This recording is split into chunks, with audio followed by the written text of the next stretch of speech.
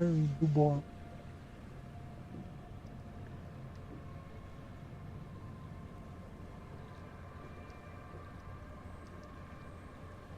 Boa tarde, meus jovens. Boa tarde, pessoal.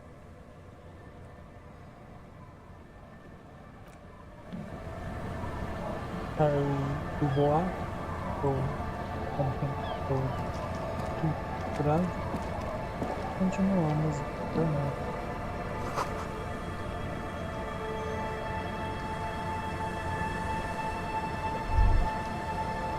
Estamos aqui para encontrar Ruby, provavelmente a assassina que tentou a minha.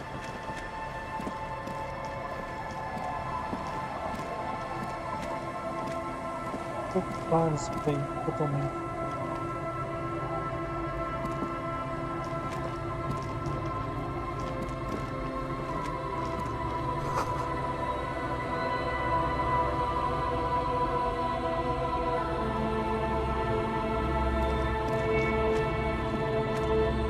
Peguei assim.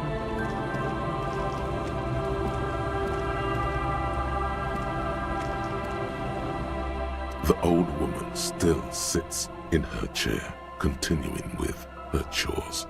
As she does so, she quietly hums to herself. The buzz of electric lights blends together with the slow rumble of the ocean waves at night.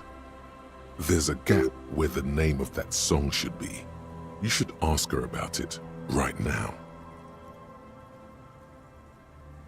Yes, I can't really sleep anymore. Only a few hours a night. It happens when you grow older. My suggestion is don't. Don't grow any older than you already are. That's old enough. What's troubling your mind? A lullaby my mother used to sing. I sang it to my kids too. It's an old Samaritan children's song. Surrender to the night. That's kind of grim for a children's song, even if it is a lullaby. Meio lúgubre.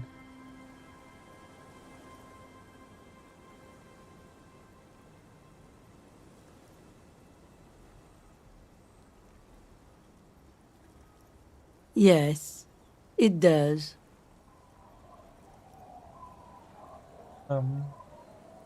Yeah.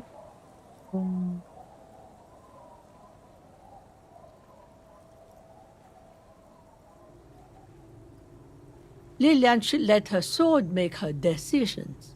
The girl just doesn't have the head for it. Either way, I won't sign.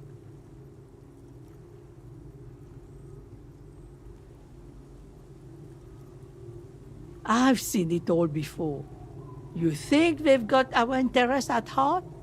Rich men are always selling poor men promises they never plan to keep.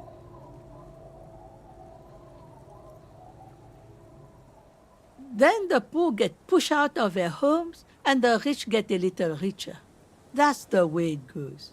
So, no, I don't trust the fat man, and neither should you. In her mind, the Union is right-wing because Everard is fat. It's that simple, and there's no change in it.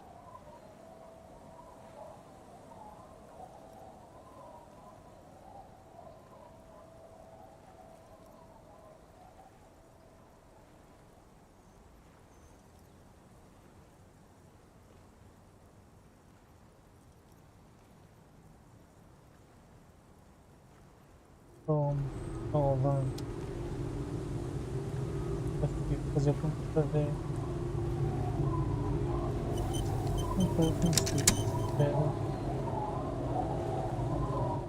Our tenant, the policeman.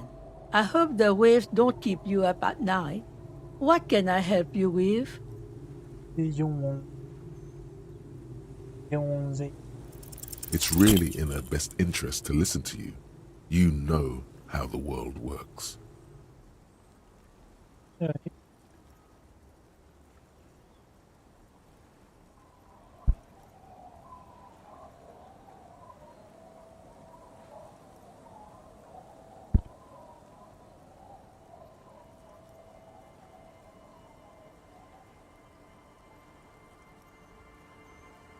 Sim.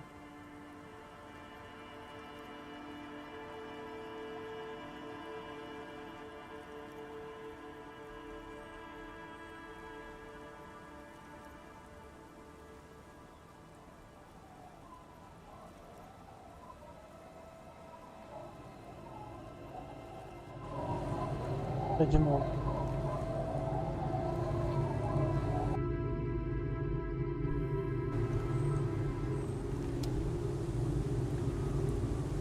É isso mesmo.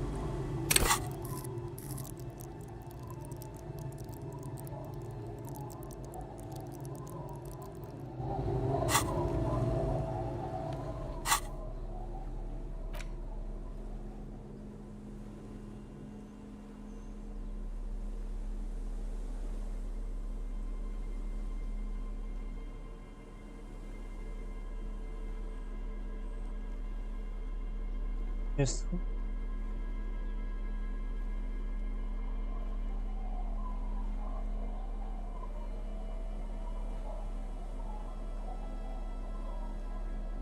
Ainda.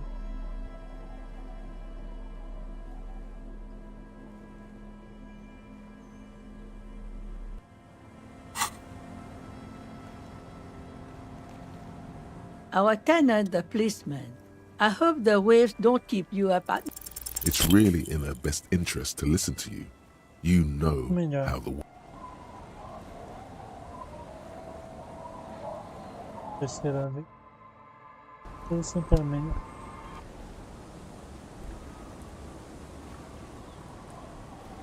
Our tenant, the policeman. I hope the It's really in her best interest to listen to you. Muito. You know how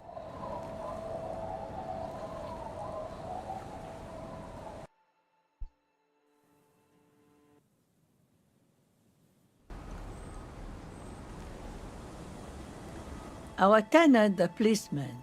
I hope it's really in her best interest to listen to you. You know how the world works. Um vizinho. Tadinho. A gente vai se olhando pra cima. Nada certo. Nossa.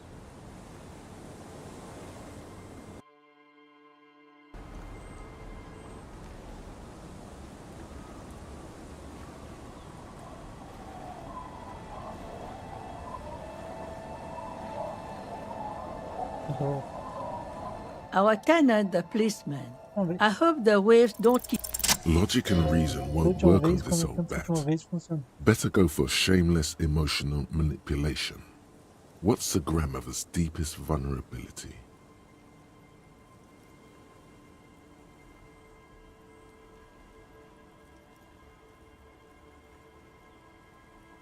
What do you mean? What's going to happen? We are gonna grow up, of course. I raised my own kids in this village and they are doing fine for themselves. Então, aqui agora. No, they moved to Faubourg for work.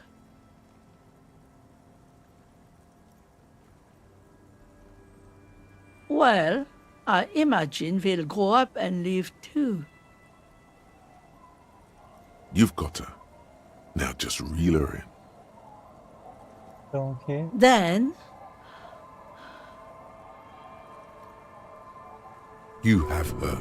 Now twist the knife.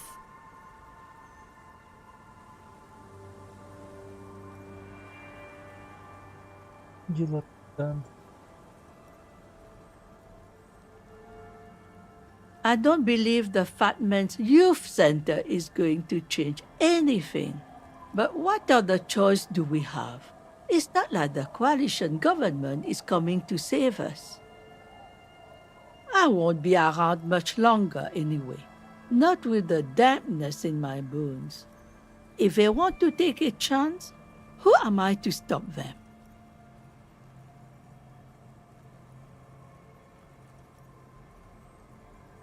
Aye, we do. We do. But how do we do that?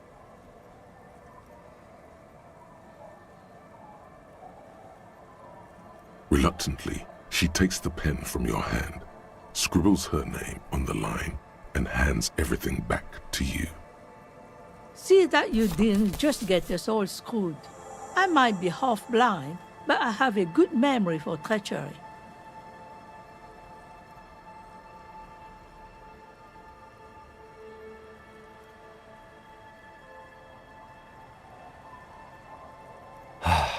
Let's go mail it.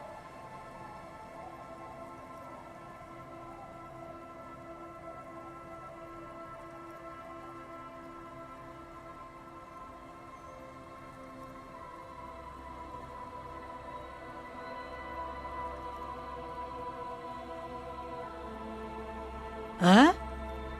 I like to see him try. If anything, I am gonna muscle him out with construction noise. That doesn't make a whole lot of sense. Get out of here, trying to ruin my day. And that youth center better be a good one, or you'll have trouble from me. Goodness. I wield an army of drunks. Do not underestimate the effect of such a force, if it's pointed to the right direction. Deuses. Essa casinha é linda, né?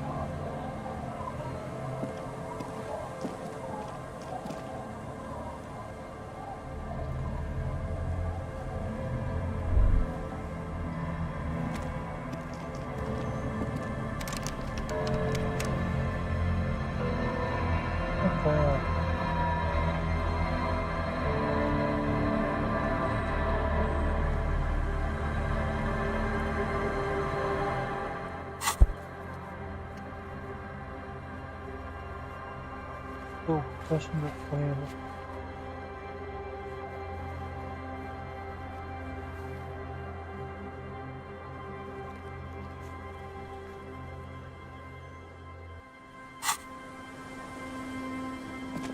Bom, acho que já encerramos a 18. Agora.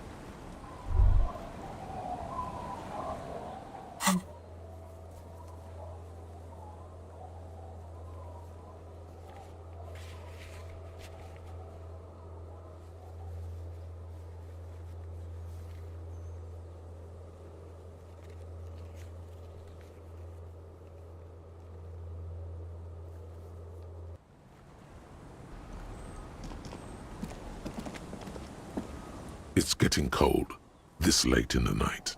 Time to call it a day.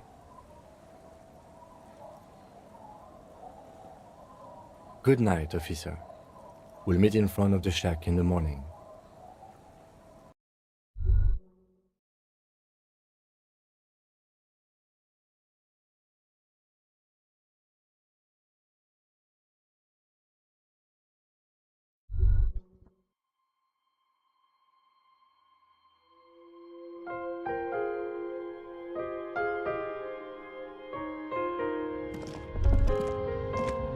On the table, you see a bowl of water, a rough soap, and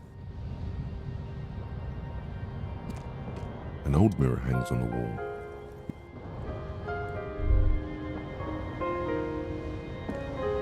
The bed is comforting, if a bit. Mais bem.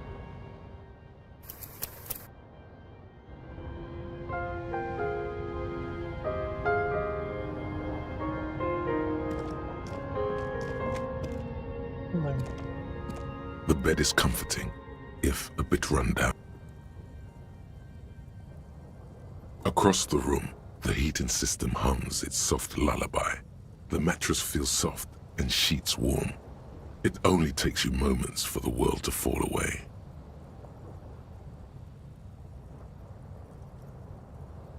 Thoughts, baby. A million little lights in the dark. You're one fine instrument, brother. All those faces and all those names. All that laughter and screaming and scheming around. Every corner and every street. Recorded in you forever on ferrotape.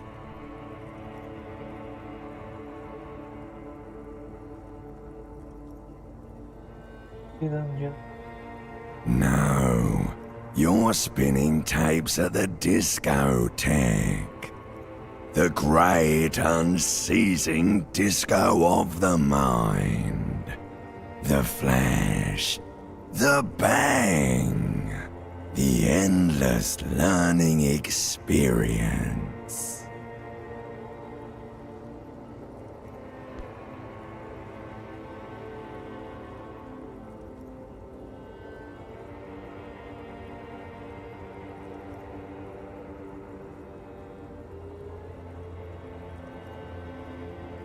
On and on it goes, for untold hours.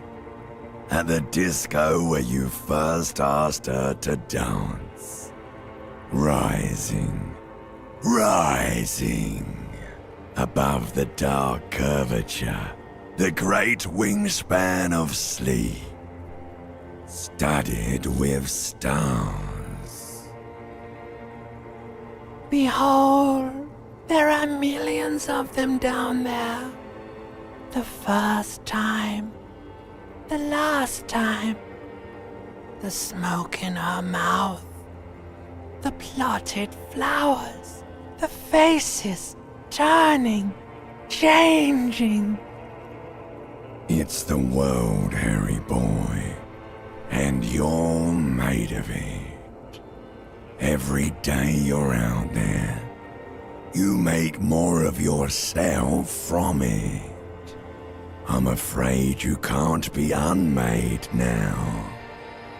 You can never forget this shit.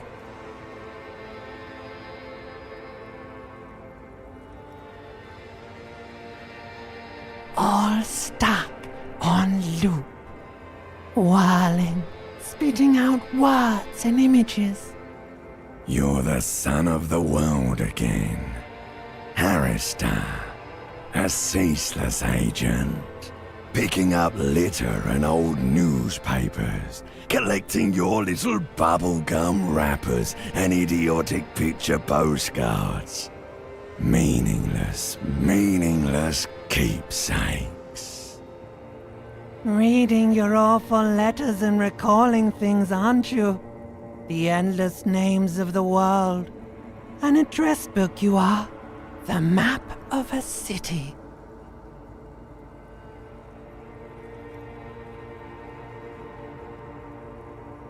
You'll go insane if you keep going like this. One more day, and you'll be in the loony bin. I just know you will. And for what, brother man? For the working class. For the greater good. Solving your little crossword puzzles. Doing your tasks. Crossing names off lists. Trying to become some sort of world detector. It won't make it okay. It won't put smoke back in her mouth.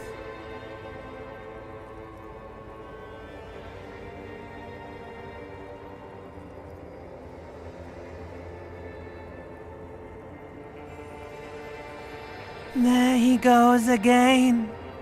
He's a real political animal, our Harry. He still doesn't see that it's the world changing around him. He's got no idea what he's in for.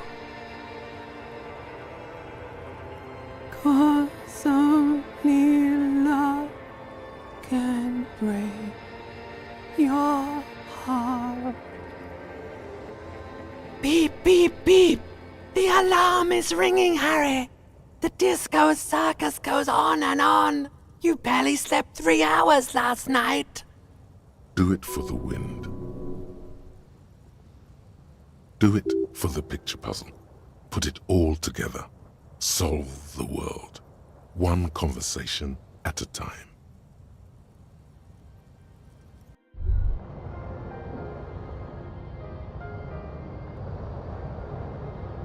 Rise and shine, comrade.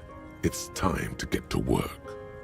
Despite all the thinking you've been doing, only 0.0001% of communism has been built. It's too great a task to undertake alone. You're going to have to get organized.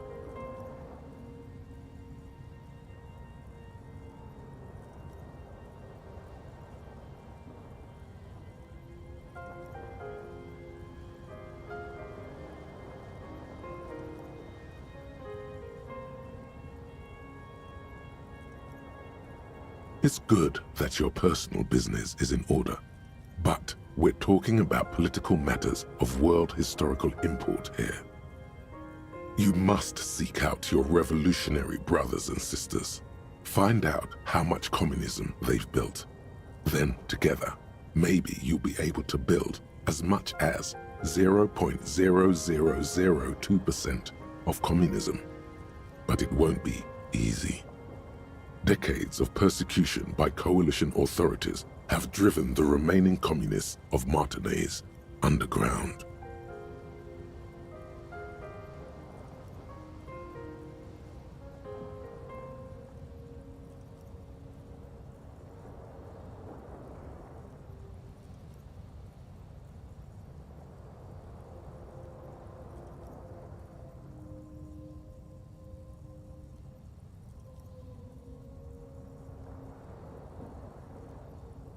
Possibly.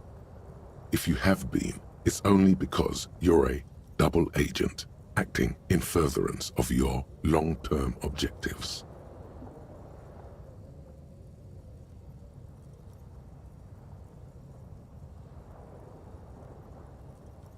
Listen to this. Do you really think you're the kind of person an underground communist cell would entrust with a mission that requires such discretion?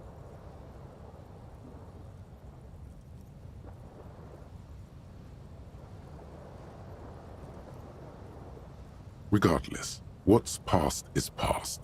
You need to look forward to the work of building communism for all.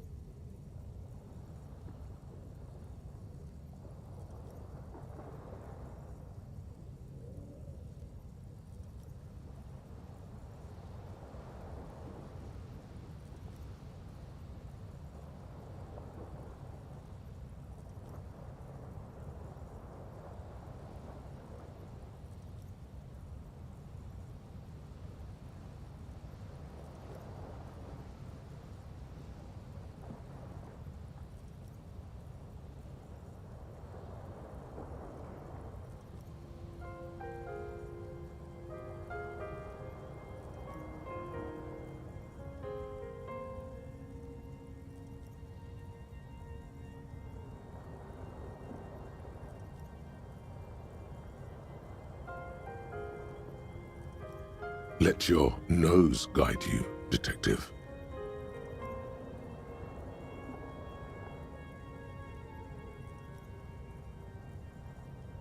Yes, fortunately, communists are known to have a very distinct smell. We really have no idea what they're talking about. There's no linkage between ideology and olfaction. Failure.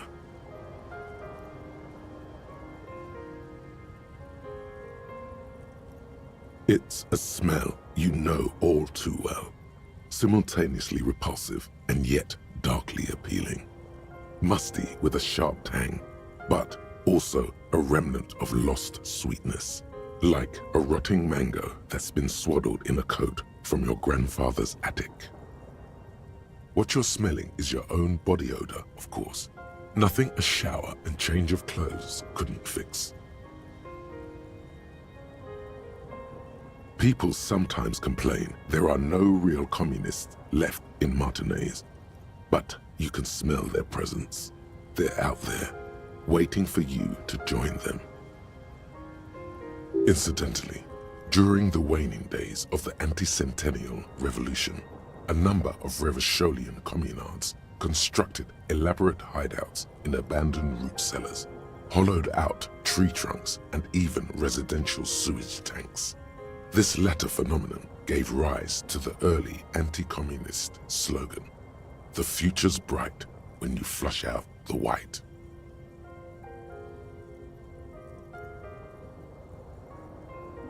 First, you'll have to locate the remaining communists in Martinaise.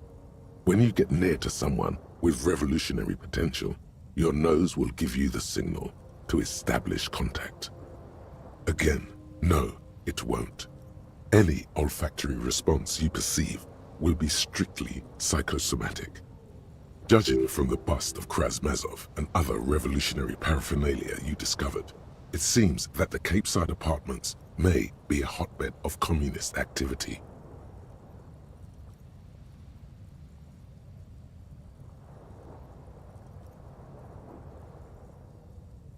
You'll discuss the monumental world historical task that lies before you.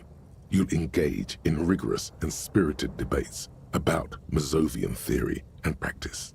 But mostly, you'll probably complain about other communists. Not at all. Complaining about other communists is one of the most important parts of being a communist. Here we go. Wake, brave worker. 'Tis no time for bed. Fight till there's no slaves below, and no masters o'erhead.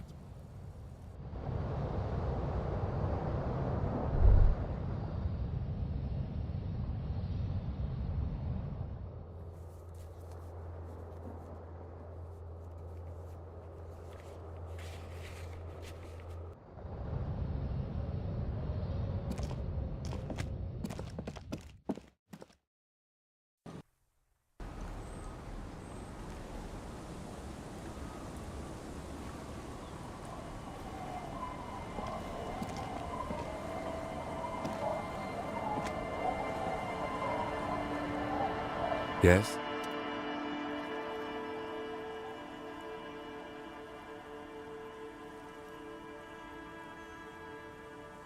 The lieutenant's posture becomes rigid and uncomfortable as you lean forward and sniff the area just above his shoulder blade. The lieutenant is fastidious as a cat in matters of his personal upkeep, and yet, in the folds of his jacket, you can just perceive the stale and acrid traces of oil rags, transmission fluid, and brake pads. Wait, there's something else there. Something that sets your GABA receptors aflutter. The lieutenant's aftershave, a common drugstore brand. Strong hints of pine needle. But what sort of ideological picture do these smells paint? Tough to say. Do you need something, detective? It's nothing fancy, just plain old Tiger Super Special. I do like the way it tingles though. It's the only part of shaving I actually look forward to. Was there something else you wish to discuss?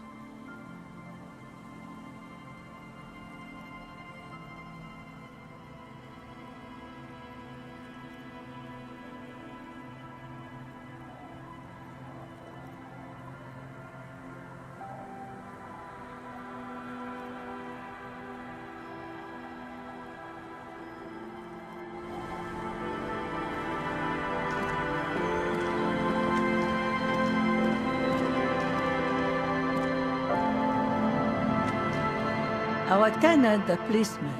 I hope the waves don't keep you up at night. What can I help you with?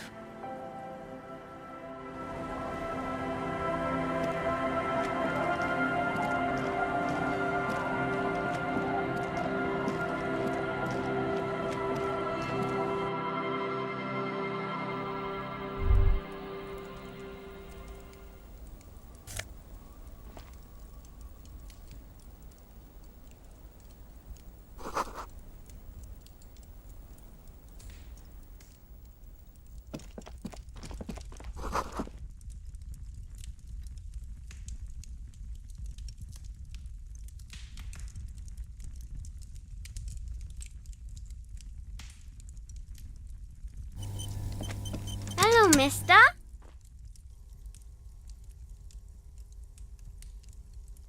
She clutches a small stuffed animal. Occasionally, she twirls it around. Oh, I had gloves. Very big ones. Heavy, too. Where did you get these gloves? Found them when Lemmy and I were playing hide and seek. In an empty house. Where no one lives. I think someone hid them there.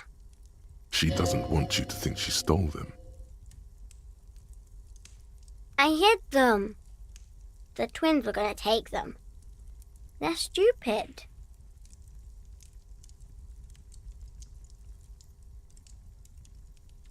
We are going to need those gloves. It's for important police business. Oh. They're in my sandcastle. Behind our house. Under the sand. You can break the castle. It's not very good.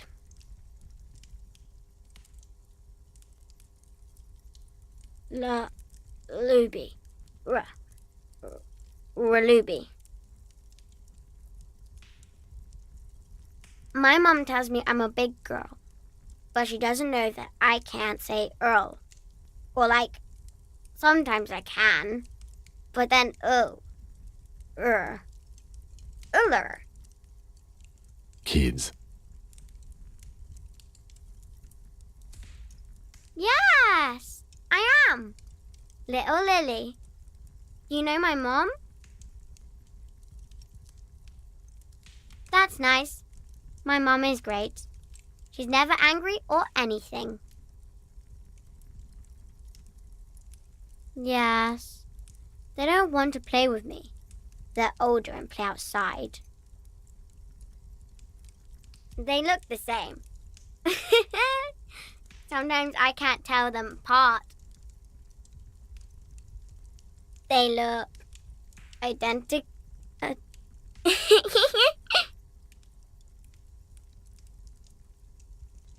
It's a grouse. You might be able to get on Gart's good side if you make up for the skewer you broke.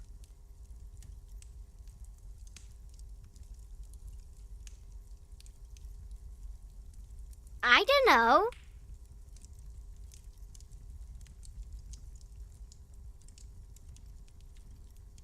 Sure, just go and get it. I don't like it anyway. It looks angry. All right, you just need to grab it from the ceiling and go.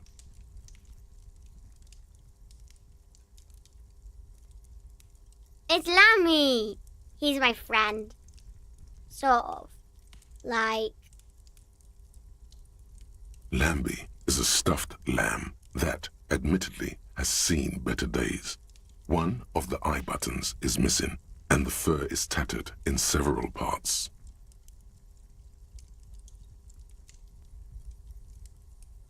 Yes. Very soft.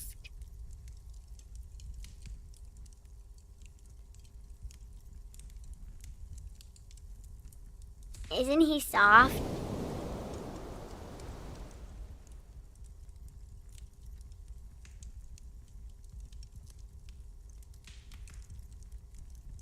Bye!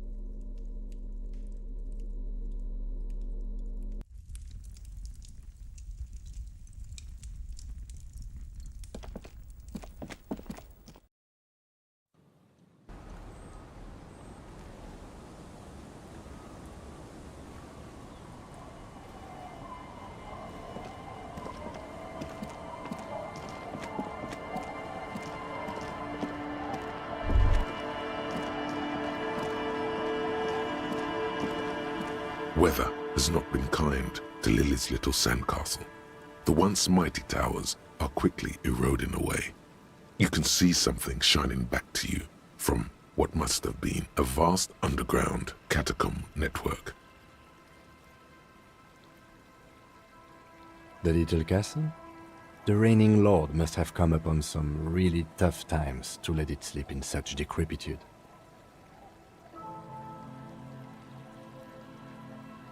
The walls and floors give way to the giant's greed, collapse and present you with a pair of ceramic gauntlets.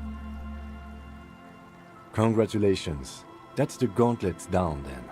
We're doing good on the armor collection front.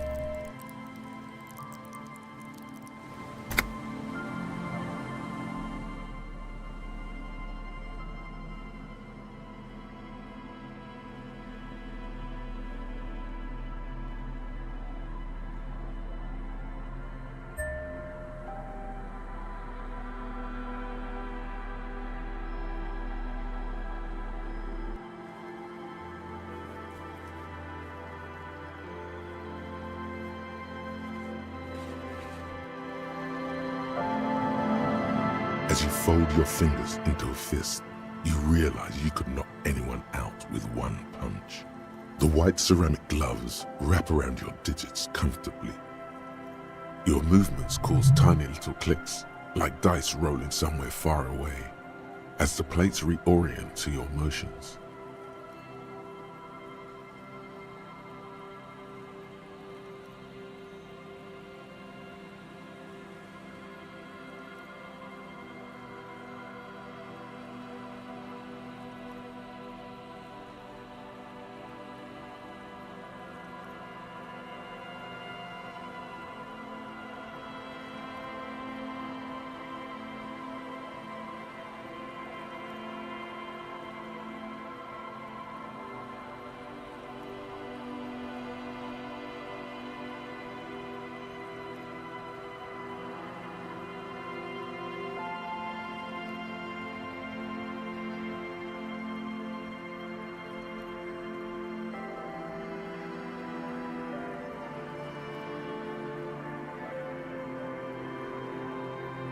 The hardened vitreous enamel, at once sleek and light, adds a glow to your cheeks and a spring to your step. Just imagine what a full suit of this stuff could do for you.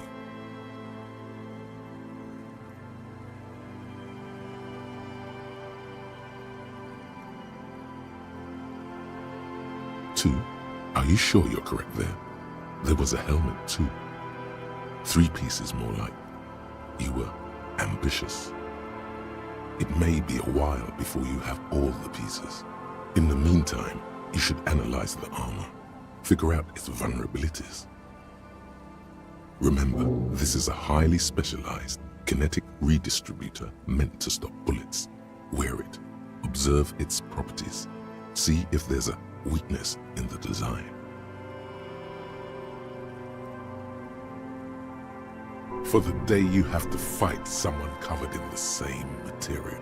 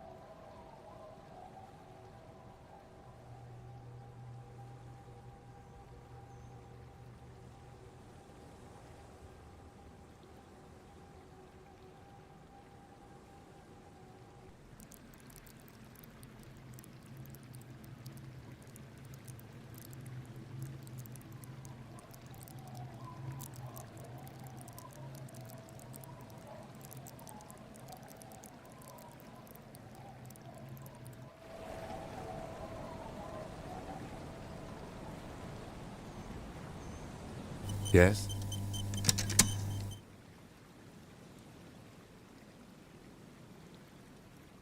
What if you did it? Yes, you killed him. And then, as part of the plan, you drowned out the memory. Forgetting was merely a matter of convenience. Very clever. Maybe this is why your chest feels so hollow. You did an awful thing, and you can't even bring yourself to acknowledge it.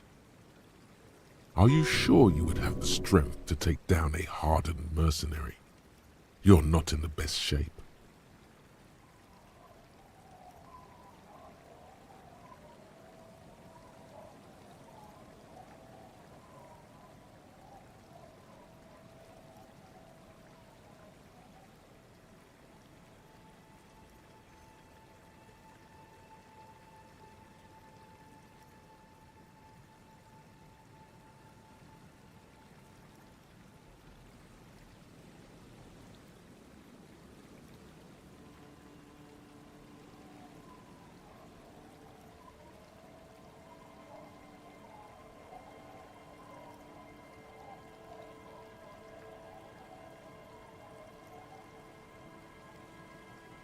And what has led you to this conclusion?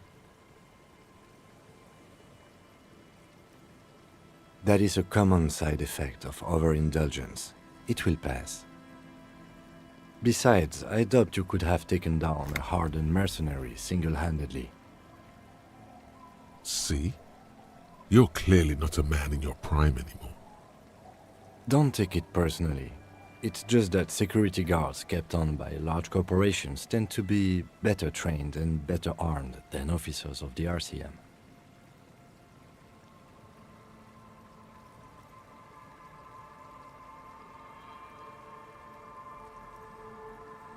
The victim wasn't run over by a drunk driver.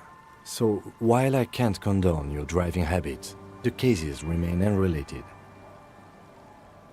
Look, it's not unusual for detectives to feel complicit in a crime until the perpetrator is identified and apprehended, especially when the investigation is dragging. So, let's get back to it, shall we?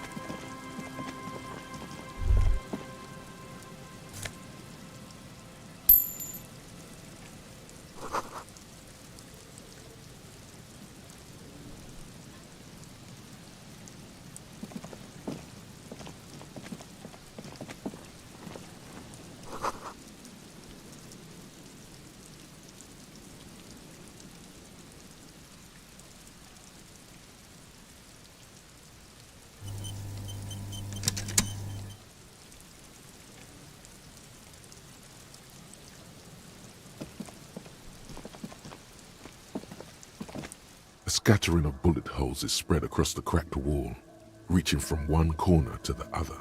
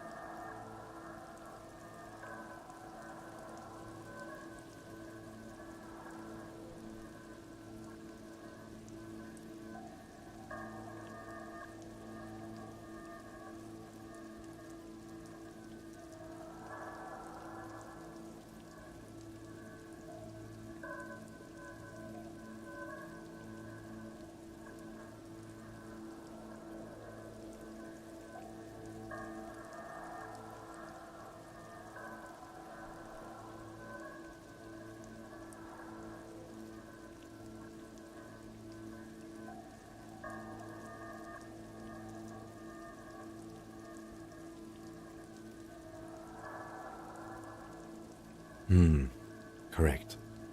The density of the bullet holes is unusual, even in a general average bullet hole frequency in Martinez sense. Grim affairs. Meaning, this is a lot of bullet holes. Looks like fully automatic rifle fire. Something you don't see these days. The manufacturing and sale of automatic rifles was curtailed after the revolution. The destructive power of such tools proved to be too much. We do need to retain some humanity in this world.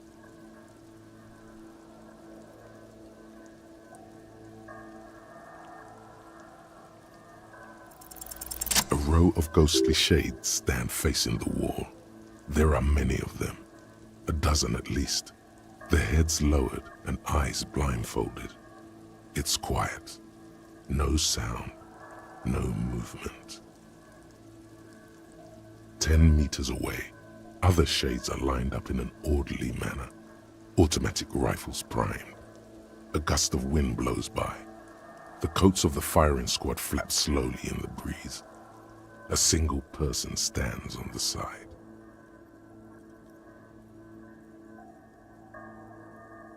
Droplets of rain fall on the wooden planks, the surrounding sand dunes. The clouds block out any rays of light. A long time has passed since the moment of this fusillading. Rain and brine have since washed all the blood away. Not a trace remains. The abundance of bullet holes leads to two options. Either an inordinate amount of executions were performed here, or they did not use a conscience round, where only one soldier has the loaded rifle. Looks like this was a mass execution with everyone fully armed. A host of men, probably in everyday clothes, ragged from the conflict and covered in dust. They were not sitting, a common practice for executions in some nations, as demonstrated by the height level of the bullet holes. They stand, facing the wall. It's impossible to discern any details about their personality or background. Ordinary people, familiar, each and every one of them. Comrades, the forsaken, the wretched, who tried to rise against the horrors of the world. 7 men in combat uniforms and dark coats, holding automatic rifles aimed at the people. Soldiers from some side, but from which one?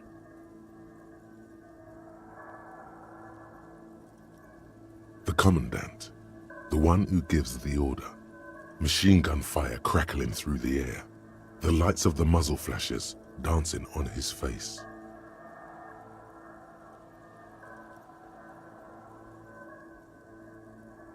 I don't know. I don't know who died here, lined up beside that horrible wall. It could have been any of the parties involved in the revolution. Perhaps the ones executed here were the loyalist conservatives, killed by the communists at the start of the Civil War. Or it could have been the communists, put to death during the last stretch of the conflict by the coalition forces. It could even have been the employees of the failed R&D center down the coast, as their building was taken over by the revolutionaries. Or maybe... Yeah, it's very unlikely the coalition forces were the ones who died here. They were always the last ones against the wall. To be honest, if a coalition member was anyone in this situation, it was a commandant, the superior giving the orders. A cold sea wind blows away the figures. Behind this building, the other one, once filled with engineers and designers of Feld Electric, now collapsed and dead, but for some rats. You feel drawn, for some reason, to the faded mural again.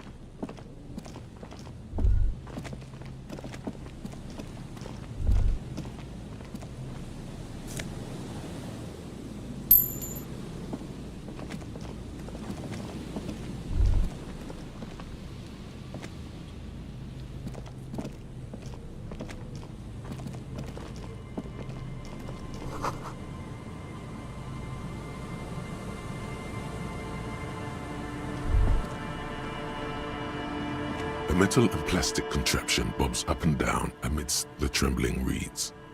At first, it just looks like trash, but if you look closer... That over there must be the boy class you told us about, the one she hid her passport in. We should take a look. Ooh, hidden things, secrets. La. You lift the boy out of the water without much effort. It's not tied to anything. The cords dangling from the bottom appear to have been cut.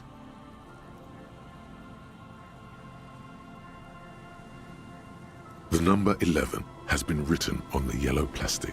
It hasn't been in the water for very long, but it's already discolored and slimy with silt. A latch holds it close, but only just barely. The brittle metal of the latch has cracked.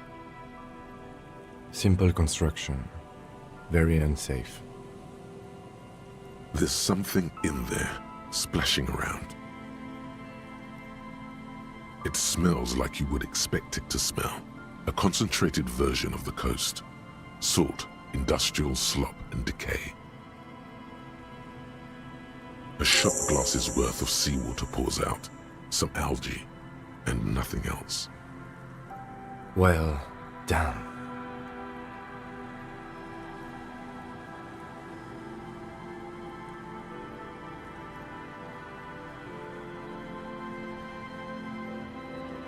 I have no idea.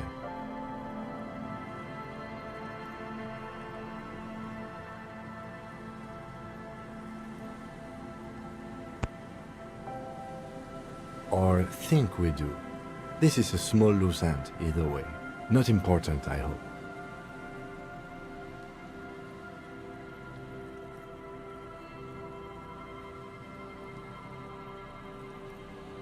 Could be. We should keep an eye out. Nothing more for us to do here. Let's go. You could ask the miss what she thinks later if you have the time, though you doubt she'll tell you much at this point.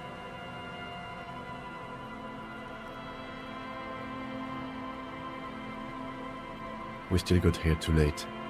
There's nothing of use here anymore.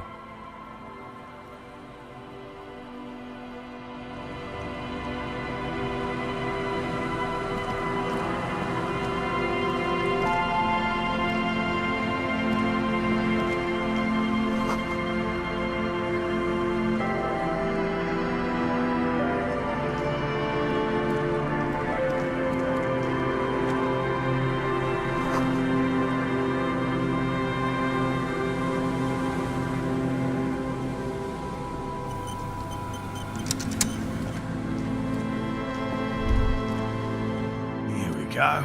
Nice and easy. No way out, little guys. Not out of this jam. There's a cylinder on the ground in which the man is arranging some netting. It looks like some kind of trap. Who's there? Oh, the police. Hello, officers. Is that the police? Why are the police here? Don't worry, Gary. I'll handle it. To what do I owe the pleasure? That's sarcasm. He takes no pleasure from your appearance. Oh no, it's all right. I'm just busy. What's this about?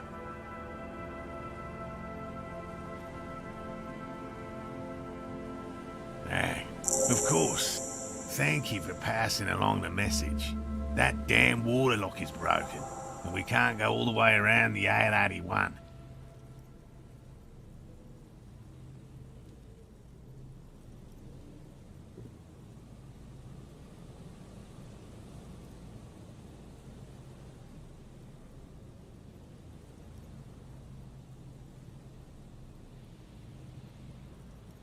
Oh, good. We should really be getting back. Gary could use a hot shower and a warm bed. Did he say we can go back now? Yes, Gary! We can go soon! If you see Lena, tell her I won't be long. Sir, your wife is waiting for you. I just have to do one more round. See if the phasmid has taken the bait. Then we're going.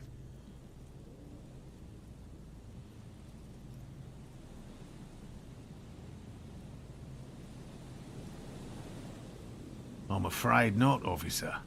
I've been busy digging around in the reeds for days, looking for signs of insect activity. I'm less interested in mammalian concerns, to be perfectly honest.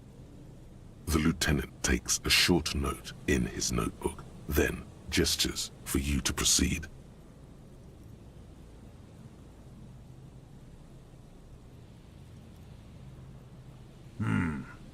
Well, first of all, it's damn difficult to find, which is why we've been knee-deep in the reeds laying traps for it.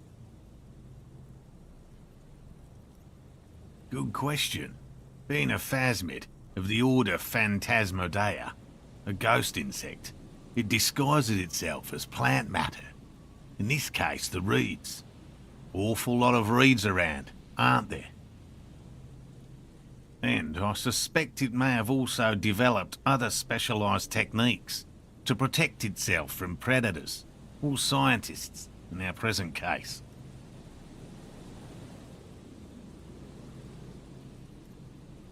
It's my hypothesis that it has evolved certain electrochemical defences that allow it to interfere with animal perception, impeding pattern recognition, confusing the visual cortex.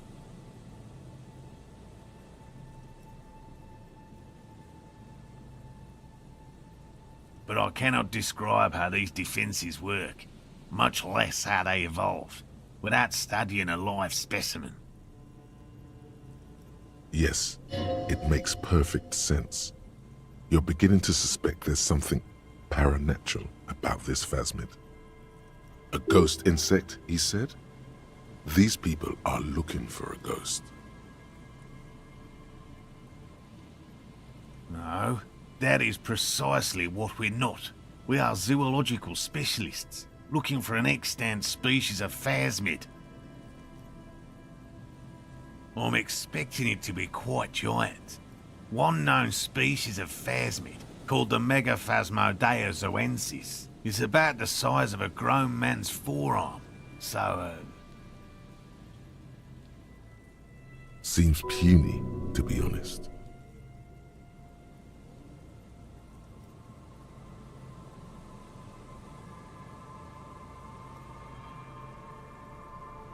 typical rookie assumption. Insects are much more sophisticated creatures than those unversed in zoology give them credit for. Even simply catching a glimpse of the Insulindian phasmid would be the apex of my, of any, cryptozoologist's career. But to study it and its defences, find out how it stayed hidden so long, would be glory itself.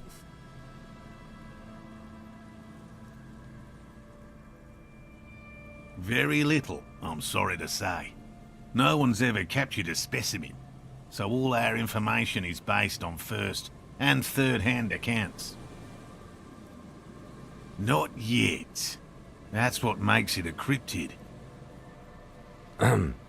Just out of curiosity, if there's no proof of its existence, how do you know it's real?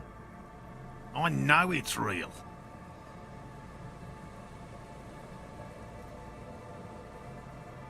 It's clear that his obsession with the phasmid is driven by something more than the pure pursuit of scientific advancement.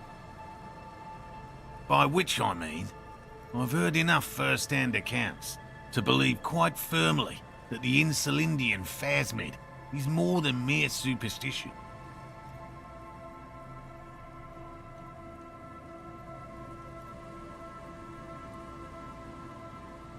Yes, the most recent sighting was by a couple of teenagers along the coast here. That's what brought us to Martinez specifically. It's the first credible sighting in several decades. Admittedly, it's an unusual location for this species, but with all the sewage runoff upstream, it probably doesn't matter much anymore.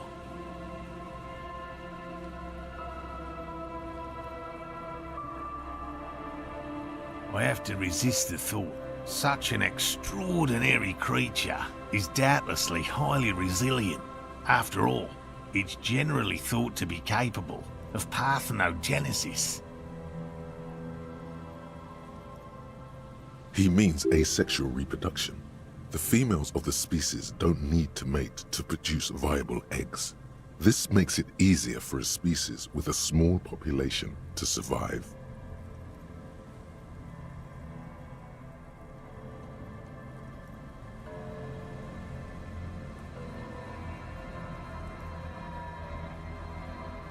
Yes, the Insulindian phasmid is a very clever insect.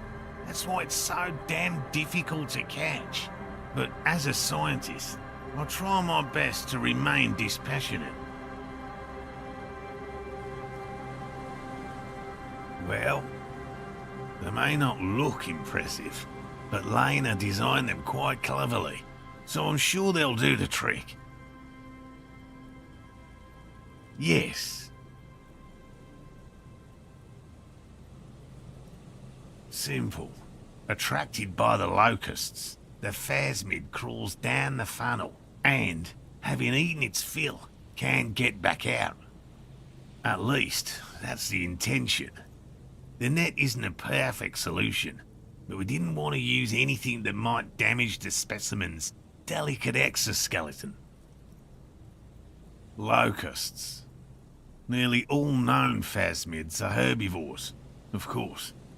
But we've hypothesized that the Insulindian phasmid might occasionally prey on other insects. Inside the traps, a number of locusts crawl and tumble over one another in a tiny, chittering swarm. A meat-eating stick insect? Does it pretend to be the reeds as part of its ambush behavior? This seems unlikely. Thank you for your opinion. We have also included plant material in the traps to satiate your skepticism. They'll work, I assure you. The predatory hypothesis, using locusts as bait, accounts for the failure of previous efforts by other teams, which use plants. We have given this some thought. The traps do seem to be deftly and thoughtfully constructed.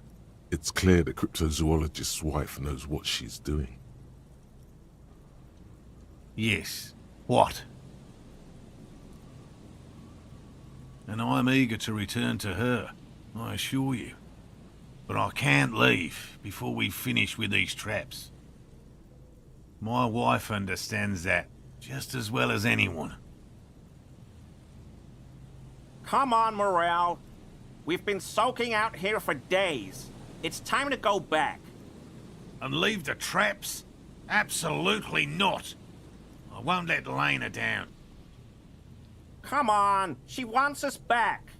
I'm soaked up to my nuts over here. We'll both catch reed crabs if we don't dry out soon. Of course it's important to her. She's seen it. A verified sighting, on record. One of only 4 this century, and it's hers. Yes, that's how we first came to know one another, in fact. But that's her story to tell, not mine. Needless to say, you must ask her about the mysterious phasmid.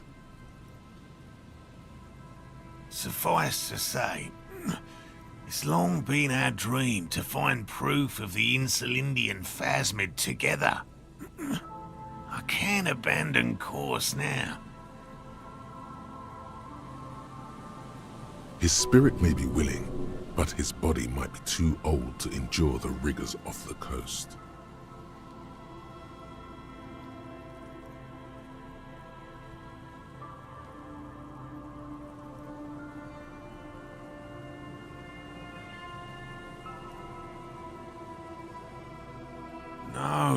No. The traps need to be monitored on a regular schedule. What would we do if the phasmid were to starve while we were sipping tea at the hostel? He's dead set on this. I could go for some trap setting.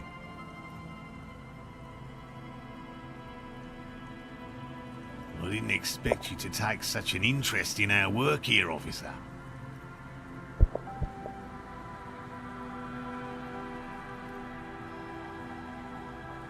Yes, indeed. Both require a great deal of research, attention to detail, and, above all, persistence. There are 4 in total. One is to the south, on this little peninsula, by the boathouses there. It's very near. Another we set in Land's End, to the northeast. It's behind a small sand dune there, on your way to the old radio tower, after the church. The third is set near the canal, where you crossed, by a concrete slab. A big thicket of reeds going up the slope, and among them... You should check at least one of those before returning to this one, since I just said it. This one's more of a technicality, but still, better safe and stupid than sorry.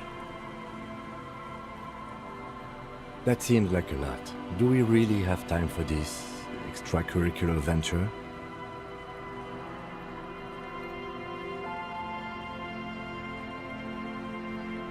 I have a feeling the only people foolish enough to spend their time skulking among the reeds are these poor fools, and us. But fine, It's not like we are drowning in leads.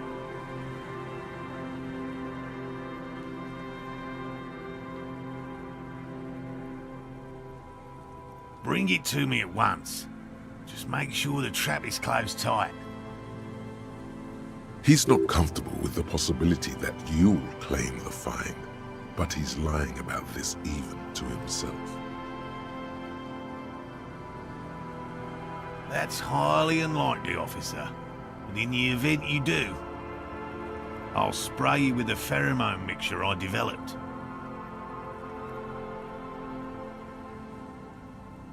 It's made of musk and research chemicals. The pheromone should attract the insect to you, or at least prevent it from bolting at the sight of you. It's quite potent. Will last you about a week.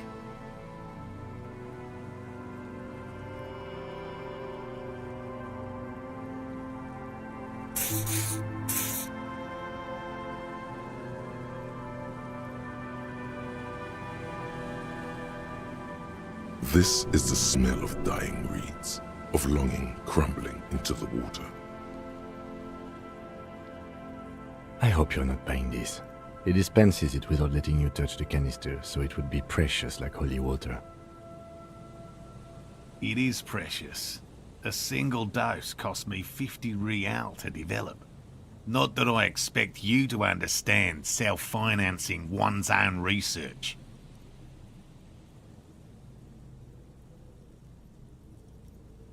Right, which means you two can pack up and go back to the whirling. Finally, someone's talking sense. Thank you for your help. Gary and I will start breaking down camp. If you have any more questions, now's the time to ask. We'll be gone once you get to it. If it's more cryptid-related business you want to discuss, you'll have time for that later too. But what if the information is vital? On the hunt.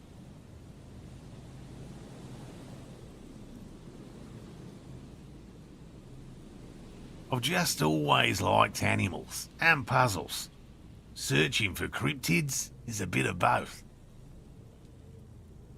It's not child's play, just because I have to traipse through the mud every so often.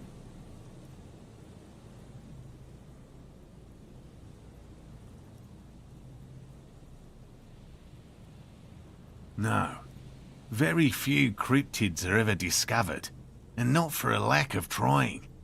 To stay hidden is a cryptid's primary quality. It's even in the name, cryptid. Of the list of cryptids kept by the Cryptozoological Society of Chemney, which is 4,082 items long, about 2 are categorized as confirmed discoveries. The rest are in differing stages of discovery, refutation, and data collection. Yes, the Chateau Quan forest pygmy, who turned out to be an extinct species of primate, and a cave salamander from Grad, who is, honestly, quite unremarkable. It's in a zoo somewhere.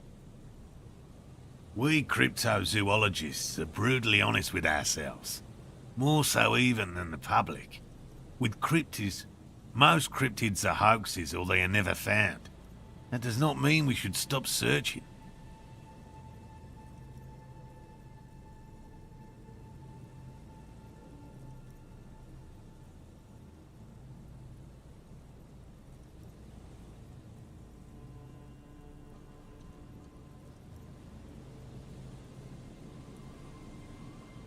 In fact, it is 0.05%. Ever more magnificent, should our search contribute to making that number 0.075%.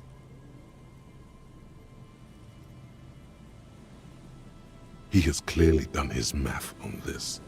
There is no surprising him or swaying his opinion.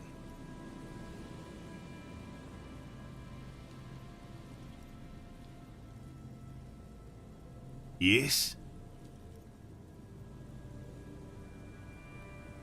All right. What cryptids precisely? I usually discuss these things with specialists, so I don't know what.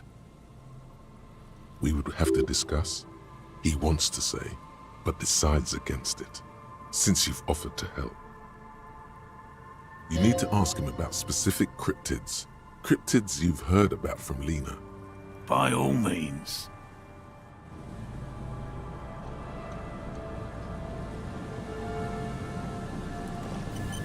Hello, I'm Gary. Very generous of you to help us out, officer. Yellow man. I mean, officer. The lieutenant raises his eyebrows slightly and takes out his notebook. Yellow man. Interesting. This is something to ask him about, after a little probing first.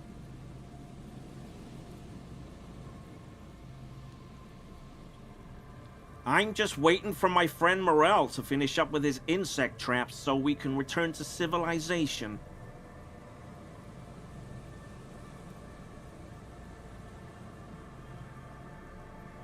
I like nature, just not this bloody coast. It's mostly drunks and degenerates that come here. Degenerates? This man respects authority too much. To see the truth inscribed upon thine own visage. Pretend thou art a paragon of virtue.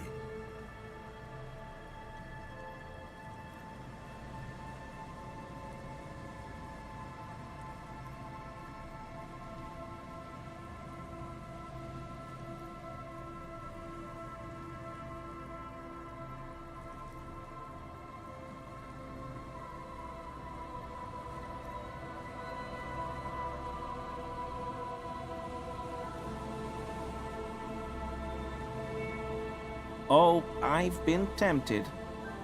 But someone has to stay strong for Revocall.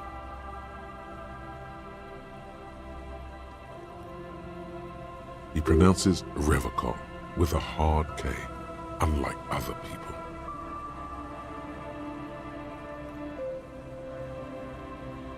I like to pronounce it the hard way, the old way, the Vespertine way. The stupid way? He winks at you, trying to relay some hidden message, inviting you to mispronounce it too, perhaps. It's odd. It's a secret rite, a very fringe nationalist handshake, probably.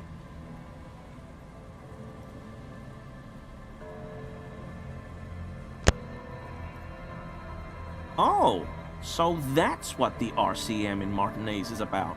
Great. Great to hear someone's finally taking care of that. So you do know something about it? No. Nothing. He was some kind of mercenary. But everyone here knows that. I'm just glad to hear you're looking into it. That's all. He didn't kill him or anything, but there's something going on here.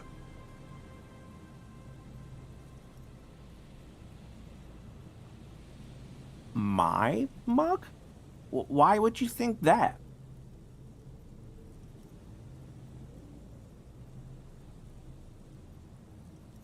Really? I hear it all the time. All in jest, of course. No offense meant to anyone.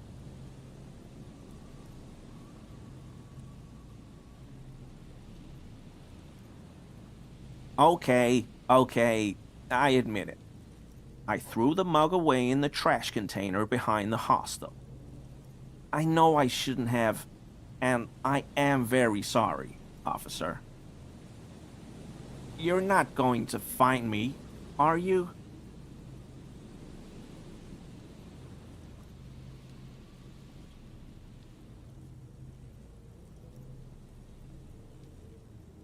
Oh, God. 250? How am I gonna pay that? Okay, I'll work harder. I'll pay it off. I promise. This is a considerable expense to him. 1 month's wage, most likely. And I'll never do it again. I don't know what got into me, really. Work has been stressful lately. Damn Koiko's price dumping us out of competition.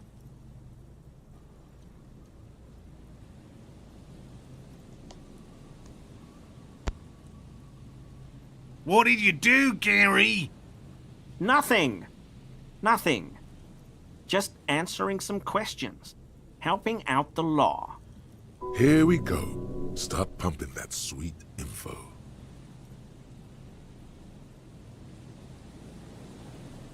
I know a guy who works with the trash collection services, CS Municipal. He gave me a master key for the trash containers of Martinez. So I can use the Whirling's trash compactor to store my own stuff. Garbage disposal is expensive as hell. The damn Bohemians run it like a mob. I'm sorry, okay? I thought I could cut costs. I shouldn't have. I shouldn't have disgraced myself. Disgraced? No need for the histrionic, sir. It was, after all, just a trash container. He studies his reaction. Gary doesn't answer.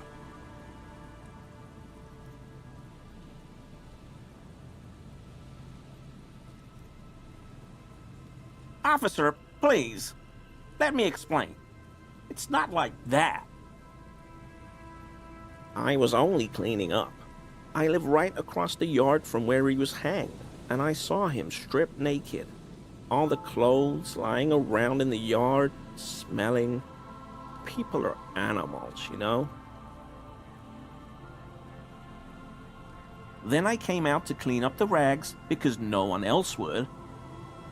I put them into the Whirling's trash, along with a broken mug, admittedly.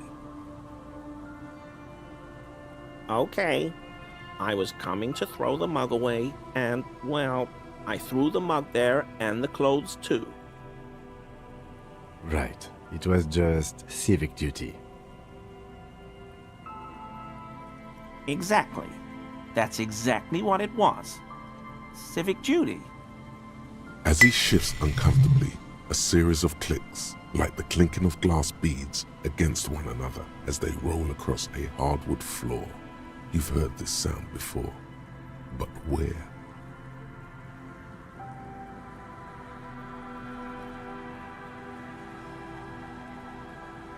What sound?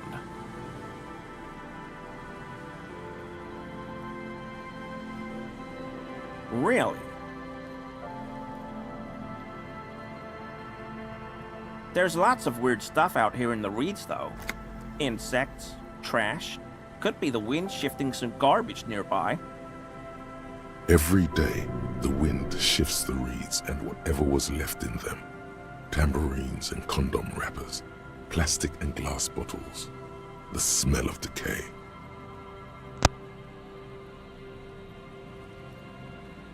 Armor? No. I mean, yes. Of course. I know he was wearing armor, but I don't know anything about it. An infant could see he's not telling the truth, but he's too scared to admit more wrongdoing. I hope I could help your investigation, in my small way. Don't be so relieved yet, Gary. This bad cop may have been in your apartment, admiring your mug collection. Perhaps a little intimidation?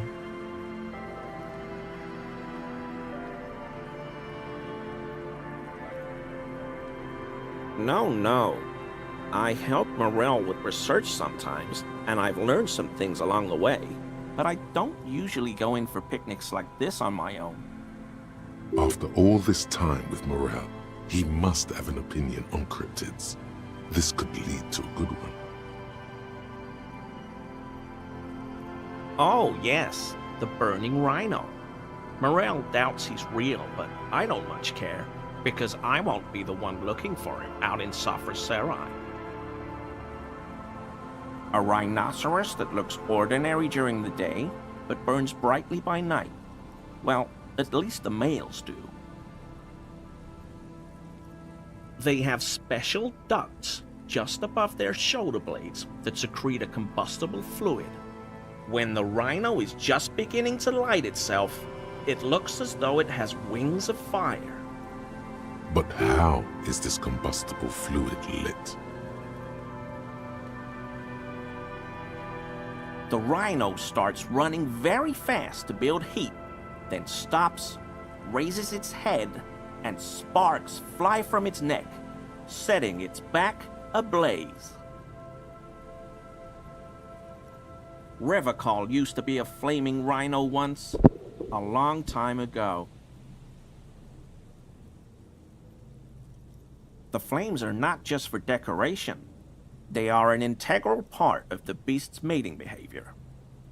During the burning rhino's mating season, herds of male rhinos, all aflame, encircle herds of female rhinos, forming a fiery ring as they begin to copulate loudly. Local peasants call it the passion ring. They fear the rhinos, as perhaps they should. Anyway. The lieutenant sighs without looking up from his notes. It's clear the burning rhino is dear to him on many levels, some even spiritual.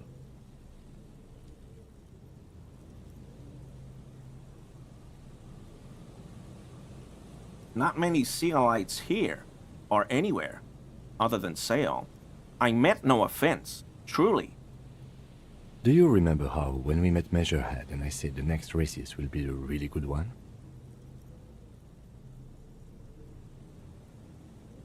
Well, this is that racist.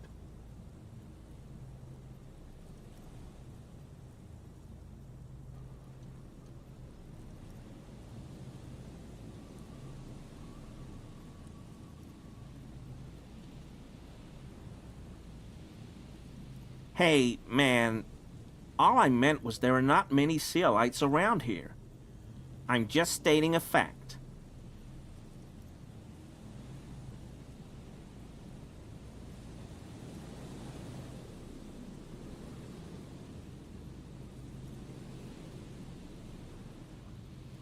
No, no problem at all. Sounds like some conspiracy topic. You might be able to discuss it with him when the lieutenant isn't here, if you can remember it. Return without the lieutenant. For this, your balance organ thinks it's a waste of time. Your gut feeling tells you it'd be interesting.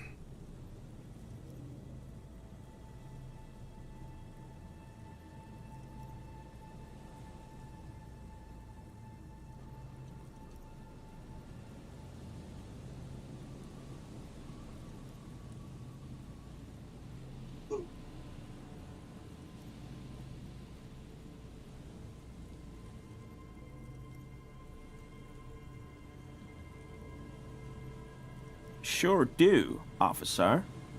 His eyes narrow slightly. He's wondering where this is going.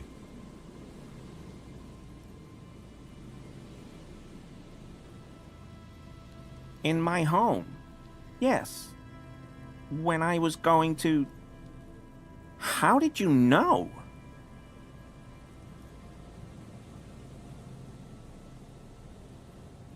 Is this about the Union? Did the big man open the door?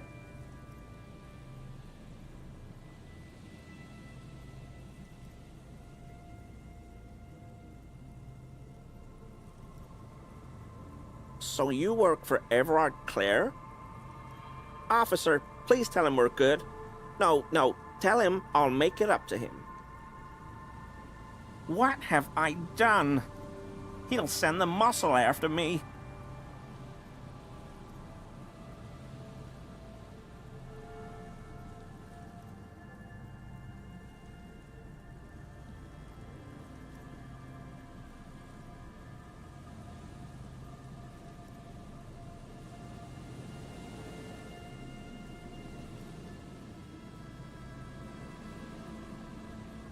Whatever it is, tell him I'm silent as the grave.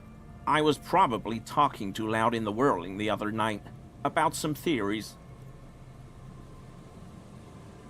I won't do it again. If there's anything I can do to assist you, or the Union, just ask, okay? I'll try to help if I can. This scared him proper. He's positively melting from fear. Has to prop himself up with a lot of anger to keep it together. The weather vane has turned. He cannot be unturned. He clearly liked his squirming. He may even have changed his mind about the whole door-opening operation.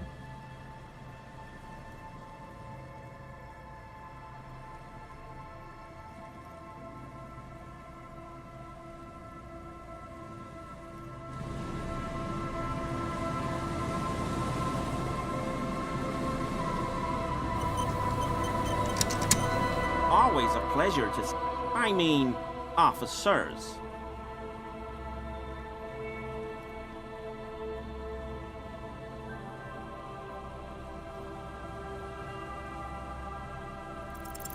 That shirt looks very uncomfortable on him. Look at the buttons, barely keeping that thing together, as if something is ready to rip out from underneath.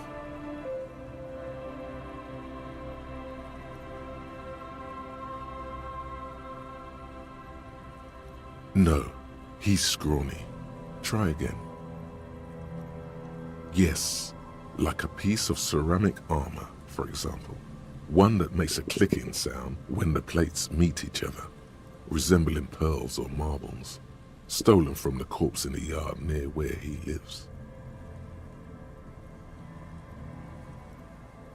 I knew you'd figure it out, officer. I'm sorry I didn't tell you at once. I was ashamed of what I did, and I didn't want you to know.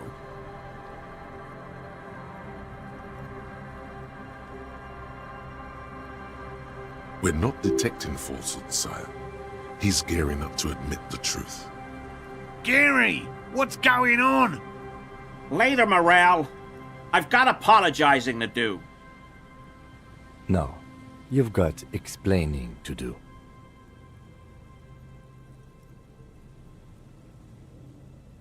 Everyone was picking those pieces off him, and I was watching them do it. And they'd scattered his clothes all over the yard.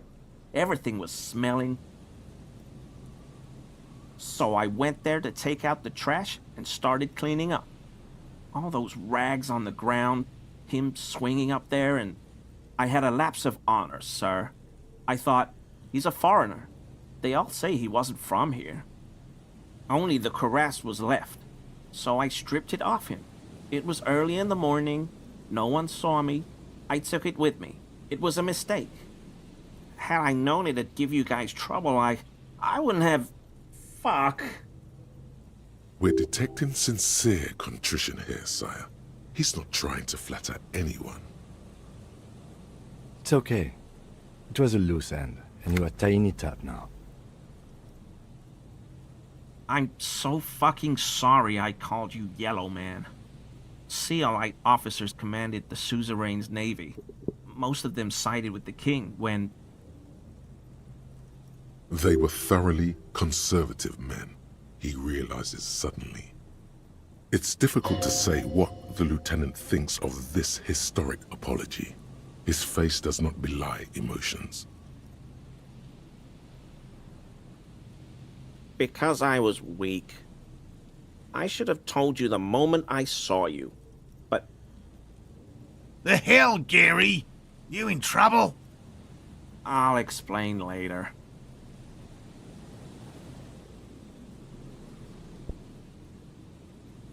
I always thought it was the Union, but I sure as hell won't go around saying that anymore. You have my word. I don't know, and I won't be running my mouth on this subject anymore. This is all he knows. He sighs again, hangs his head, and unbuttons his shirt fully. A cuirass that matches the dead man's boots comes into view. Soon it is in your hands, smelling of his sweat. But so light to hold, like a bag of cotton. This is it. This will protect your mortal shell. Don it and live. Yes, absolutely. I will never do anything like this again. I won't mess with Mr. Clare either. You have my word.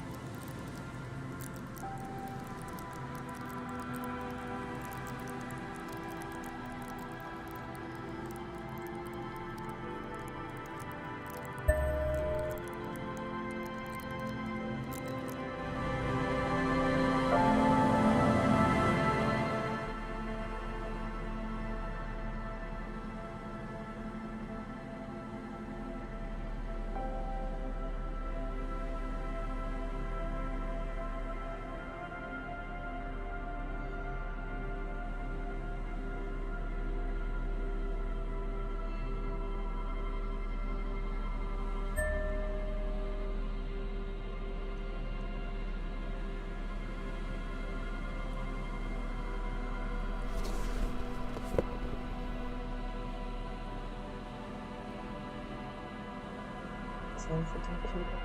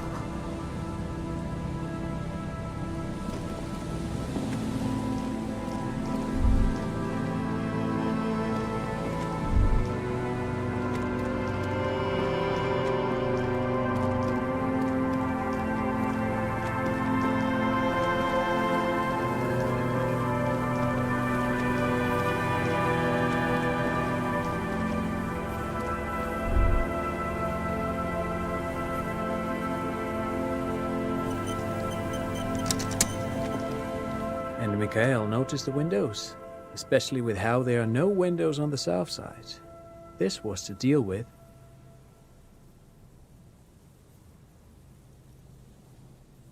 You officers, come to investigate the historic subtext of West Martinez? I'm Tran Heilostam. You must be Kim Kituragi, right? I was just telling my son about this building. Not a lot of people realize the historic significance here.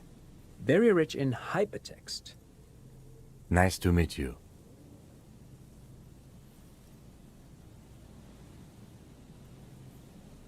Yes, hypertext.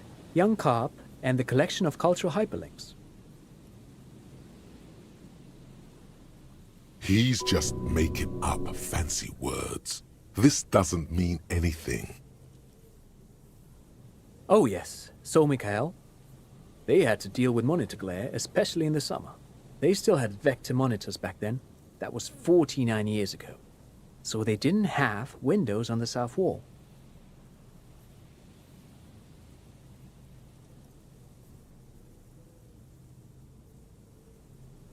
No, I can't say that we've met before, but I've heard of Kim, of course.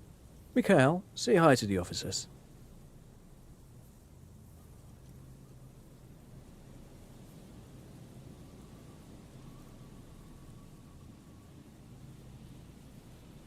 Mikhail's a little tired today. We spent all night trying to run Orbis on his radio computer. Have you heard of it? It's a programming language used in Grad. Quite tricky, but he wanted to play this Grad-made adventure program. We've been getting really into Worms lately. The man speaks in the artificial cadence of a professor, or someone who's been on too many radio shows. But I assume you're not here for giant worms when there are so many real things to see. Just as I was telling Mikhail before, this is where the Coalition landed in '08. We could be standing on what is the most interesting landmark in Revachol West.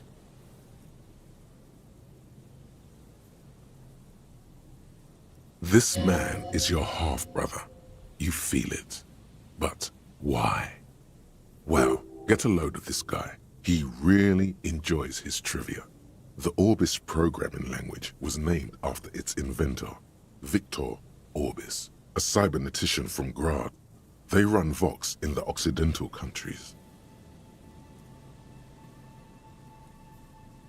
No, I'm afraid I can't help you with this one, officer.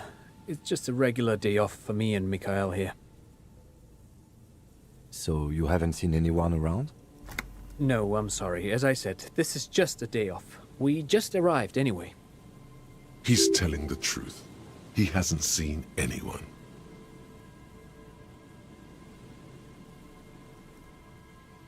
Aha! But it's not just any empty old building.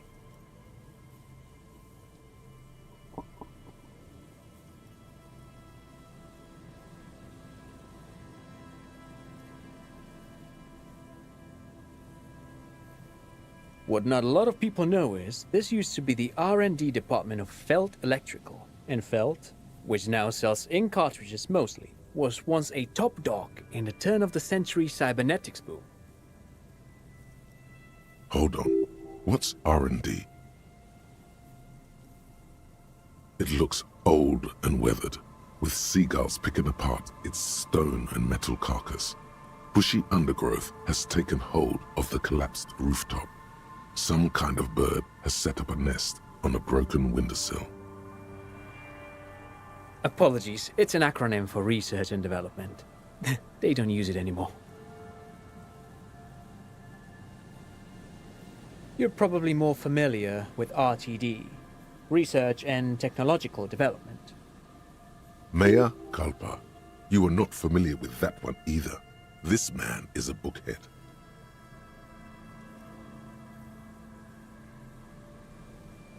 That's not surprising. Only a vestigial ink cartridge and ferrotape manufacturer remains. They started out as a midway electronics outfit in Königstein 2 centuries ago.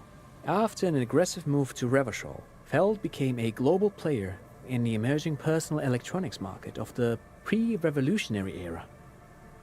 Still, Tricentennial was beating them in business machines.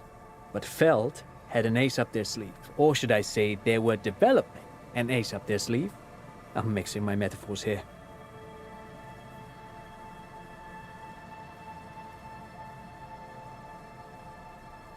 It was here in Martinez, possibly in this very building, that they developed prototypes for a tape computer.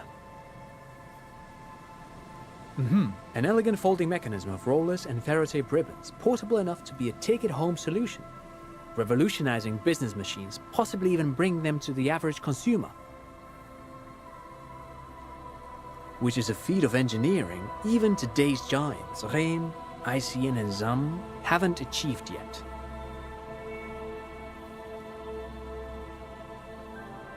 Indeed. What? The revolution! Unfortunately, their moonshot project never made it to the market. Feld's move to Revachol backfired.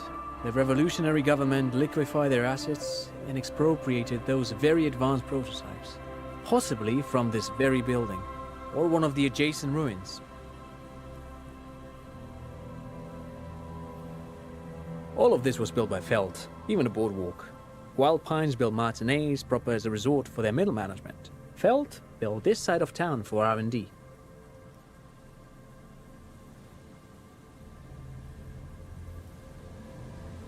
Yes, they even built a pleasure wheel, but that got destroyed in the war. A pleasure wheel?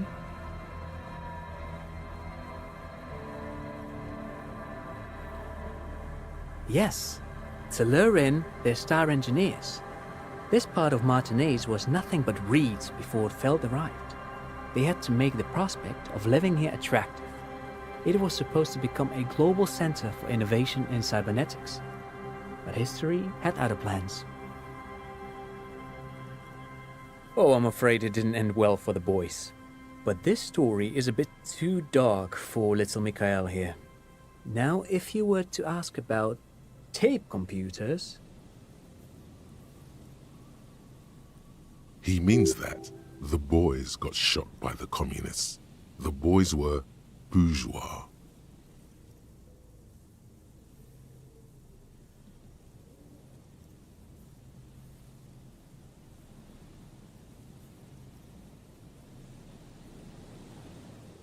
Tape computers.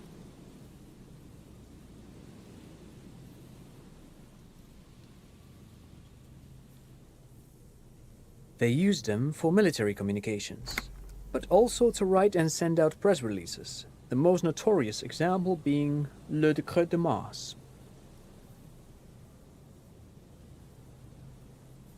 What's the Mars Decree? I mean the radio transmission sent out to news agencies and world governments by the newly created Commune of Revachol on the 7th of March in the year 02. A short-lived legislative foundation for a short-lived utopia. It's a beautiful piece of text, actually. A singer-songwriter I know, Charette, called it a love poem to Revachol on her political concept album, Bombecer dans ce Lind. You should read it. Every local library in Revachol stocks a copy of the decree. I tried to get Mikhail to memorize it. Tried to. Someone was much too interested in worms to be paying any attention. The kid takes a peek at the green and silver worm on the cover of the book, already forgetting about this part of the discussion. Actually, no one knows. No one even knows what a computer made entirely of tape would look like. But word has it, they were very elegant. Exquisite, alien-looking turn-of-the-century hardware.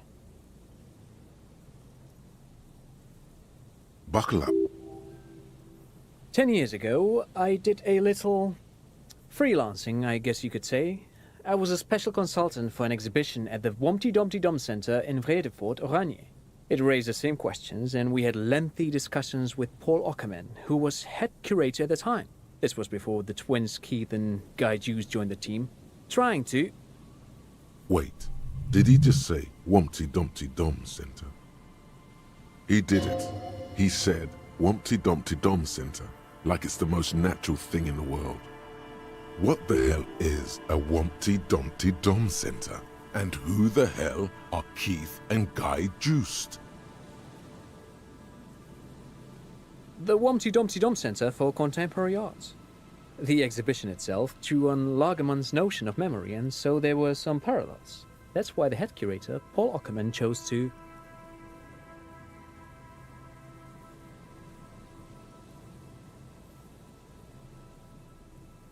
In fact, I'm not. The Humpty Dumpty Dum Center is a place you can visit if you're ever in Vredefort and are ever in the market for an exhibition space / contemporary art research center. But perhaps I should return to the tape computers. As I was saying, the device itself was very elegant, fragile even. One could write directly on the tape using a special chemical solution. The machine would then analyze the handwriting, perform operations, and project output onto a white screen. It was a beautiful, delicate thing. made of black film and folding tape structures.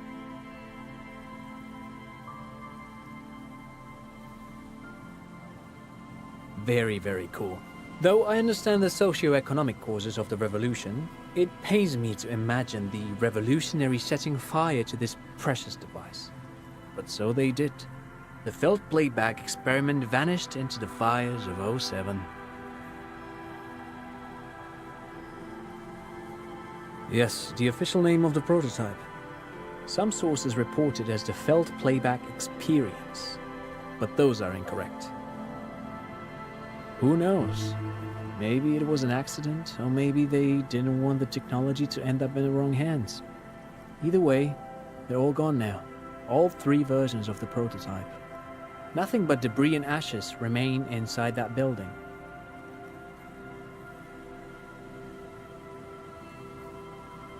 But of course, what else? Sure, what's on your mind? But of course, what else? I do have some money, yes, but that's not what's really important here. No, I mean, come on. You need the money. If it's not a thing, he can give you some.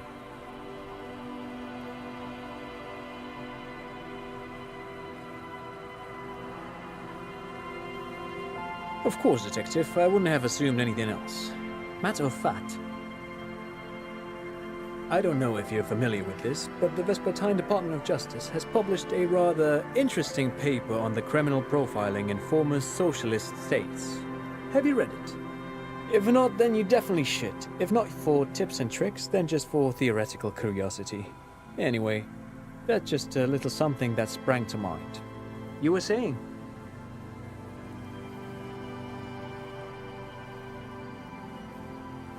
No, thanks to you for having me and little Mikhail here to pick your brain. A very interesting conversation indeed. Pick your brain? If anything, this was rather one-sided. He did the talking. Whatever.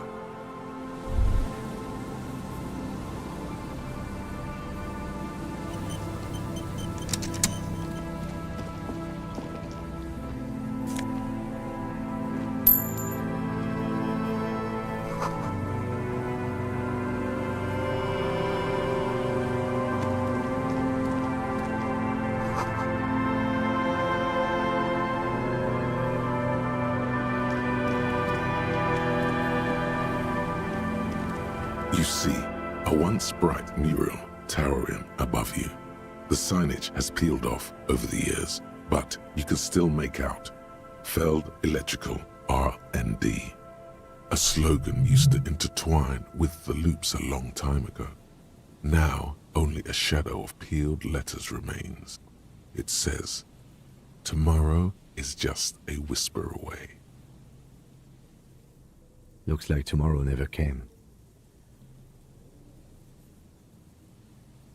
Above the mural, a collapsed roof, broken windows set in walls that are cracking and will soon also fall, and the coastal breeze rustling and sighing in the remains of the edifice. Feld Electrical. How ironic. All these dark rooms. Feld Electrical, you only know them as a small company that makes ink cartridges. Looks like they used to be big. There's something in the wind. Sometimes the only way to go forward is to fail first. Indeed, somehow you knew it was here. An urban ruin gutted by looters that once used to consume money and dispense warmth and light. You felt it before when it rained in Martinez, and you felt the cold of the rain. The feeling persists. It has been in you ever since. In there? She could. Or she could be in the identical room over there, or in that boat shack, in that church tower, maybe. Why single out this one building?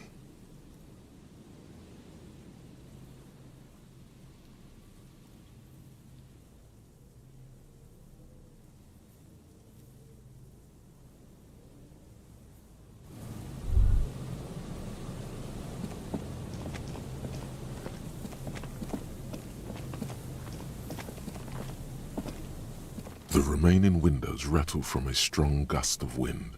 They're covered in a thick layer of grime. They must have been like this for 40 years. Dripping water falls from a high place. All you can see is the shadow of a collapsing staircase. There's rust and corrosion on the bars. They're foaming with it. And a small layer of white salt from the sea. No, I won't even try. You know, I had a partner once. They called him Eyes, because he had to show me things. It's that bad.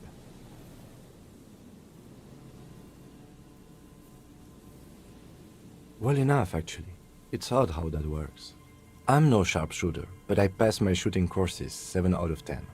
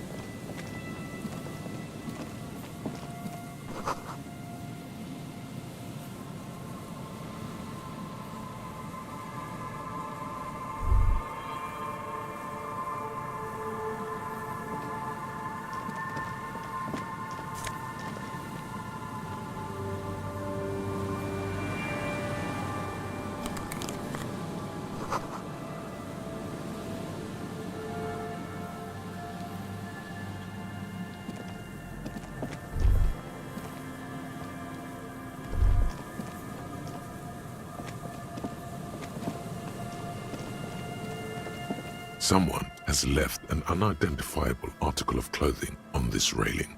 It smells really bad. It's streaked with dried seagull shit and tangled with pieces of seaweed. A dangling arm suggests that there might be a jacket beneath the crust of filth.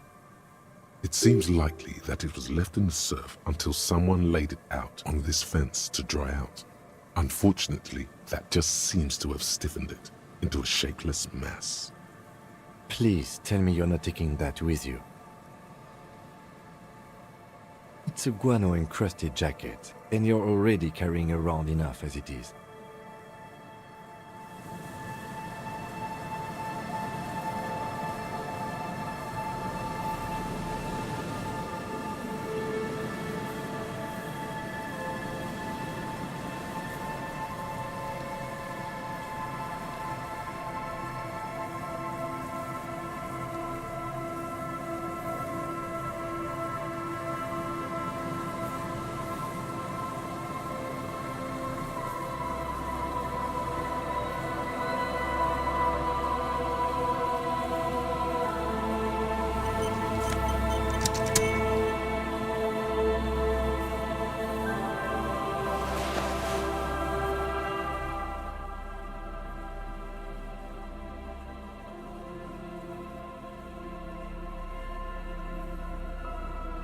As you hold it in your hands, it makes an uncomfortable crunching sound.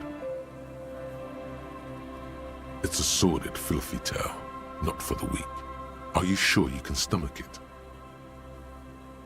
It occurs to you that you're not even holding the jacket itself, but rather the thick crust of jetsam and seagull shit that ensconces it. It smells like a dead sea creature, tangled in grey strands of seaweed. It must have spent quite some time in the water before the tide deposited it ashore. Somehow, it was carried or dragged to the boardwalk. If not by human hands, then perhaps the feral dogs that prowl the beaches at night. The faint impressions of many footprints are also present, though it's impossible to tell what kind or how many. Suffice to say, the jacket spent some time on the ground before someone draped it over the railing.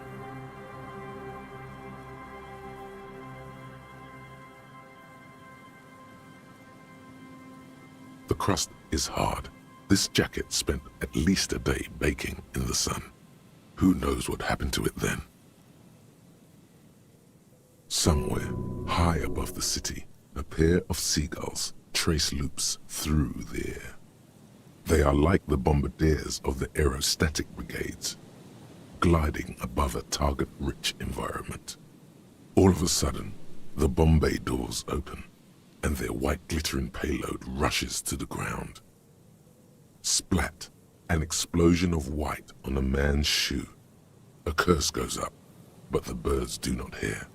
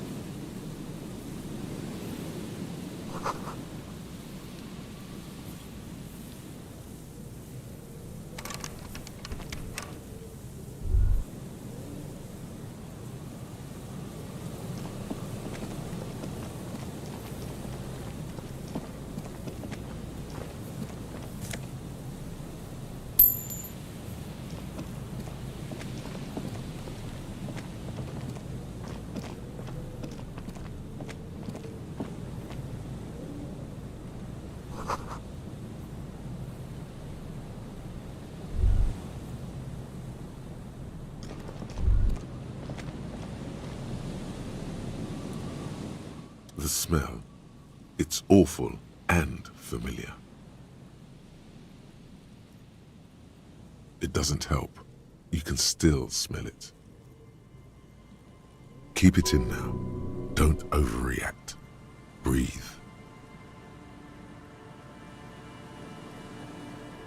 Don't you recognize it? That hideous pungency, that faintly cloying sweetness.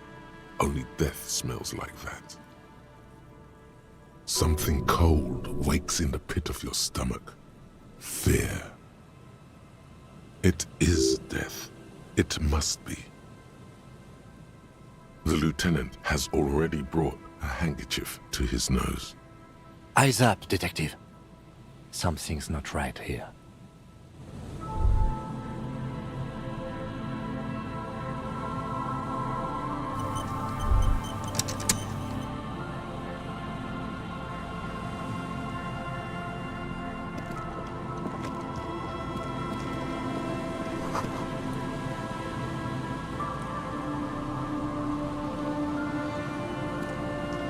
There's some tear, an empty cigarette package, and a crumpled kebab wrapper in the trash bin. 2 empty bottles of Tallulah vodka and a can of black potent porter is all you find. No, there's more in there. Livis strawberry liquor, plus some Pilsner bottles too. Better not pick them up. They seem unhygienic. A tragedy.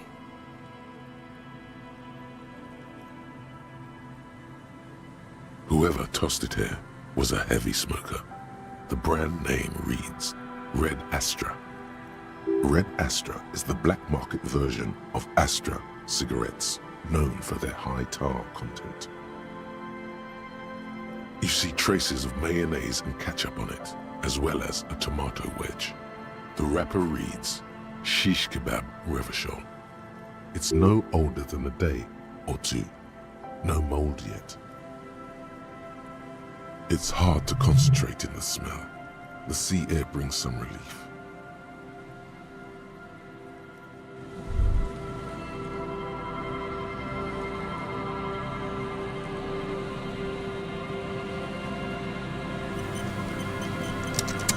A man lies on the boardwalk, his limbs bent and neck turned at an unnatural angle.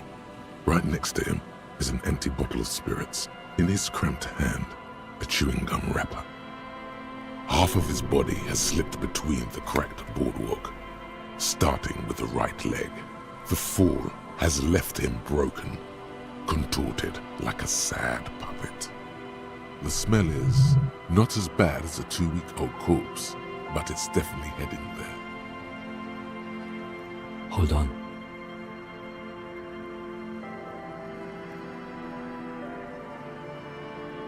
Lividity is faintly pronounced. Whoever this is, he's been dead for 2 days. No longer. We need to investigate. Another dead body. This is your job. Steel yourself. Calm now. Carefully. Just another day. Just another dead body. Breathe. He's wearing mud-caked boots, beige trousers, and an old brown leather jacket with a bright blue lining. There are traces of kebab sauce on his chest. A cool leather jacket with a bolt of blue? Oh no, this sounds terribly familiar.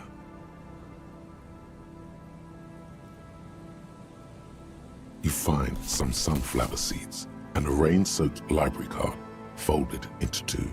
His jacket feels sodden and heavy under your hand. Good.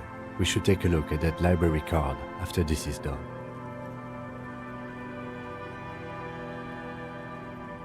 The man has fallen through a crack in the boardwalk and hit his head against the metal bench.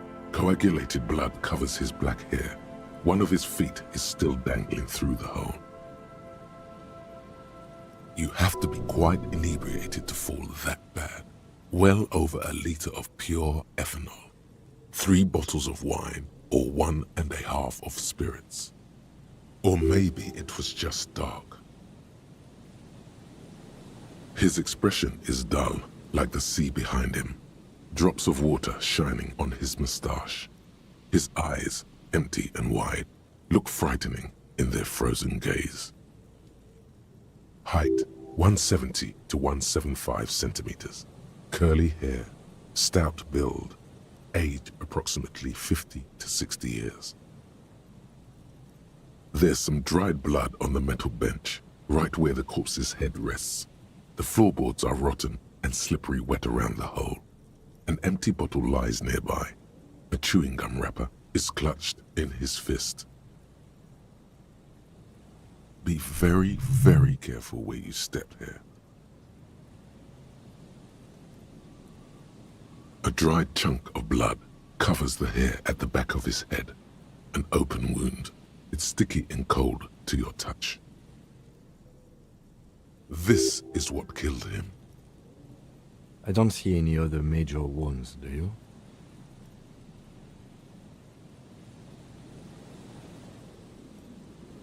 Seems like the head wound was fatal. It's exactly the shape of the bench.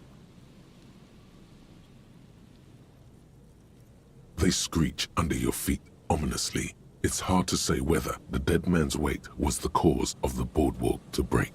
It definitely looks fragile. You see waves churning below. Something cracks beneath your feet. He could have easily disappeared into the sea through that hole, and you would have never found him. A .75-liter Tallulah vodka with its cap missing. There's hardly anything left inside. It's mid-market spirits with a slight touch of menthol. The man meant to enjoy himself, have a good time. Tear all around us.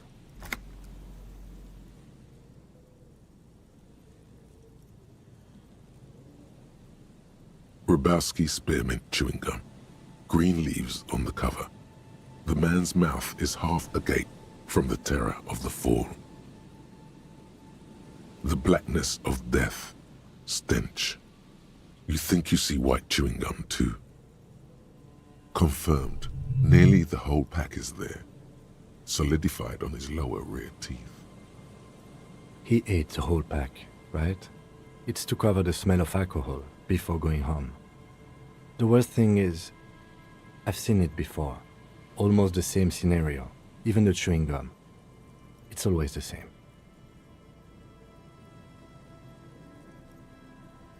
The entire boardwalk creaks in the wind as you take a step back. Looks like one of the locals. He'd have to know this spot to come here. You don't just walk over here.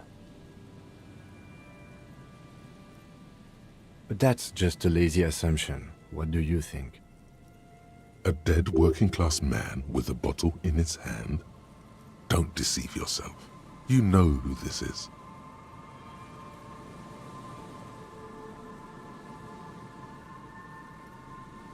The woman you met at the book stand?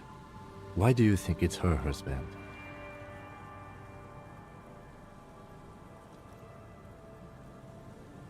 Because it's the most working-class death you've ever seen.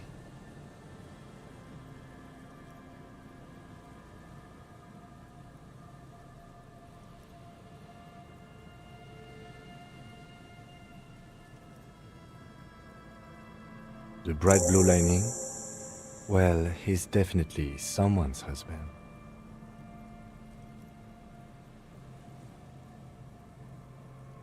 Death by misadventure.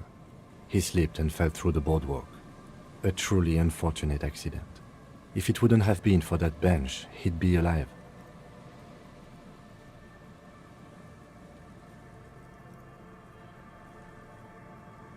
No, I don't see anything that points in that direction. For now, let's treat this case as a simple, albeit sad, accident, unrelated to the murder case. Yes, but what if there's a killer on the loose? 2 suspicious deaths in such a short time frame.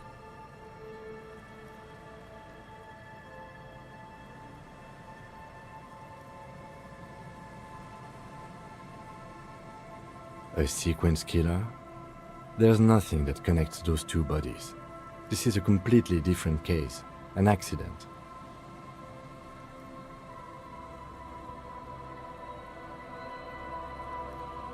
It's possible, but let's take it step by step.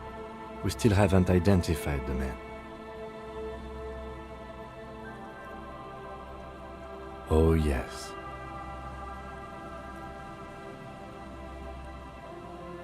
Some symptoms of acute alcohol poisoning could have definitely played a role here. Severe confusion, respiratory depression, unpredictable behavior. But I think that death arrived through head trauma, not liver failure. What about it? The deceased ate some kebab. It's probably from a nearby place, maybe in the box. Sometimes a kebab is just a kebab.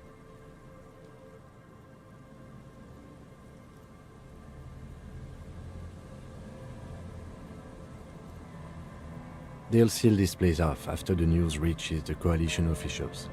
I doubt that they have enough resources to actually repair the boardwalk. Not that sealing it off would keep anyone away. All it does is keep the city council's hands clean. It does seem to be a pretty straightforward misadventure, although there's still a question of identifying the body. From where I stand, I can see 2 options. We either take the case and follow the leads to identify the body on our own, or we report back to the station and leave this for our colleagues to handle.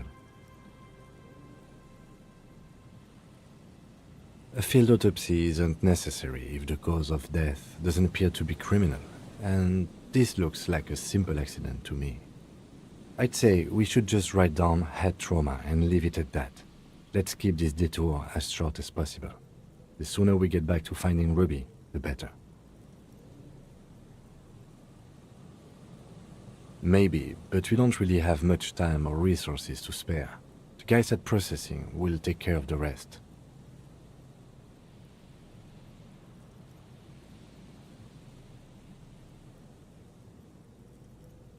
Alright, we should first examine the library card you found.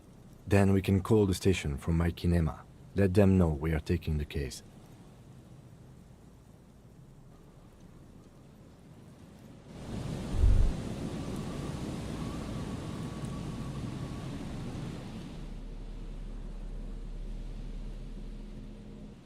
The worn map features the patchwork grid of the streets of Martinez, with directions to appropriately tour.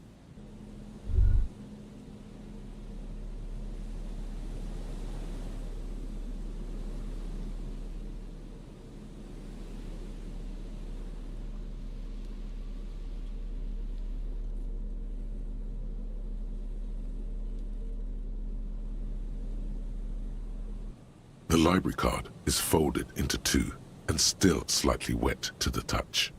The front side reads, Central Jamrock Public Library Card, issued to Billy Mejean, expires July 53.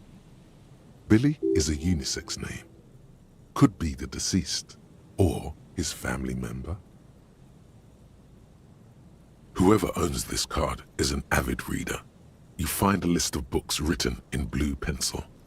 Radio thriller. Stand a little less between me and the sun. The last one in the list is The Glinton Curve by M. Theobald. A library stamp indicates that the book has been returned. Most of these titles seem to be in the sci-fi genre. Some thrillers too. If lost, please return the card to the library. Dial 005 02 55211 or visit us at Moreau Street, 78, Jamrock. Business hours, 900 to 1800. Good. We should give them a call from my kinema. See if we can learn anything about Billy Mejean.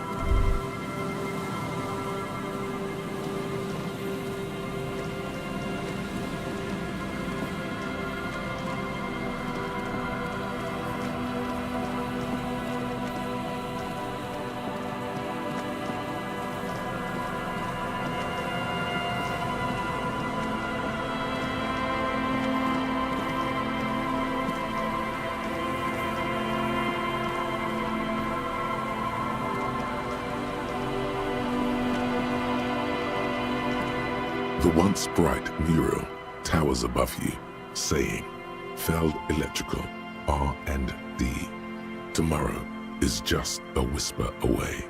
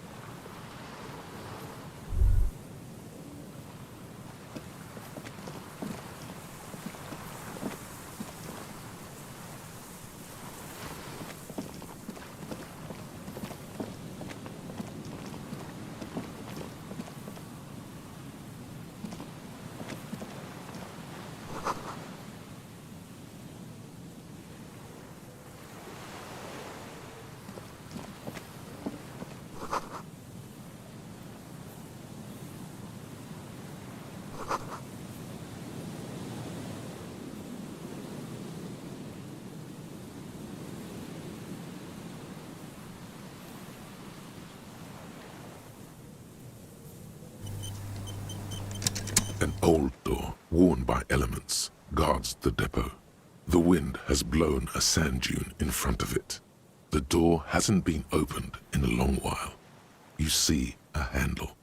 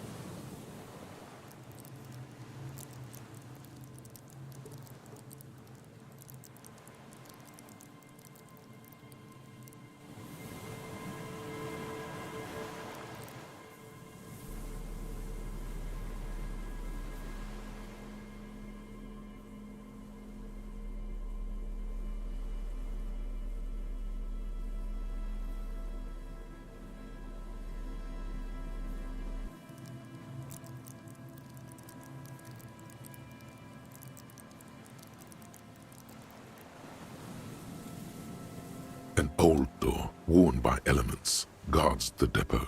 The wind has blown a sand dune in front of it. The door hasn't been...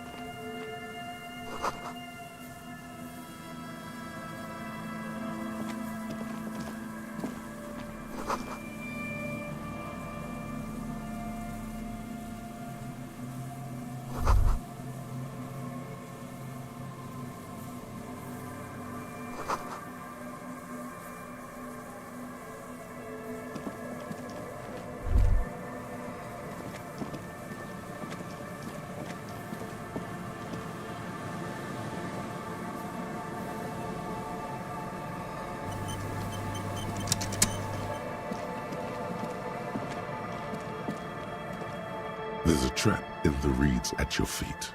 Looks like the same one you saw Morel set before. Same mesh, same wiring. The reeds sway in the coastal breeze. They seem to be waiting for something. The wind picks up here, near the cape's end, surrounding the narrow strip of land from 3 cardinal directions. It's cold for this time of year. Locusts are crawling around in the trap, confused but uneaten. You see no carnivorous reed phasmid gorging on them. Big surprise. Anyway, 1 down, 3 to go. No, you weren't.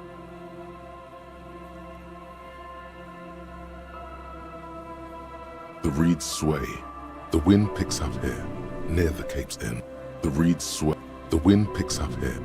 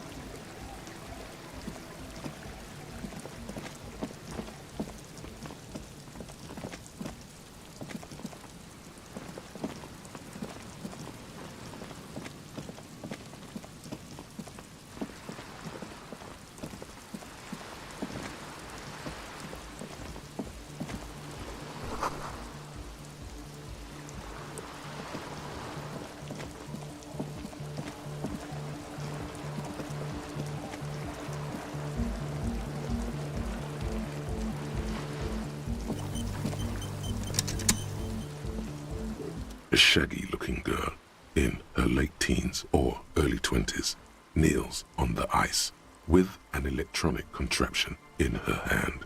Hearing you approach, she looked. Oh. Everyone knows drugs make you invulnerable to cold. You bet this one likes to party.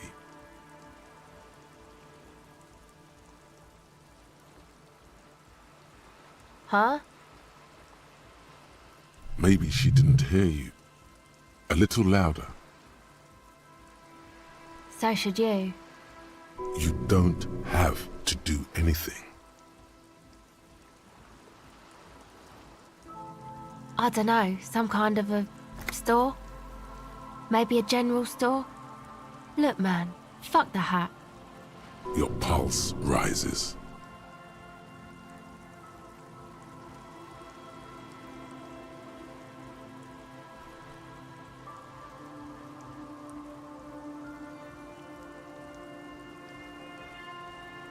I'm sorry I said fuck the hat. I was concentrating on something else. My whole family swears and it rubbed off on me.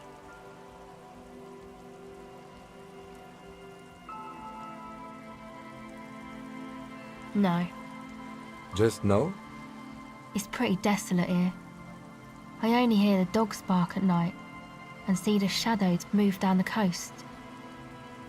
A cell. Her hair is dyed blonde, with dark roots showing. There's a coarseness to her features, some masculinity below that timidness. Why? Okay, it's Burger. A very common name.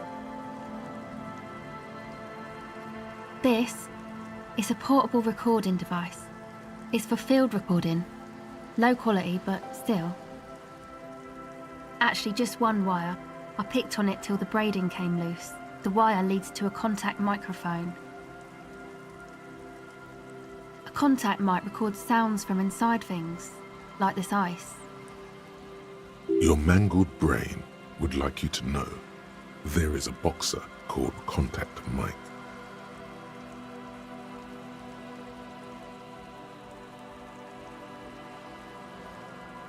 No. You're welcome.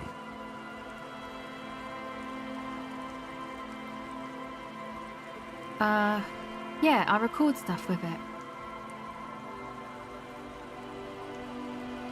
No. This is a contact microphone. It's for recording inside of solid objects. Contact mic just beats people up. That's not fair. And an understatement. The mic? I don't exactly know.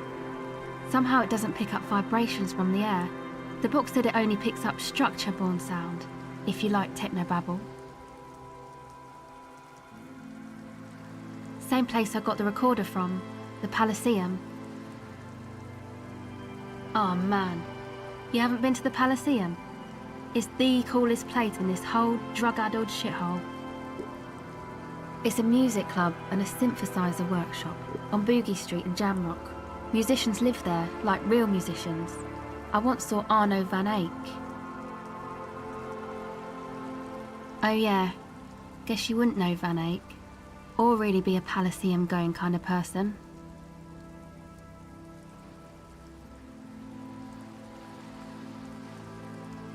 I don't know what that means. I don't know what that means either.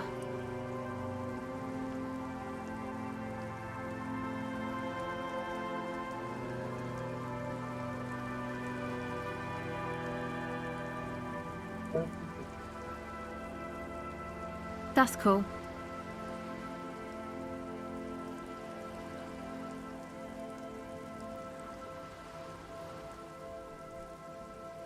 Sure.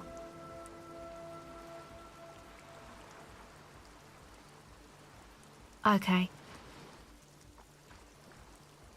Recording, I guess. I think I'm recording cracks in the ice, but there's no way to tell. Not without headphones. I think I just recorded your footsteps too. Not sure how that will sound. My boyfriend sold them. I don't know, man. Things. Just stuff you need for life. A lie. They were probably pawned off for something suspicious. The musicians in the Palaceum used them for making music. They looped the stuff, cutting the tapes together. They make music out of cracks in the ice and keys jangling. Crazy sounds like that. It's hard to explain. Anyway, I thought I'd make some too. It's supposed to be, like, a music place anyway. I don't really know what I'm doing. They use synthesizers too. I don't have a synthesizer. Take this, you're cold. No, man, fuck that, I'm cool. I'm sorry I said that. I'm sorry about the fuck. It's okay.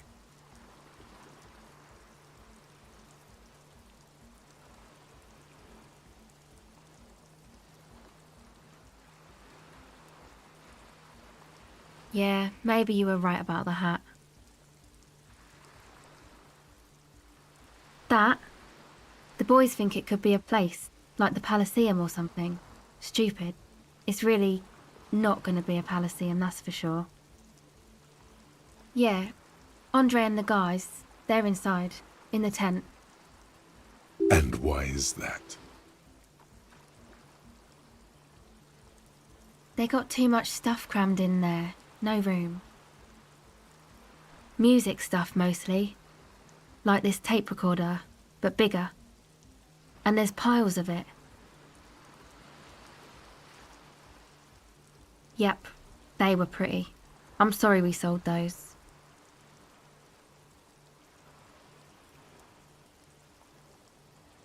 That stuff is more expensive than I am. More expensive than any of us, really. Doesn't matter, I can take the cold. Go ahead.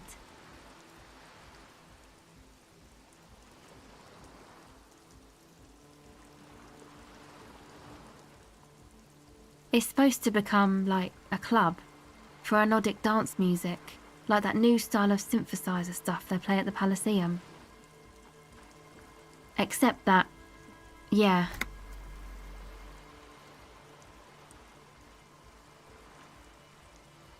The floorboards are twisting, and the shooting beams are slowly cracking, like bones. Far east of the Golden Delta, beyond the industrial port, there is a black patch of unlit coast with the smallest creatures on the ice. There will never be a club for anodic music here. Not in a million years.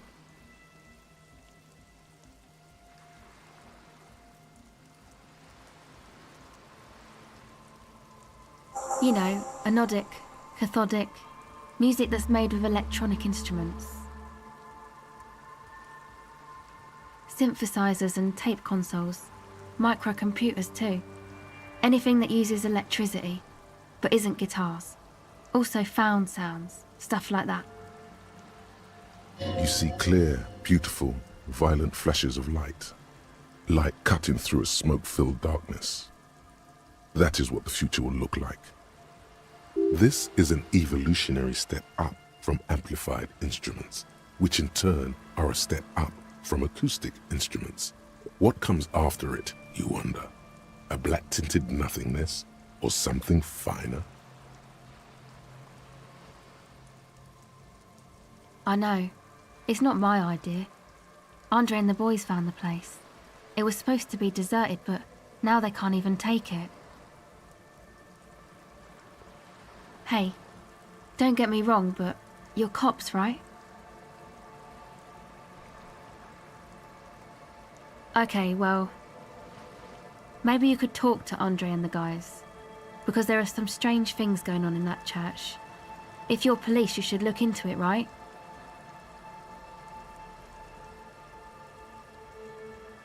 They're inside that thing there. Would be cool if you did. Was there something else?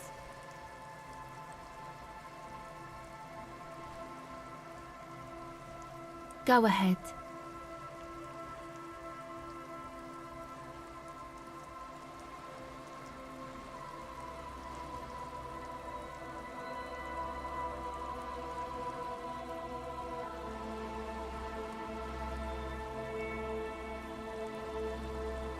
Okay, bye.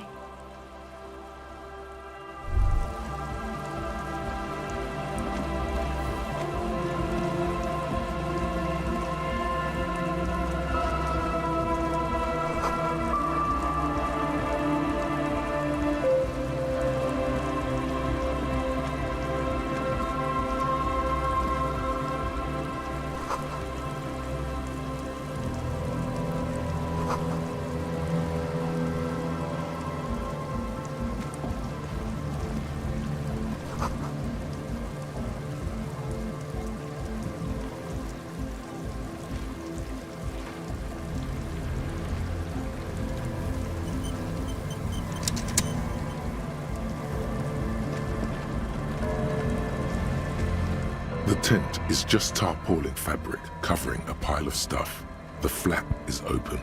Inside, 3 young men are listening to some new form of music. It's like nothing you've ever heard. One of them looks at you. Come on, get in and close the flap behind you. The warm stuff's getting out.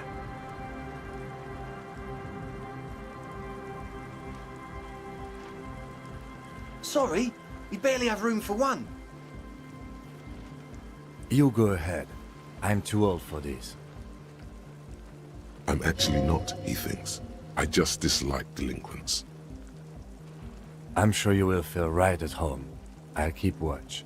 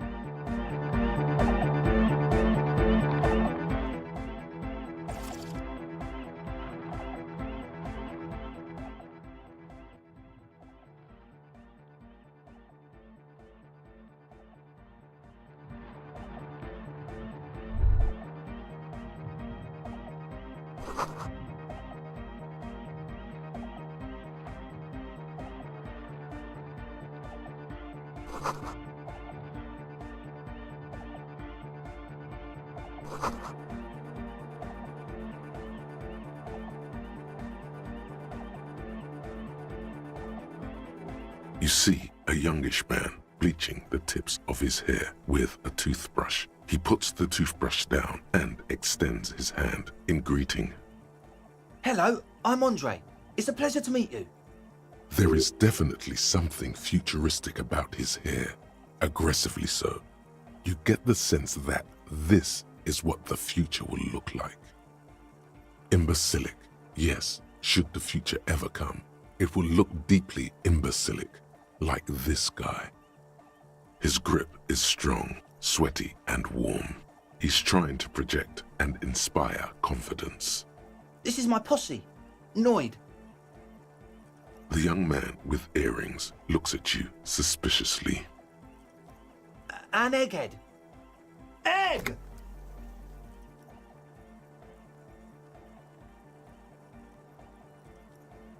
Together with a Settle Burger, who's out there right now, doing some seriously progressive sonic experimentation, we like to think of ourselves as music venue organisers.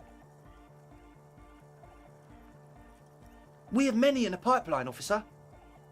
That means they haven't set up a single one yet. You see, we've been all over Jamrock North, prospecting for real estate to establish a new venue in. Also for talent. Yeah, thank you, Egghead. And while there is no shortage of raw, unfettered talent spinning tapes in Jamrock, we've had rotten luck with the real estate part. Place is a shithole. I apologise for my friend Noid's potty mouth. I realise this is not how you speak to a police officer. He has authority issues.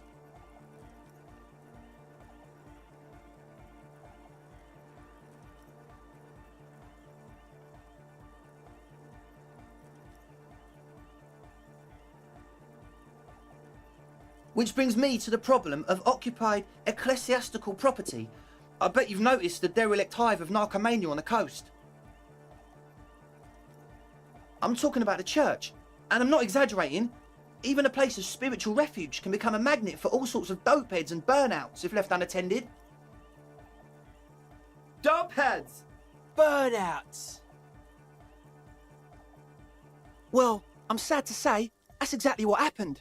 Sad because we were just about to put Martinez on the map with one of the maddest dance clubs in Jamrock. Nah, strike that. In Revachol. Strike that! And sadder yet, because the dopeheads and burnouts holed up in there were the worst kind. He leans back a little, watching you with a steady, serious gaze, letting you imagine just how bad those dopeheads and burnouts really are. Good. This calls for an opinion. You're an expert in those.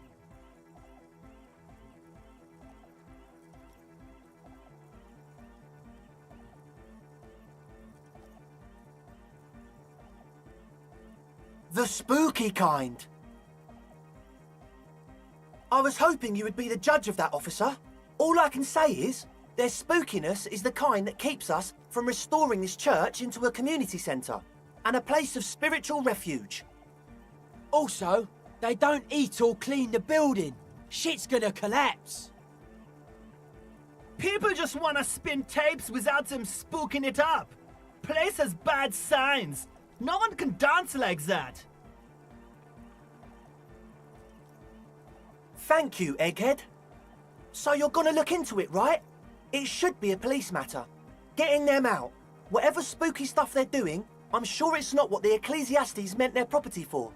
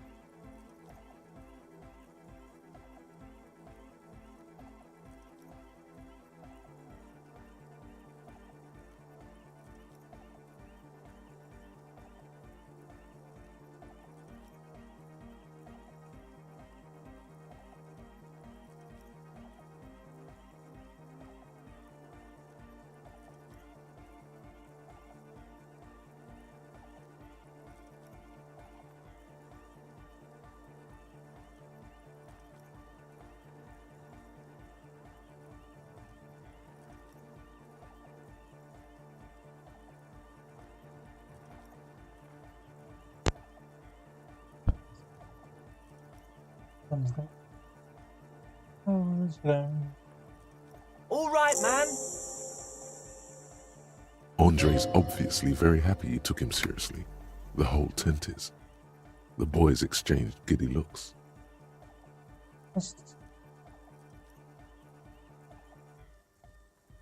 I asked Noid to install a measure against more drifters wandering in. A padlock. It's a temporary fix. Just something to contain the situation. I had to do it in an hurry. Not my best work, but it should hold for a while. Of course. Noid, give the officer the key. All right.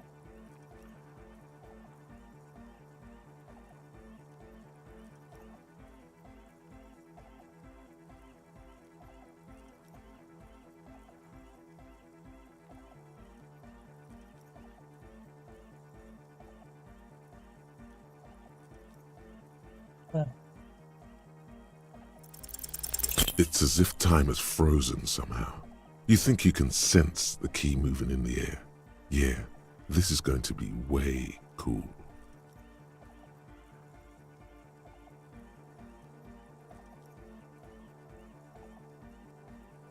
Blam! Straight in the eye. Straight in the old eye orb. In the looking ball. A stabbing pain. Tears stream uncontrollably from your right eye. Man, I'm super sorry. That was totally my bad. I got overexcited. Threw him too hard. I'm sorry.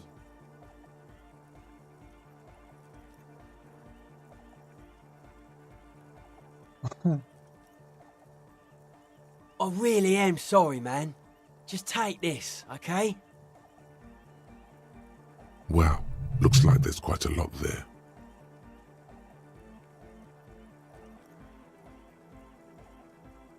I hope that settles it. Or wait. The key? He is shifting in his spot, uncomfortably, still feeling sorry for the mishap. We were talking about the padlock, I think. Calma. É daqui a pouco,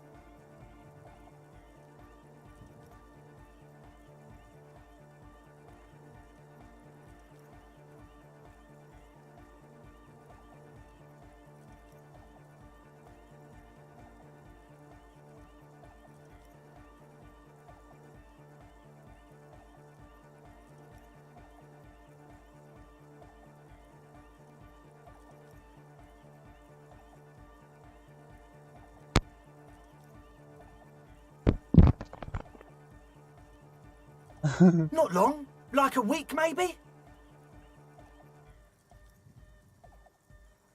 I'm super sure they're alive. I mean, come on. I'm at least 90%, maybe 85% sure they're still alive.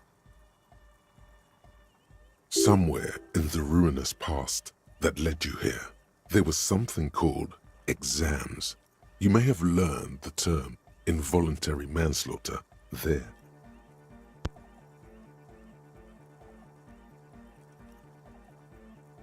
Yes, I do. I listen to Channel 8 all the time. I know about crime stuff, and I assure you, officer, this is not what's happening here. I'm at least 80% sure they're alive. I mean, come on. Most people aren't ever that alive in their entire lives.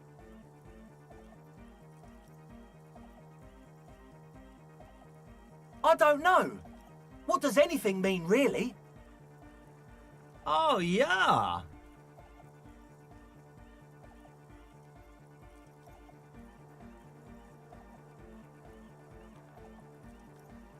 I knew you'd get it. You're one smart cop. He nods attentively, ready to answer the questions of one smart cop. Sure, man. Tell us what you want to know. Let's do it. Truth is, I don't really know. None of us do. I don't even know how many there are. All we've seen are glimpses.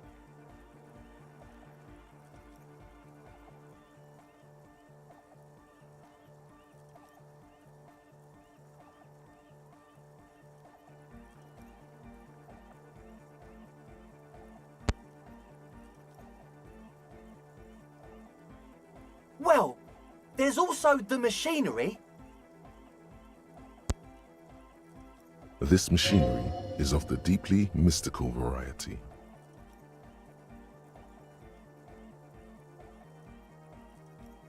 When I first scouted the place, back in February, it was abandoned, empty. Took some time getting the crew together. So about 2 weeks ago, we came here hoping to set the stuff up.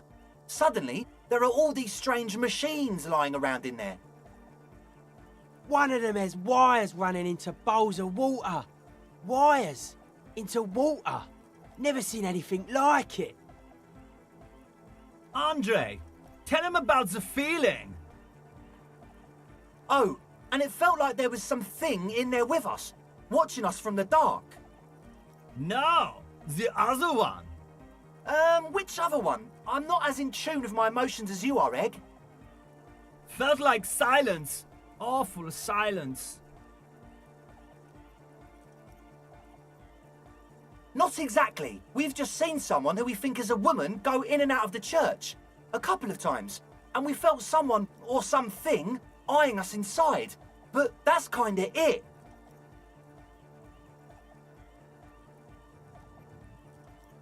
Sure, why not? Yeah. But not really. Brown hair. Old. Heavy, dark sides. What Noid said. So brown and older, Ruby might have dyed her hair, though it seems like a stretch at this point.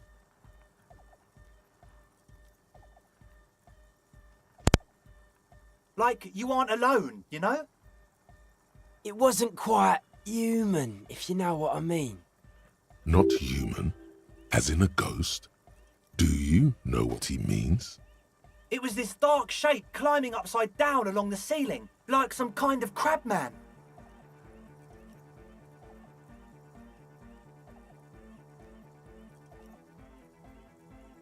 Yeah, you know, the way it was climbing up and around the ceiling, like a crab.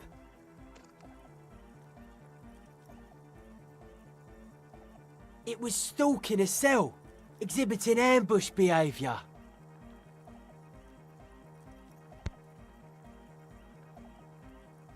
Odd.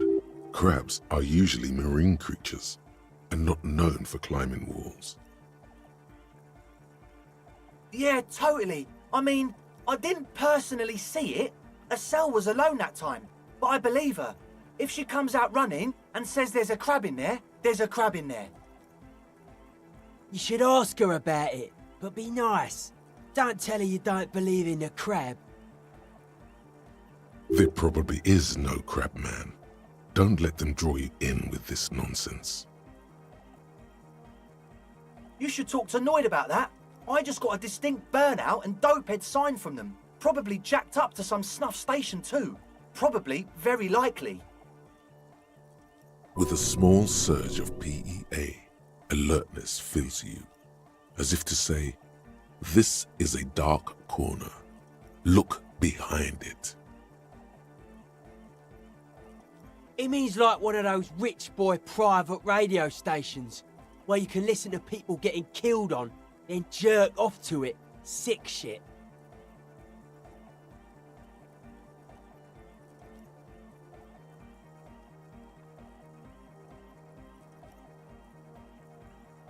Not that we would know anything about that. Noid just likes to relay stuff. He appears sincere enough, sire. You could, of course, be wrong. We're getting derailed here. In short, you can tell to Noid about the machines. He'll tell you more.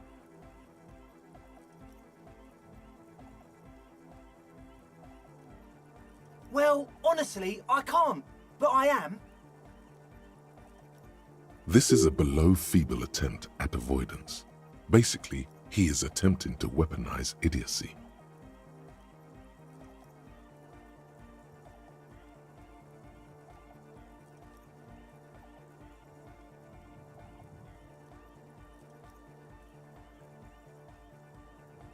Hey now, I'm 70% sure they're substance abusers.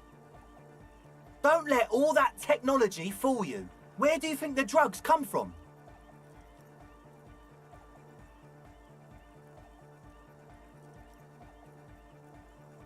Sure. What?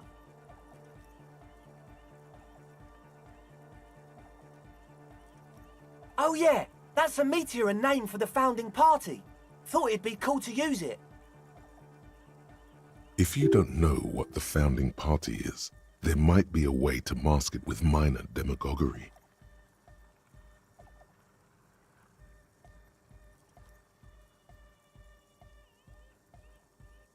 Come to think of it, I've never really looked them up, you know. I can't give you a precise definition, but they're a very powerful religious organisation. And they have roots in ancient mass society. And they're the custodians of the Pericarnassian Church. Plus, they anoint the innocents. They, like, made the innocentic system, no?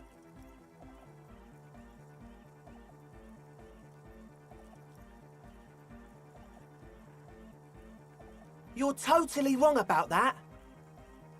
The Pericarnassian Church is about love. And Nordic music is about love. I got love for my Pericarnassian posse. Love is the relay out of death. We dance. Love is hardcore. Unity. Unity. Make some noise for my Insulindian posse.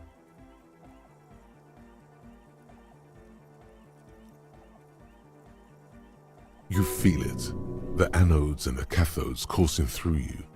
Your big toe starts tapping along to the base, as if testing the waters.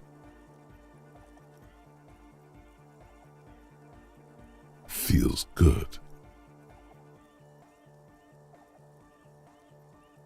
Your posse's like your people, man. Like you got your cup posse. You look out for each other and you party together. That's a posse. And where is your posse, detective? Nothing comes to you. The world is silent.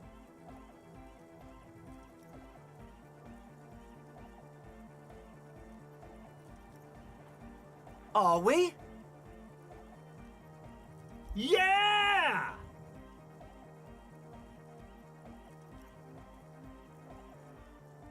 Oh yeah, it can. He's coming around. You're getting it.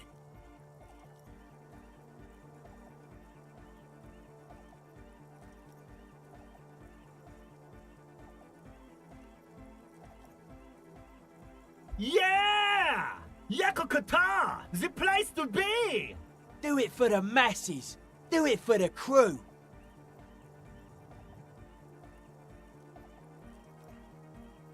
I didn't want to say it, but it was pretty lame of you to imply otherwise. Anyway, you got more questions?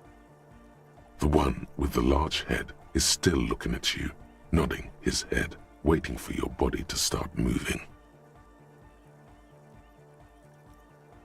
Yes. What? Yeah, good to have, bitch to carry.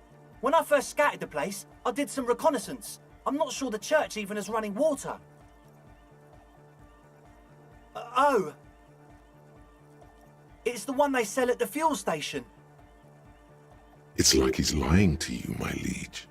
But he's slippery enough that there's nothing for you to grab hold of.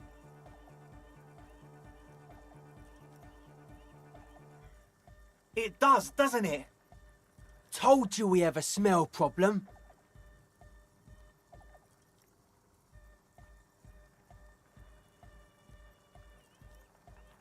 Ether? I don't smell ether. Do you, Noid? No.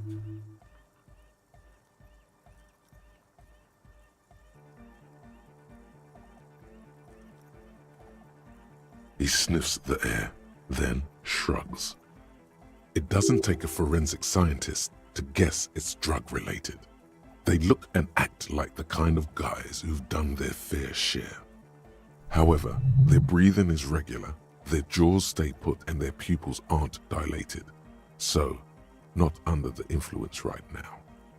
At least, not under the influence of stimulants. That doesn't rule out hallucinogens, benzos, some depressants.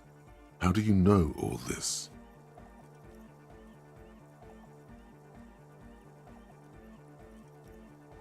The what now?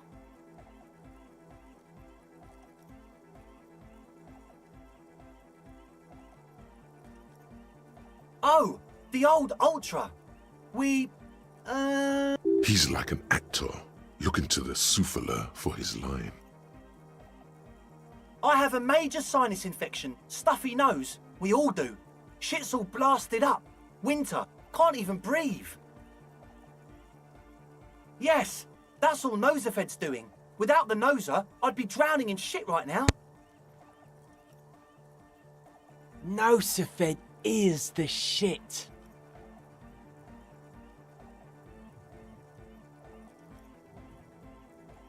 Yes. What?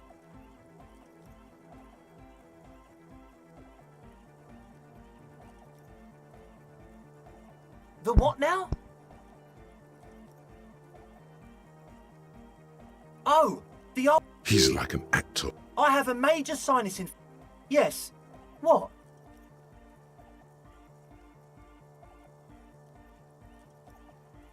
He nods enthusiastically, no doubt a little relieved.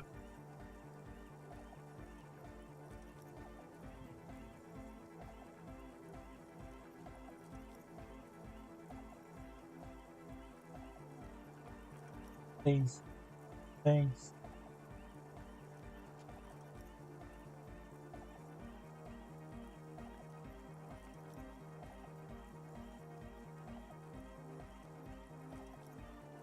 Queria de vocês, mas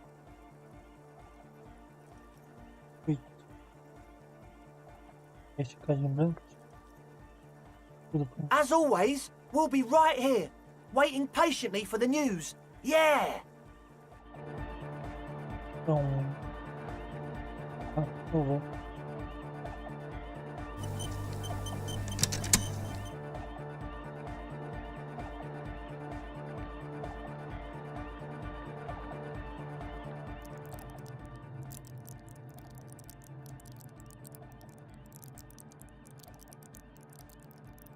Bom.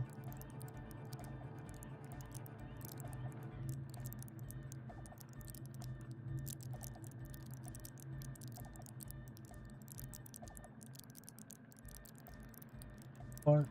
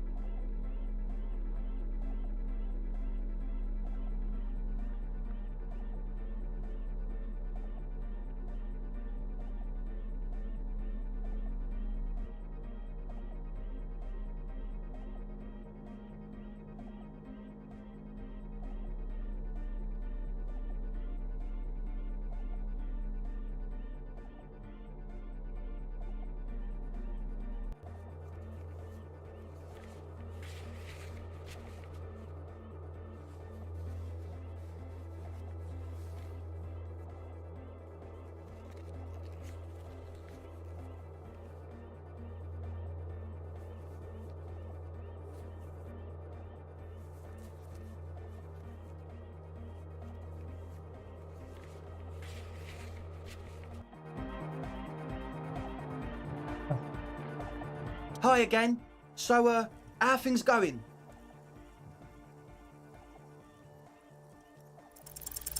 A number of things don't add up. Let's take a look. How about gather around, kids? Certo que aconteceu aqui. The young speed freak puts down a busted capacitor and looks at you. The one with the large head seems very enthusiastic about whatever you have planned.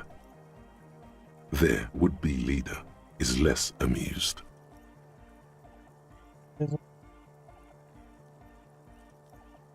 Não está olvidando. Isso.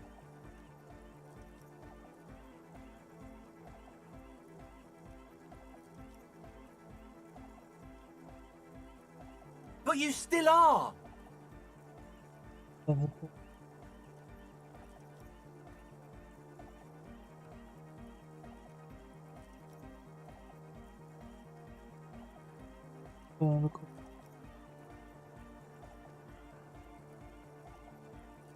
What happened? Disco Elysium. I've been trying to say we need the next step in dance music to happen fast! Shut it! What? I have! I've said that!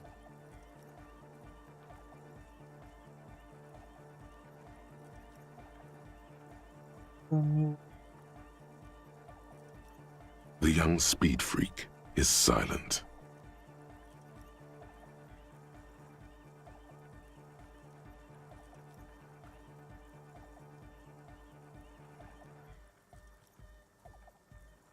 I have no idea how you arrived at that conclusion, but it's wrong. Look, we even have speakers.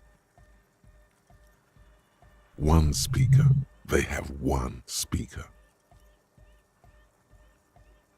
Você perdeu. What do you mean, friend? It's a one-speaker system. It's monodynamic. You wouldn't know the first thing about sound reproduction in anodic music. Other speaker.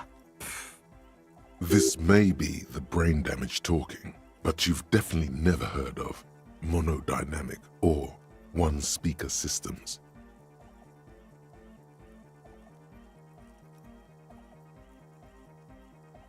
What do you know about spinning tape? Nothing.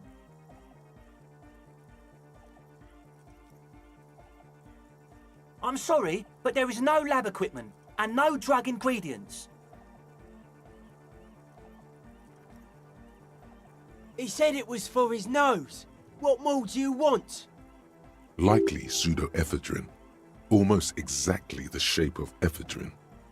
Ephedrine makes you happy, and so does pseudoephedrine.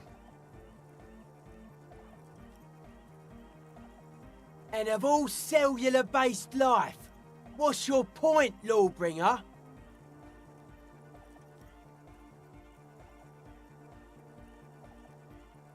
Make up your mind. First it's the sweat, then it's the ether.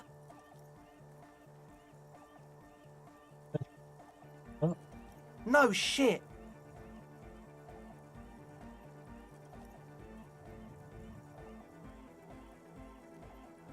We don't need drugs to be hardcore.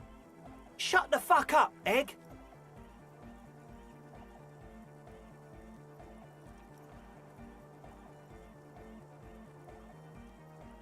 Climb down from the equestrian monument, cop man. Consciousness is new to the universe. We all have our ways to ease the shock. What exactly is it you know?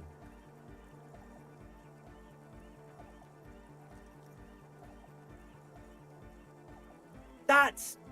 Come on, that's...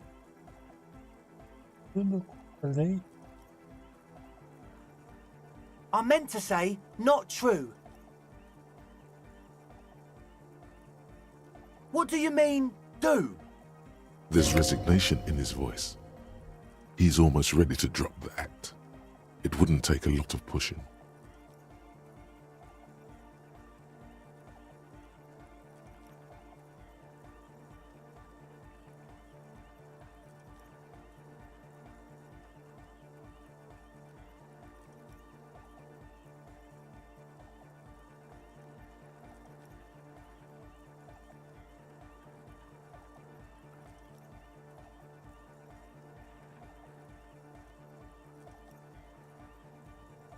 What do you mean by lenient?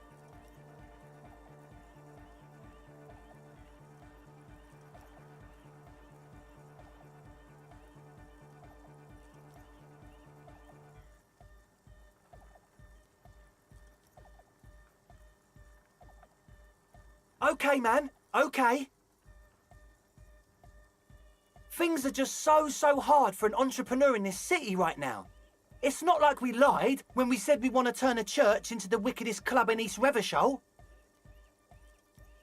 Because we do! We totally do! We just need to turn it into a speed lab before. To get our foot in the door. Yes. Like I told you, spooky arseholes moved in while I was getting all this stuff together. A month ago, the place was empty, and now it's all spooked up. No, man. They're spooky, all right. It's just that they would also probably call the police if we started cooking speed in there. But the sign was way off too. I couldn't feel the love at all. Sir, you promised you'd be lenient. This is it. Judgment time.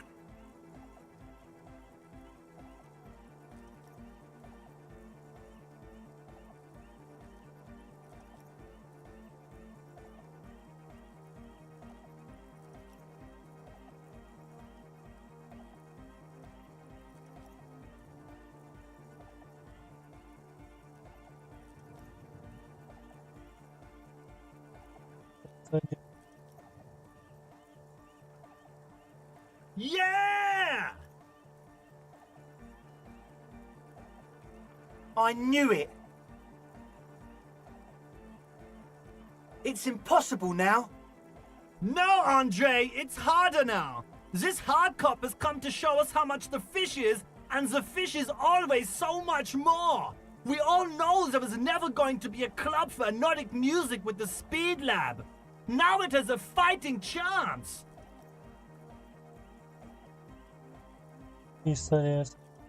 There needs to be a club for Nordic music in there. Needs to. Everyone hates each other.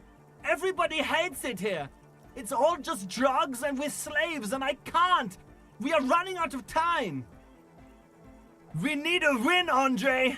I promise this will be a win. We won't cook speed in there. We'll do it clean. We'll do it true. We'll do it sober and real and beautiful. This will be a victory for the light. This will be nothing. You can hear the ice crack underneath you.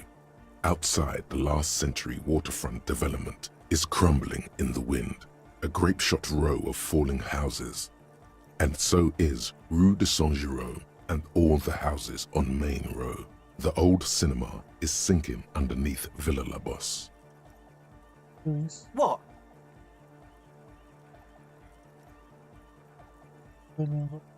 Okay, we'll try to do it without the drugs.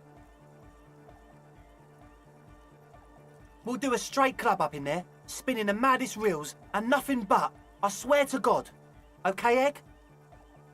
From here on, it'll be straight all the way. As always, we'll be right here, waiting patiently for the news. Yeah!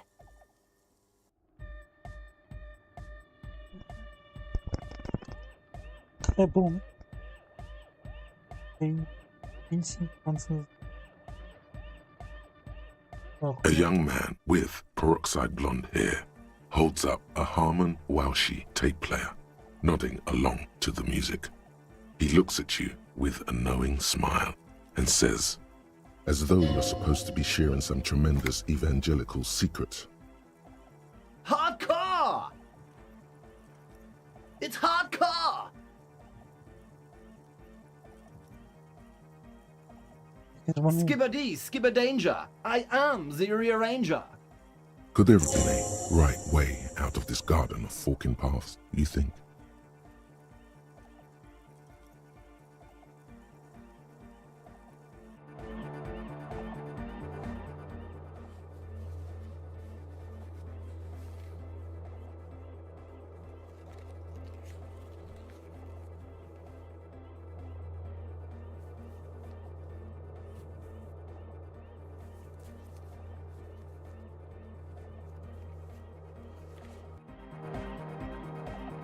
The young man with the tape. This is hardcore. Hardcore! Yeah! This young man adds a capital G before the H in his yegs and args. This produces a guttural Gotwaldian accent and makes him sound more animal, more in it. Or maybe it's not Gotwaldian. Maybe it's Oranese. Probably an homage to Oranje, where Arno van Eyck is from, judging by his name. Could you be listening to an Arno van Eyck creation right now? You know about him?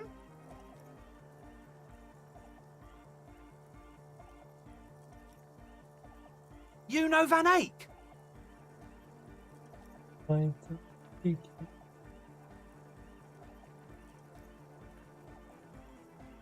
Wow! The skinny wraith looks at you with some disbelief. So am I! So am I! Oh! Is that why they call you Egghead? Because... Egghead to the mega! The K became the G! The boy became the man! The Advent?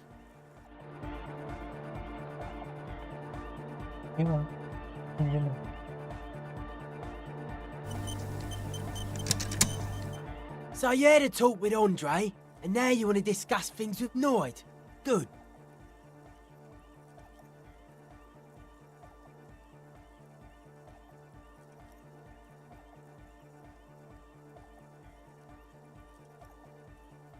It's good you talked to Andre first. Gave me time to get a reading on your sign. Can't really talk to people before you get a reading.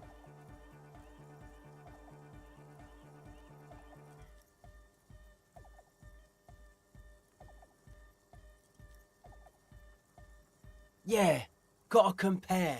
See if we can align. I suck at socialising, man. Even now, our sign synchronisation is way off. But I'll see what I can do. Weird stuff. Specialised. There was a data processor and some sort of long-wave machinery. Wires going into water. Gives off a spy sign. Or some fucked up Samaran science sign. You know, the kind that goes head first into the supernatural. The People's Republic of Samara is a product of Revishal's sister revolution on the Grad Isola. It's known as a severely degenerated rogue state. I know, man. I was just talking about the aesthetic. Nothing's wrong with it. You should definitely be researched. You can still do sick shit with it, though. The sickest. That's perhaps why it should be researched.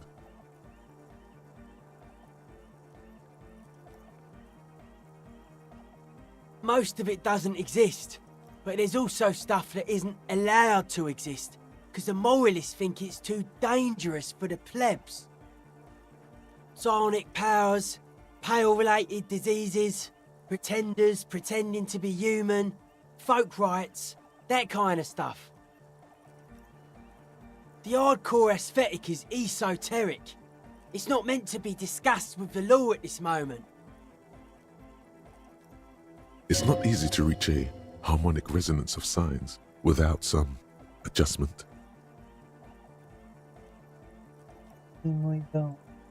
Yes, further sign matching would do good for us.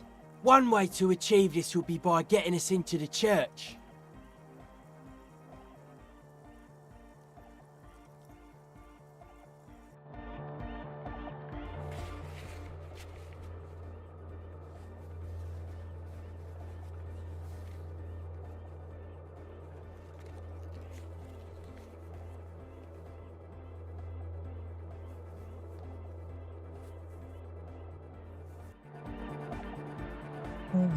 Back to the heavyweight jam! Hardcore! Hardcore! Hardcore to the mega! internally coherent.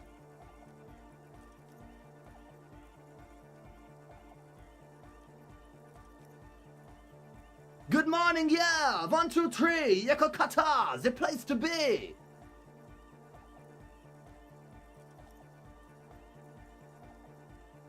Yako Kata is a hardcore place! An intricate system of irrigation networks pockmarking the earth, intermittent seas of phosphorus mud, ripped tarpaulin fluttering in the wind. A pair of molten rubber boots also comes to mind. All in all, Vamos embora. Beleza, vai. Valeu.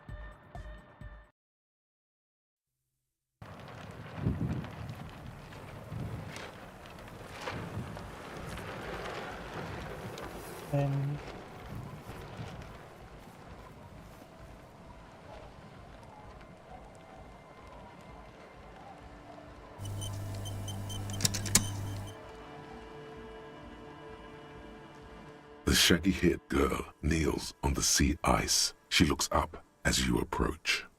So you talked to my associates, right? Are you going to help us? With the church, I mean. Great. Let us know if there's any progress, will ya? We've been waiting for weeks here.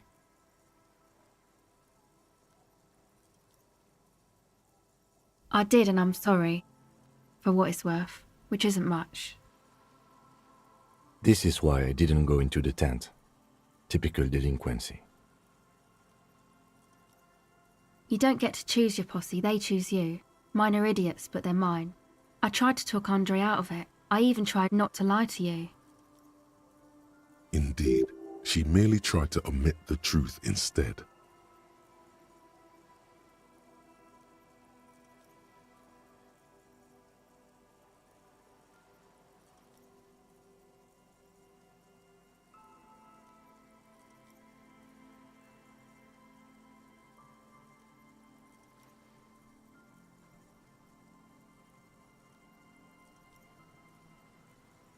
I know, but I knew you'd see through their plan too. I'm not an idiot. I should have been able to control them, and I will in the future.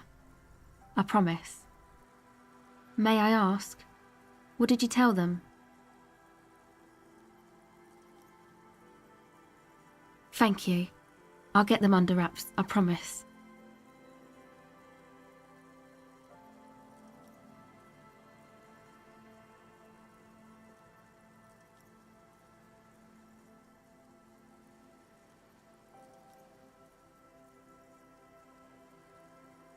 Oh, that.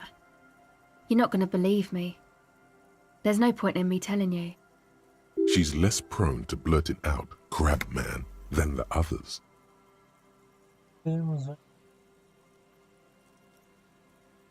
Okay. I went in and I saw a woman next to one of those machines there. Noid calls it a mainframe.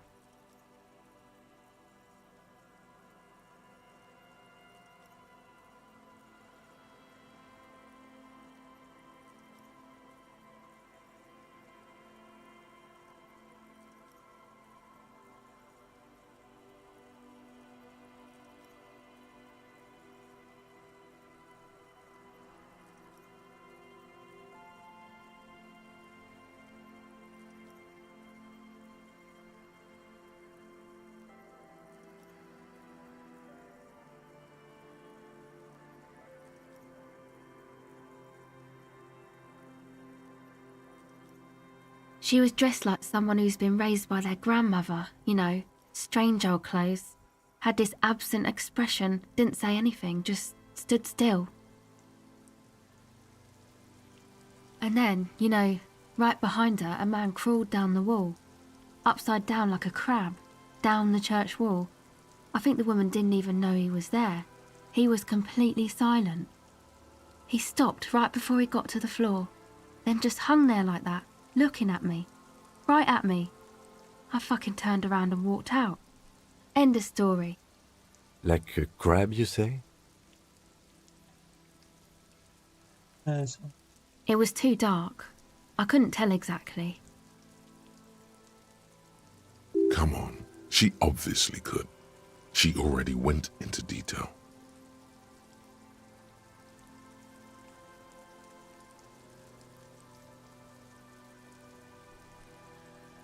He looked like a banger, okay?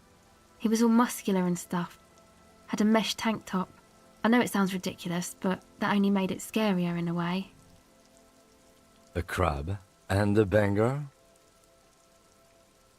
Yes, a banger. As in a mess gang member. I know what it sounds like, but that's what I saw.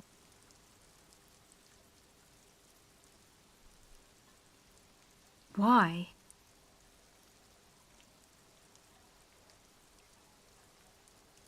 I guess so. Anyway, what else?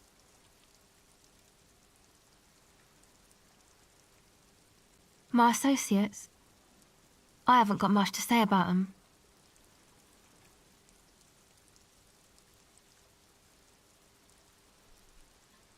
Sorry. I just don't tell people about my friends and who they are and so on. I don't provide information on them. To the cops.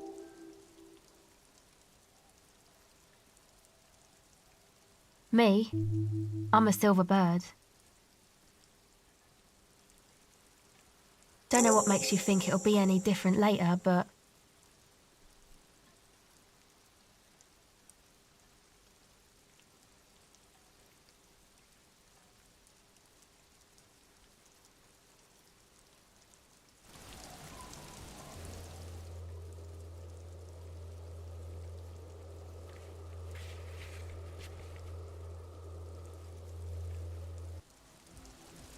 Agora vamos.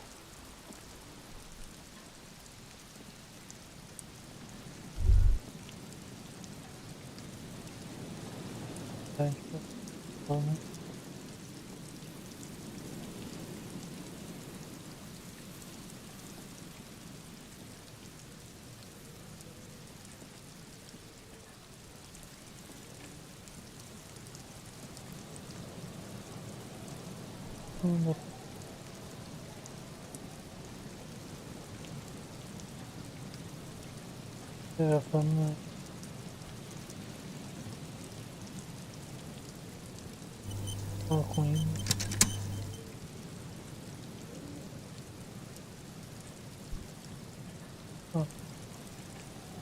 Heavy wooden doors, more than twice your height, stand shut in front of you.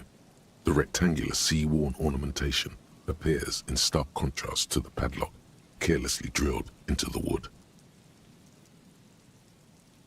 The carving on the door is block-like and angular, like the church itself.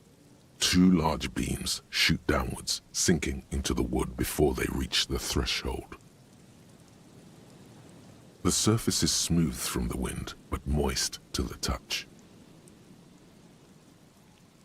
This cheap-looking padlock is sturdily built. It shackles together a hasp and a staple screwed into the wooden door. The lock is adorned with a yellow sticker. It'll be easier to break the staple than the lock. Also, that sticker is interesting, somehow.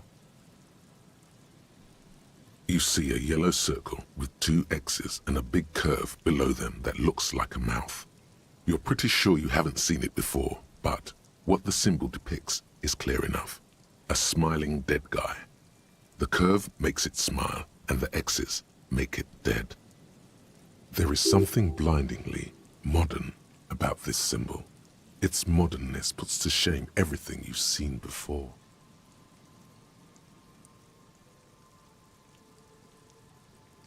He takes off his glasses and uses a blue handkerchief to thoroughly wipe them clean before inspecting the sticker.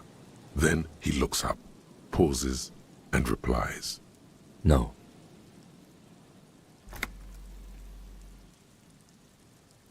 Looks like a dead man smiling. Suggests junior delinquency. For Revachol aussi, the moral intern defined junior delinquents as minors between the ages of 10 and 16 who have committed an act in violation of the law. These acts aren't called crimes as they would be for adults. Crimes committed by minors are called delinquent acts. This was part of your officer's exams. I haven't seen that sticker before, and I'm not a youth.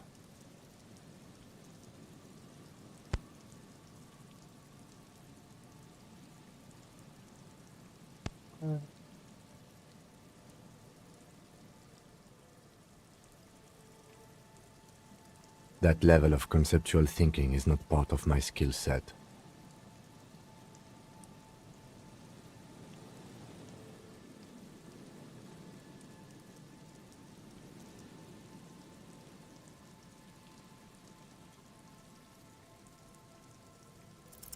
There's nothing like the sound of a sticker unpeeling.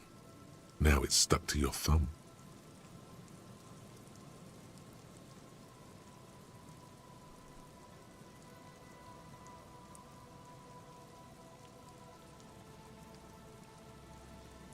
Looks like today was a gold star day. The lock turns easily. You hear a click as the shackle pops open. Let's go. A great whoosh of air rushes into the dark innards of the church, as though rushing to fill a great vacuum. In the heart of the city,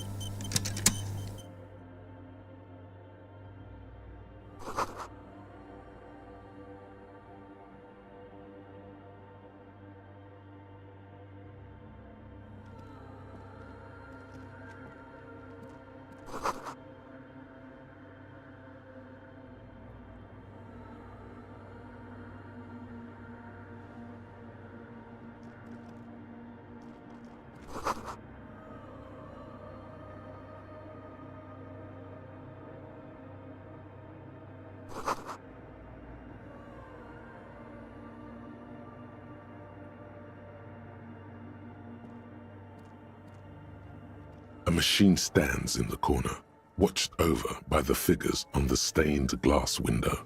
It's turned on and quivering with soft electricity. A radio computer. And it's turned on. These machines sometimes harbor traps, he thinks. Alarm systems and the like. Let's be careful. We should leave. I doubt this place bears any connection to the case.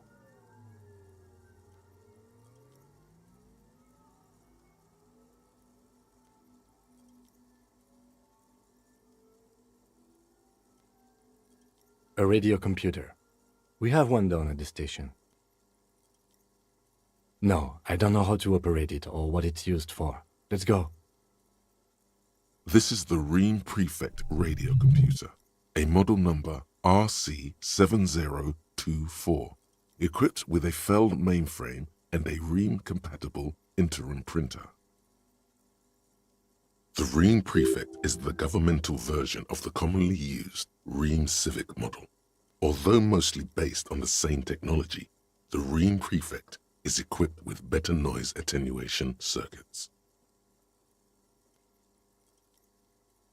You see fluorescent play and print buttons on the keyboard. A hatch connected to the central compartment is wide open.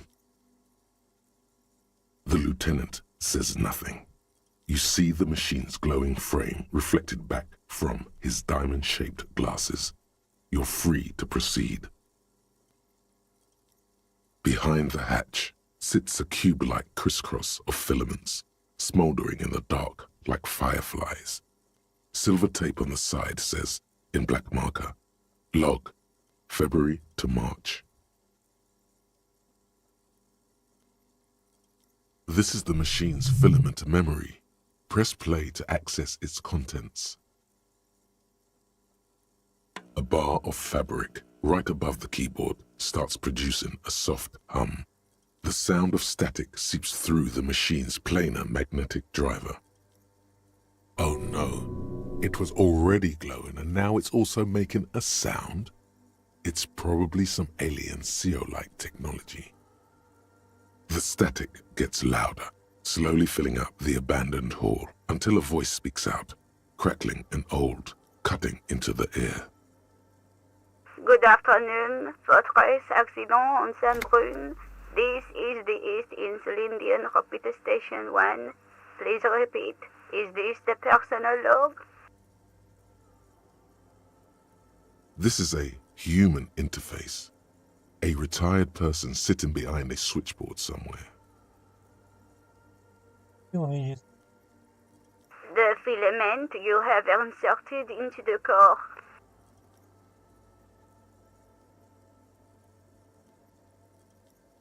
I don't know. That's what I'm asking. Is this the personal log? If you are unsure, could you please take a look?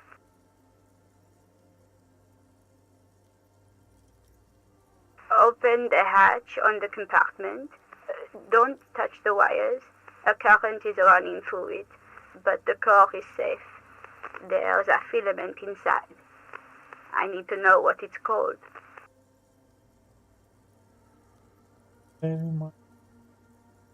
Good. Please repeat the password. Let's look around. There's no use trying to guess the answer.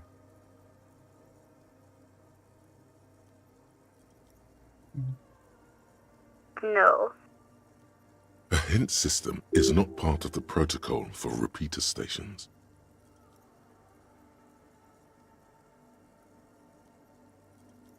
I am contractually obliged to protect the privacy of the filament holder for Fortress Accident. Without filing a warrant with Lintel, I cannot give you access to this filament. I'm afraid we are not doing that, unless we want to wait for a month. Now, can you please repeat the password?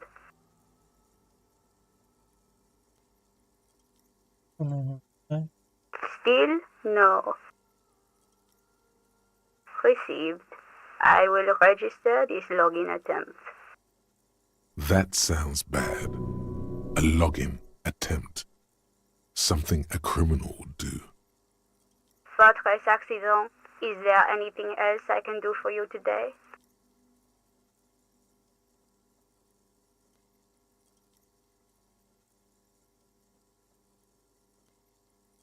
Yes, I am alive. I am 74 years old and my name is Yvonne. She repeats passwords. Programming people are all paranoid.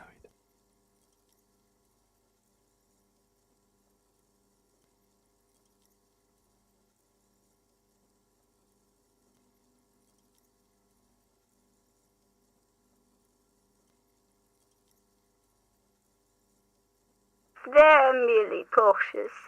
It's my job to protect their filaments as a password repeater at the East Insulindian Station. On an island on the river Esperance, a small woman, all skin and bones, sits in a room filled with audio equipment. Thousands of tiny lights are reflected back from her prescription lenses, like stars in the dark. Now, please tell me if there's anything else I can do for you, Fortress Accident. The company on whose name the terminal you're currently using has been registered to. One moment. Fortress Accident SCS produces revolutionary interactive call-in radio games. That's what the catalog says. That's not bad.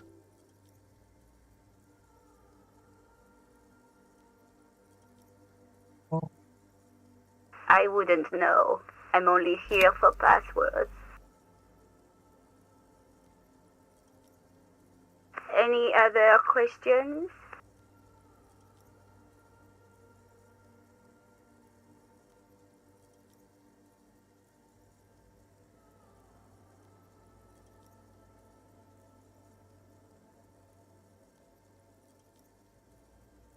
Goodbye, Fortress Accident. The machine's keyboard is still illuminated, revealing fluorescent play and print buttons. Nothing happens.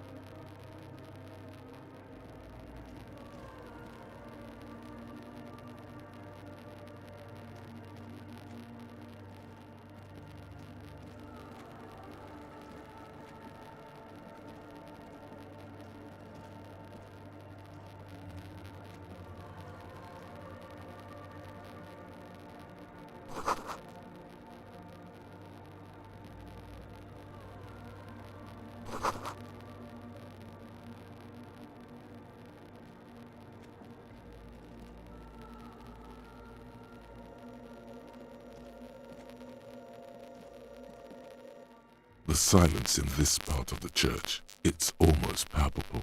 All the shifting matter and shuffling of living things is gone. Nothing seems to exist beyond the church anymore. Maybe if you were to stand in just the right spot, even your footsteps would be completely silent.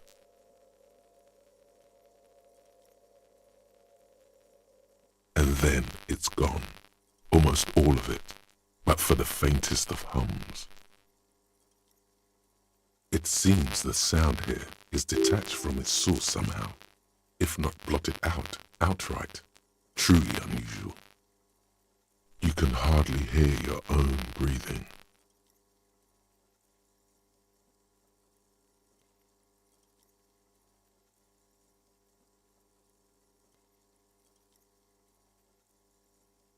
Your voice is barely audible.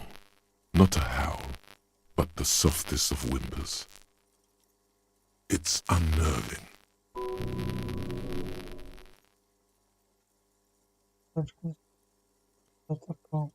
You produce a few muffled thumps, after which the silence feels even more total, somehow. The lieutenant points to his ears and shakes his head. Then he leans closer. Can you hear anything?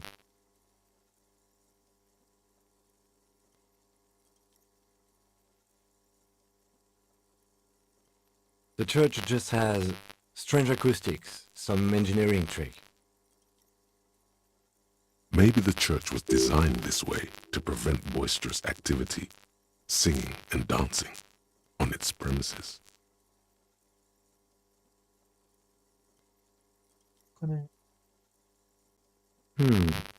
Could be.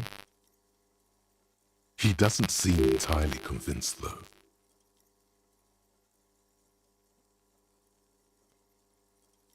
The orderly rows of ceiling panels become barely visible, then disappear completely in the darkness of the tower overhead.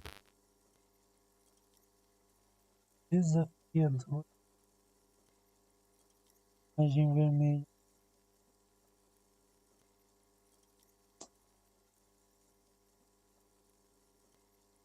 sério. Pode mais. É a única, né?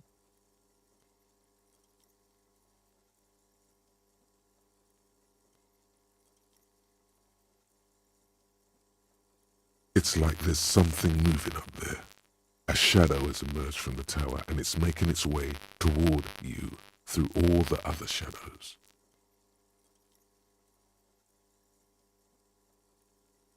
Yes, the darkness makes the ceiling feel infinitely far away. It's climbing down, holding on the beams. It's not a shadow anymore, becoming more substantial as it gets closer. The shape of an animal descends. Officer, is there something up there?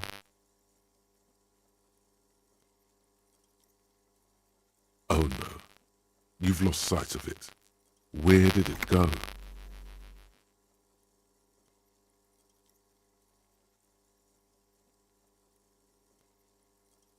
You see something hanging from the rafters, looking straight at you with dark eyes. Maybe it's possible to talk to it.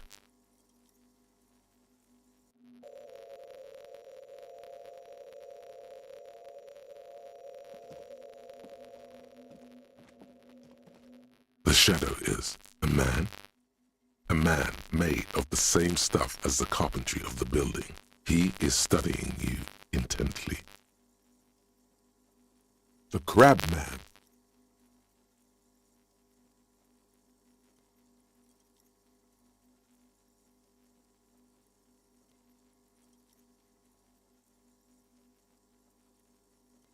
The man leaned forward a little, fixing you with a steady, unreadable gaze, then speaks. Habitual alcohol use has made you into a scared little pussy, Holmes. But don't worry, everything's gonna be alright. You come to the right place. That accent is Villalobos, a peninsula in Mesque and a district in Jamro. There's a sizable contingent of Villalobos-speaking Mesques in Revachol. Here you can receive the mother's love.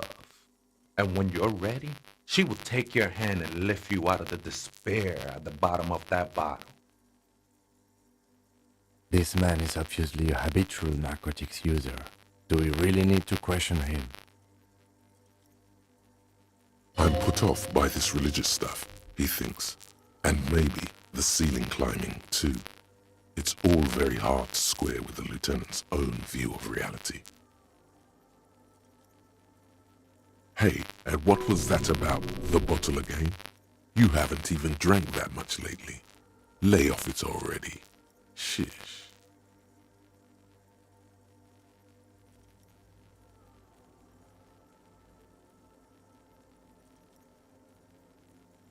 Oh yeah, sure. You don't know anything about alcohol use. You got it all under control, Way. I could smell the control all the way over here.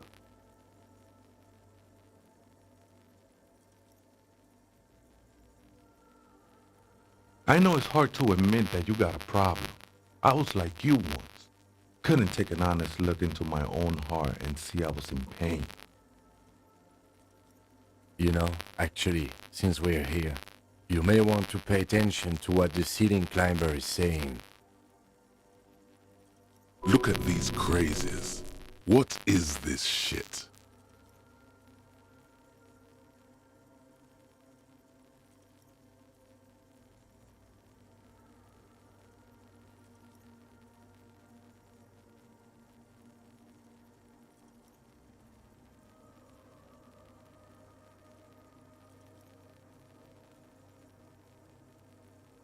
It doesn't matter who I am, Way. I'm just bringing you the message of the mother's love. She don't want you to hang yourself on your own stubbornness. This is the Church of the Mother of Silence. You are welcome here. You have no idea what the fuck he's talking about. Tis not an act, my liege. Saving perchance he hath deceived his very self. This man is a zealot.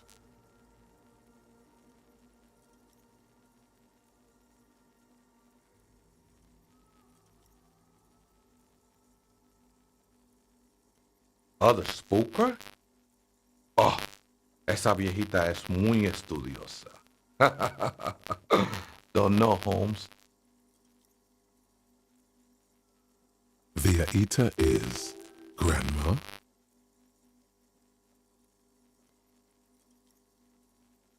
Viejita. No. I just call her viejita because of her clothes. She's actually quite young. Or maybe not that young. Age is just one of the many masks we wear. Wait, what if it's Ruby? Did it ever seem to you like she was hiding here from something?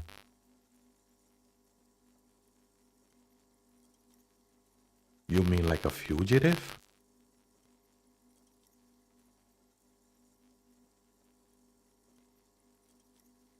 No, man. Quite the opposite. I don't think she cared much about authority or anything else for that matter. Maybe only about her machines. I see. And where is she now? I told you, Holmes. I don't know.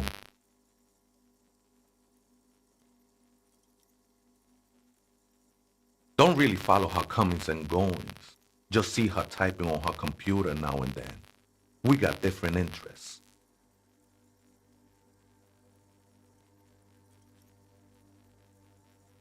I'm afraid not, Essay. You just have to wait until she comes back, or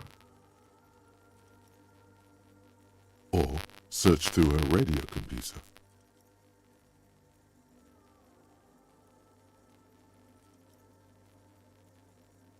Too many times, Essay. You need it for something. Surveys are a good way to fish for personal information, especially in the name of public safety. Senhas e lojas. Jornais. Cansa. Don't sweat it, vato. The password is afterlife death. What you think of that? Makes me almost pity la niñita pequeña when I hear it. Verônica. Never known myself to be a crab, but if that's the name you got for me, I won't stop you from using it.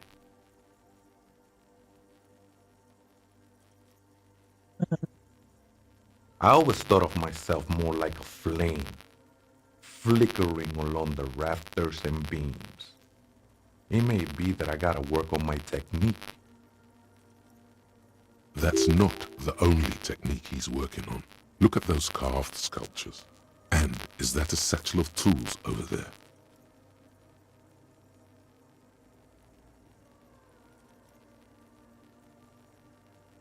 Sure am. Whittling wood used to be something I just did to busy my hands. Now I use those same hands in service of something greater than my own restlessness. All right, let's consider the context and meaning here.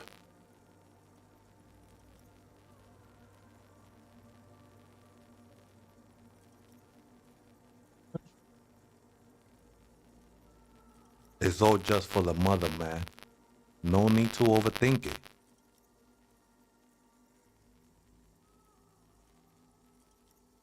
I was in a gangway, but my memories of that time are fading. Most of them are already gone.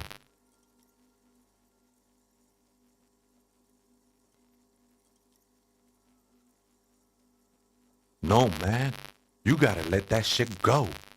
Then the mother's light touch will fill you with rapture. Do you remember your name, sir? Tiago's my name. but those syllables don't mean much to me these days. A name isn't just your identity, but also, so to speak, your place amongst your fellows, your place in the world. I ain't got no use for such a place anymore. No, man. That's just the thing, Holmes. None of that matters.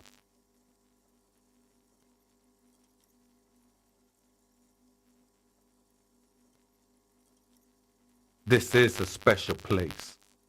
There's a perforation in the world up there, a way out into nothingness. This church was built around it for purposes of veneration. I circled it, nurtured by the silence bestowed by the mother. One of these days, I'll be pure enough to go drink from it directly.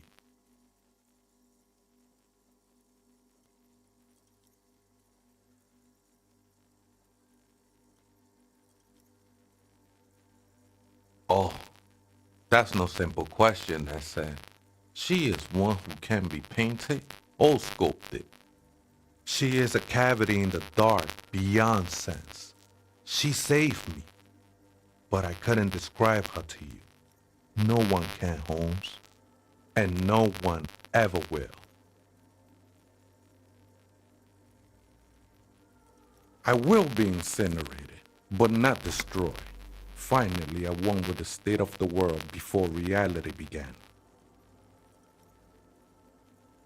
That sounds a bit like substitution behavior, no? You know a thing or two about that.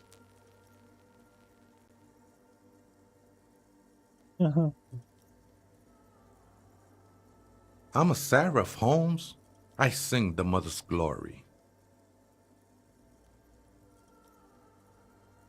I ain't from no Marietti, if that's what you're thinking. And the song I sing is silent as the mother. Marietti is a mesque style of music and dance, commonly seen at all manner of festivities, especially weddings. It's delightfully quaint, owing to its peasant origins.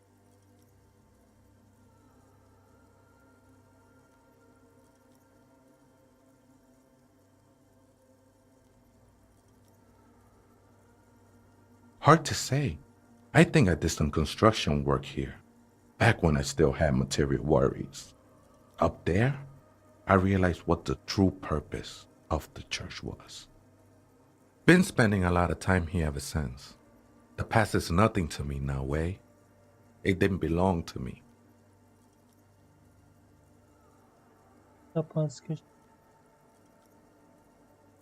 I think they were. A long time ago. I had to shed them like skins to get closer to the center of the silence. You could have them. I don't need them anymore.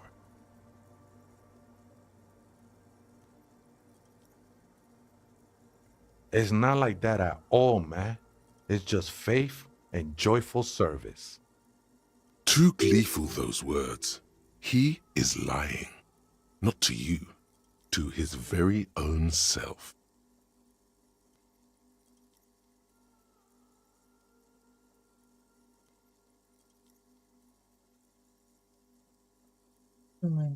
I know it will take time.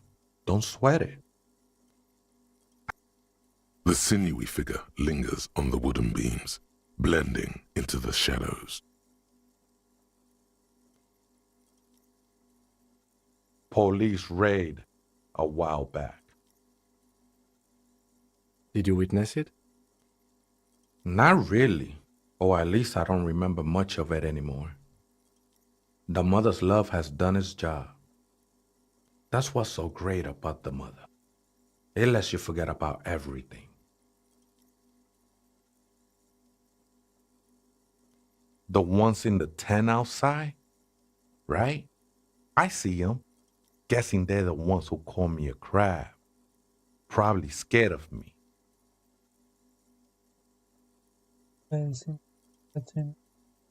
Nah, man. They look pretty funny. And I don't harm no one anymore. Anyway. Though he used to. a long time ago.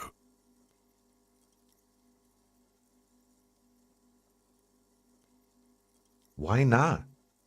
They wouldn't bother me none. I'm usually way up there, imbibing. Ain't no music on earth that can reach where I go. Might even be nice to have some company.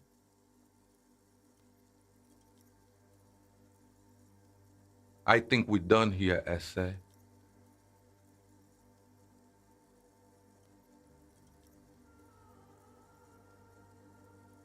That was an interesting conversation. However, I'm still not sure whether we'll find our suspect here.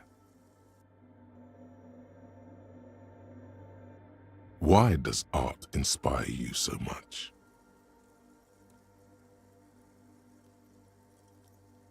Excellent question. Art is a diverse range of visual, literary, auditory, and performative creativity. It's an expression of imagination and technical skill. Additionally, it's history, criticism, and pure enjoyment. In short, art is the highest form of human communication, representation, narrative, emotion, and agency intertwined.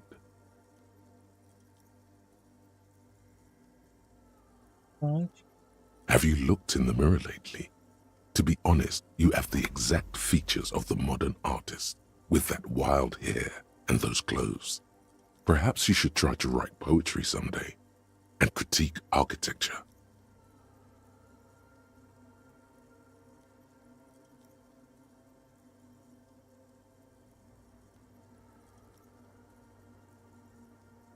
Of course not.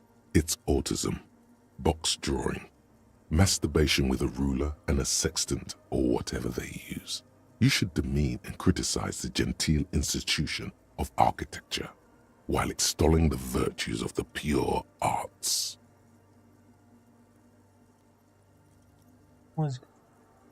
Only the most experimental kind.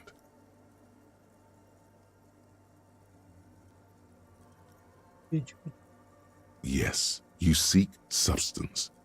No vapid representations and reproductions of social mores as made manifest in stuffy biennials. We're talking real living art here. Become the art cop. Half art critic, half cop.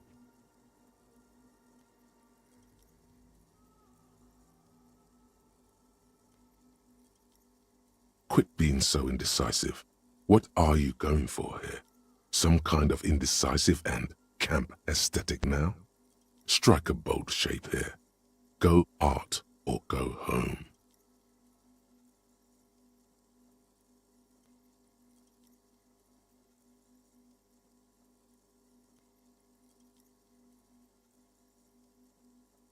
Exactly. It's not only your duty to only catch the criminals off the street, you must also apprehend criminals of the printing press and the gallery, the trite and derivative artists and writers of the world. Go ahead and provide savage criticisms, art cop.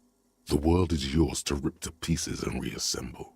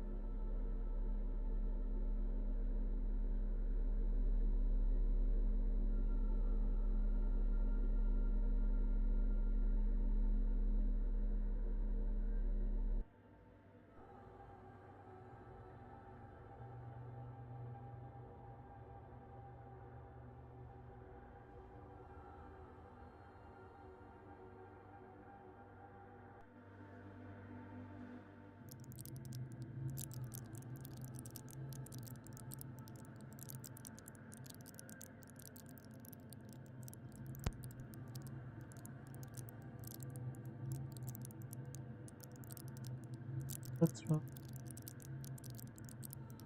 Rhythm.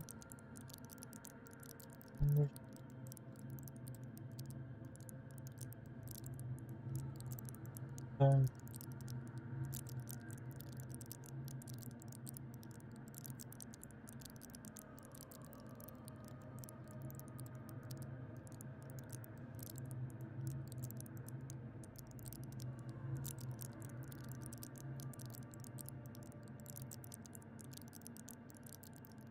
ici. Voyons.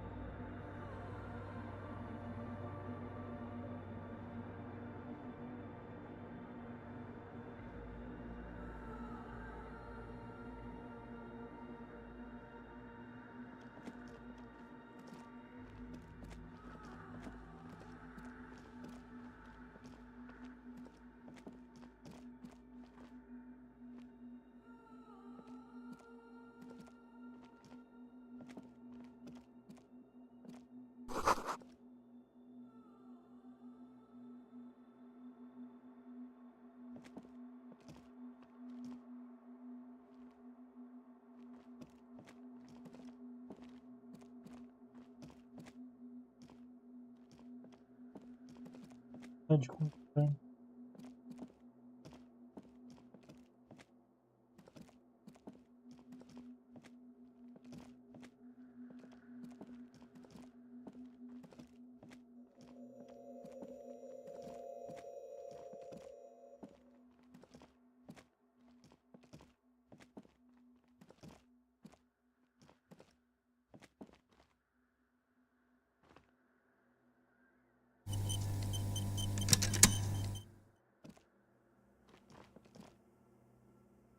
The machine's keyboard is still illuminated, revealing. The speaker comes to life, static. Good afternoon, Fortress Accident on Saint-Brune. This is the East Insulindian Repeater Station 1. Please repeat. Is this the personal log? Good. Please repeat the password. Plasma vide. Good. I have unlocked the filament. After ending the call, please press print to access the filament. Fortress Accident, is there anything else I can do for you today?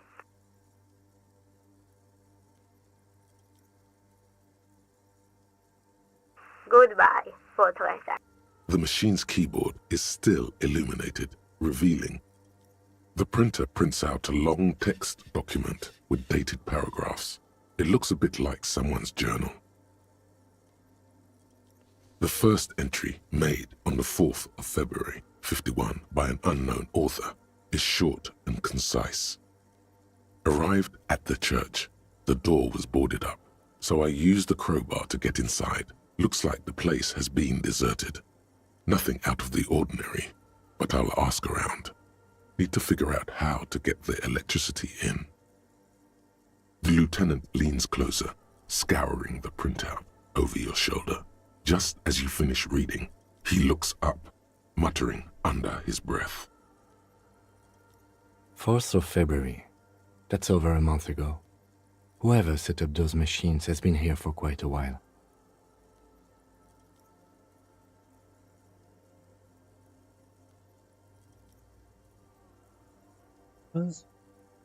Our case? No, I don't think so. It must be some local eccentric.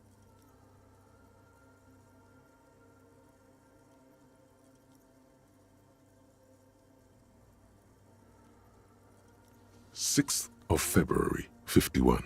Had a little chat with the local fishermen. Said I shouldn't go near that place, that the church was spooky and ridden with narcotics.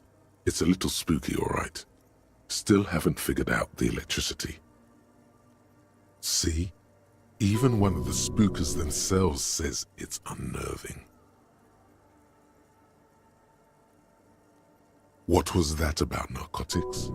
This could prove to be interesting.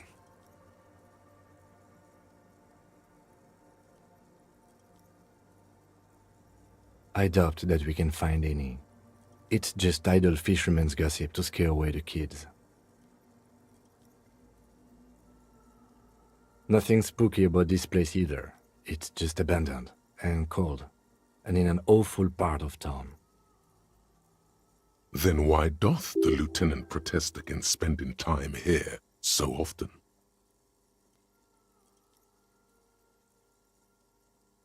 Seventh of February, 51. Finally got the electricity in. Next on the agenda, a new antenna. I'm thinking ESCA series, something advanced. Why would anyone need any of this equipment here?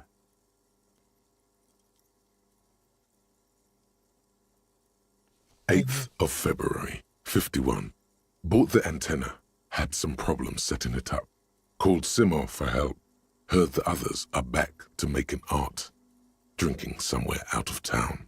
Sulislav started a rock band again. Lexi has been seen asking money from strangers. But at least the artists have their act together. They're qualified labor. They can get work anywhere. Graphic design, ads. The programmers are doing fine too. I mean, they're programmers. The writers, though, they're fucked. I just have to find out what caused that data loss and be done with it. Still don't understand how it managed to wipe out the backup, when the backup wasn't even connected to the front.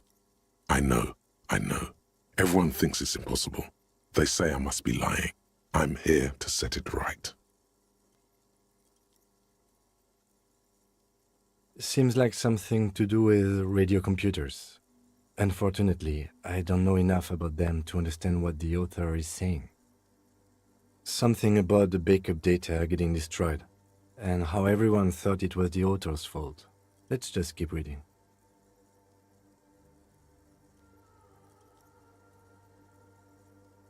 Her friends? Colleagues? She must be quite educated if she knew how to set up all this machinery. 12th of February, 51. Brought some food from the grocery store. Apparently, there's a strike going on in the harbor. Definitely not happy to see the Martinez people again. Everything's now set up in the church. Going to start working tomorrow, 8 a.m. The strike. We are nearing the date of the murder.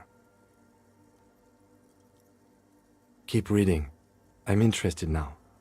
I want to know what's that radio anomaly that sent this person here in the first place. 25th of February, 51. I've been sending data up to Lintel for a while now, trying to recreate the data loss, but nothing. Didn't even feel like logging in, the disappointment. But I did discover a curious audio-spatial anomaly at the back of the church. I've named it the Swallow. It swallows sound. Need to get some mics. Is she talking about?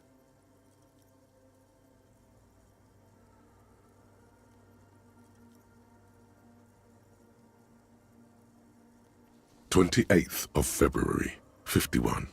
Yes, the first recordings confirm that the swallow is real and I'm not just losing my mind. It's a pillar of silence with a diameter of approximately 3 meters. Seems like the higher I go, the less I record. This might be a coincidence, or it could be connected to the data loss that led me here." The pillar of silence. She is talking about the silence. Is she suggesting it's more than just an architectural quirk?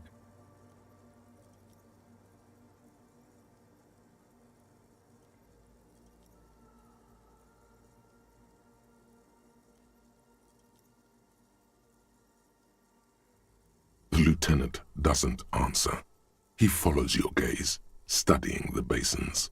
The water shines in them. No. March 51. Some kind of young disco men have appeared next to the church. I've been trying to record the silence to find the epicenter, but now it turns out I've also been capturing the future of dance music, one neo-disco song over and over again. Fortunately, The song is so monotonous, I was able to devise an algorithm to factor it out. The other day, one of the disco men came in. Before I could even say hello, she got scared and left. Good, I don't want anyone distracting me from my work. That disco man must be a cell.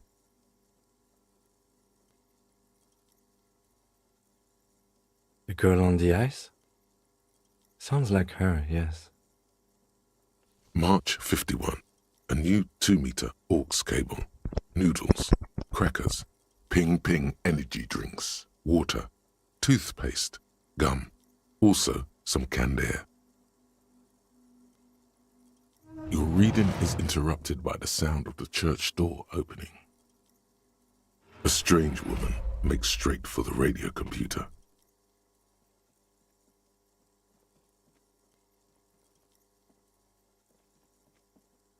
Sorry.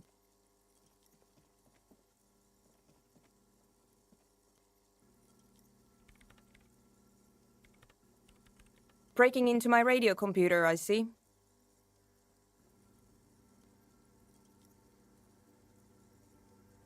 Yes, you are breaking in, but not into her radio computer. You're a master circuit bender. I do apologize for the intrusion, madame. We are with the RCM, you see.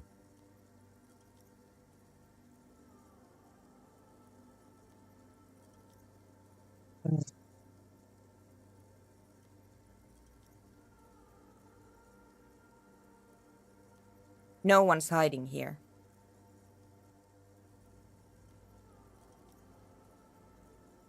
It's just me and my computer, and it has been this way for weeks. Now please give me some room. I need 2 seconds to see that you haven't destroyed anything. We should talk to her after she has rebooted the machine.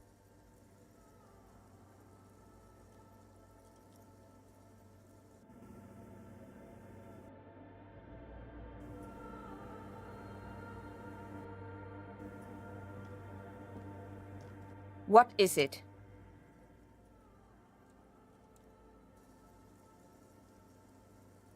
Okay. No, you just printed out my personal log and wasted some paper.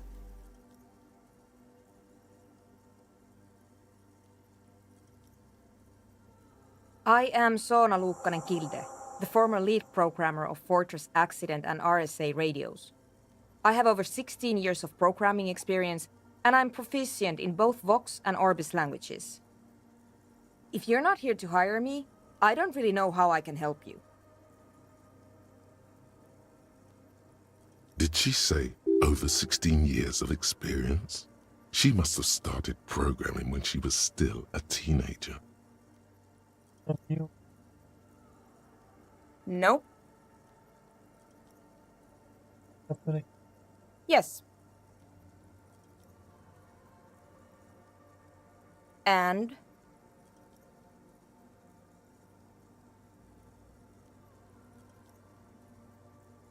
I don't care. I don't care about crap men. Wow, she really doesn't. Not afraid, this one.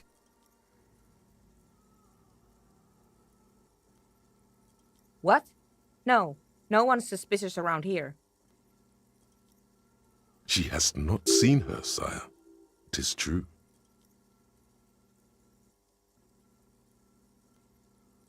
I brought them here. These are my machines. Please don't touch anything. I'm working. The machine seems almost alien with its pulsing core, the light casting her face in a strange shadow. Could you just shh for a moment? Or get to the point. I really need to focus on something.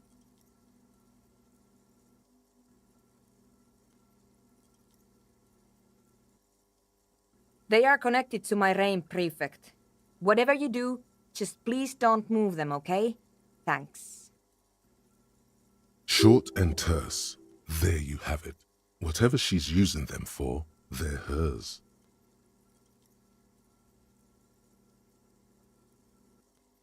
Great.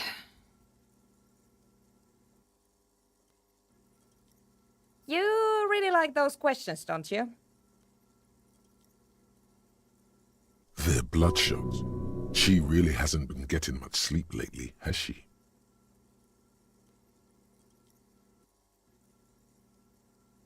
No, I'm not. It's just me and the crab man.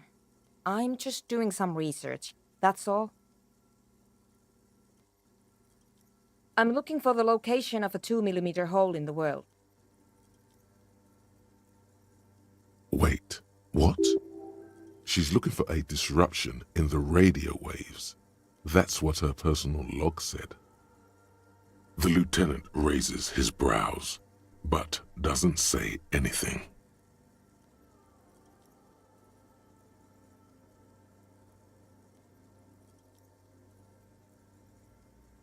Yes, that's what led me here. But I suspect it might be something a bit more complicated than that.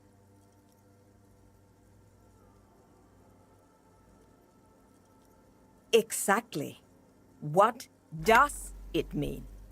Up to now, it has been impossible to say what it is because it's impossible to measure nothing. What do you think it is? What qualities does nothing have? How do you measure something that does not exist?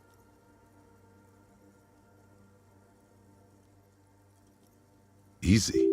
You measure it by the world around it.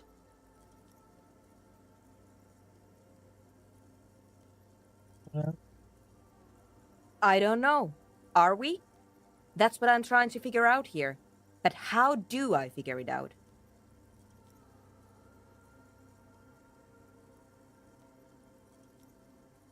Exactly. Very true.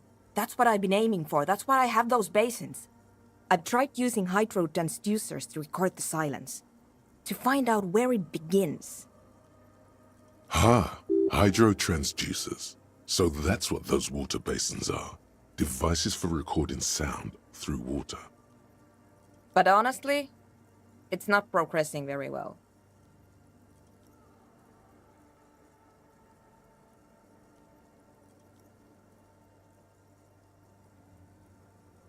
Somewhere underneath those roof beams, I assume.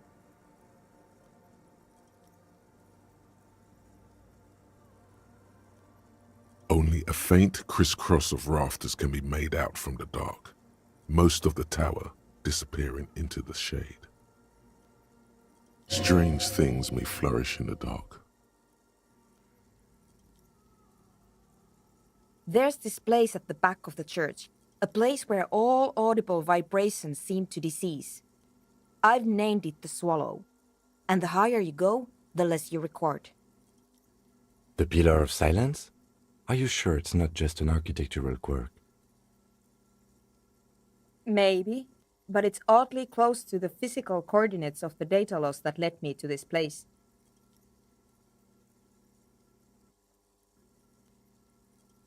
I know.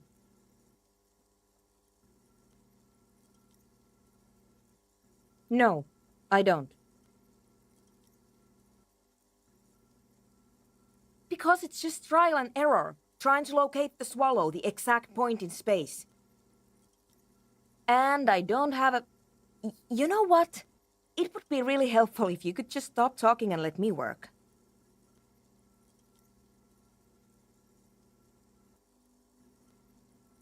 Great. Thanks.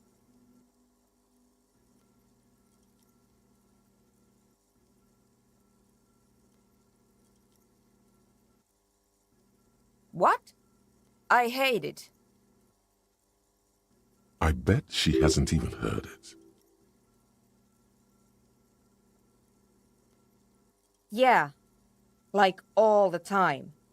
My tent neighbors don't really ease up with their partying, do they?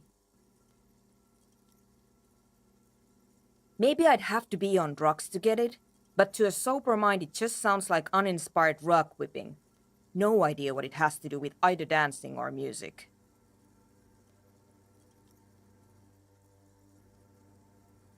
This is about those speed freaks in the tent, isn't it? I've got some news for you. It's not a nightclub they want to build here. Take a guess, why don't you?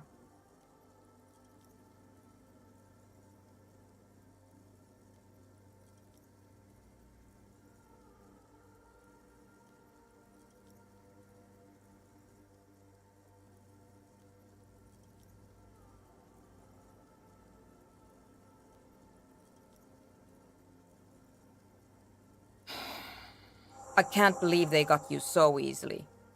Go have another talk with those up-and-coming entrepreneurs, will you? Thanks. Good luck. I'm not coming in there. Deixa bem. Mas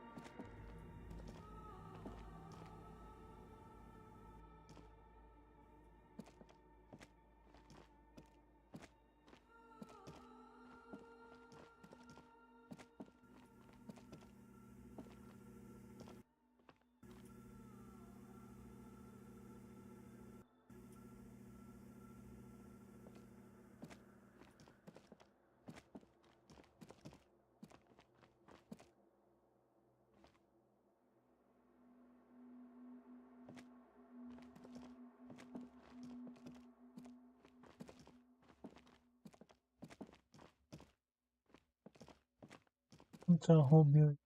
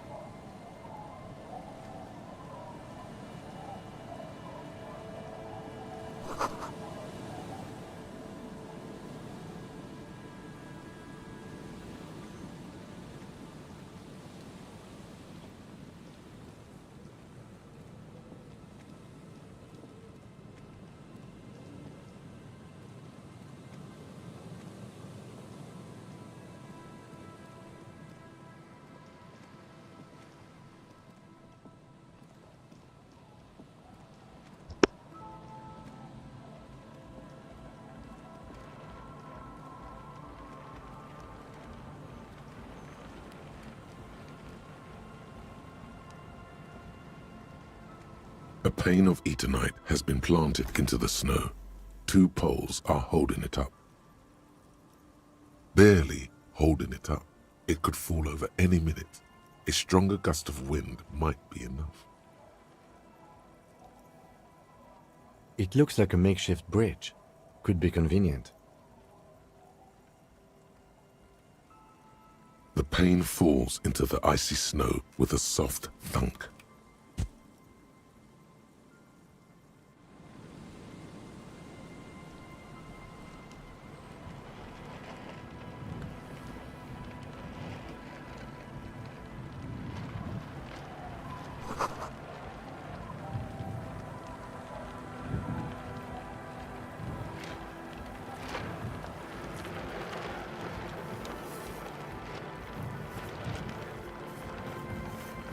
Acho que o caranguejo não. Ou no caranguejo. É.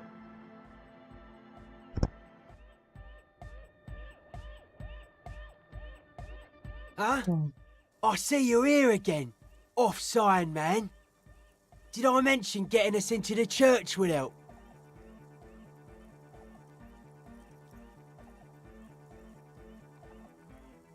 A sticker? You mean the yellow one? Can you describe it to me? Interesting. He wants you to describe it, though he already knows what it looks like.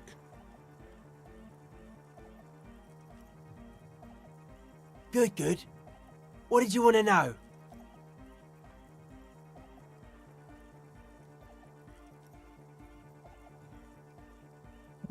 Yes, you're the 23rd person to get it right, and I've asked 23 people. Looks like it's a dead guy smiling to the entire human race. Really? We're all the same. Same eyes, same smiles, same death. He defeated history.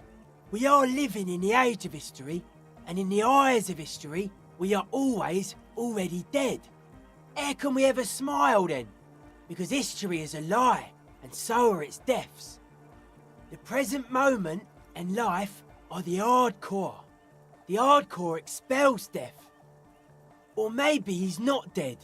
Maybe he's just really ecstatic about the beats. Or drugged out of his mind, come to think of it.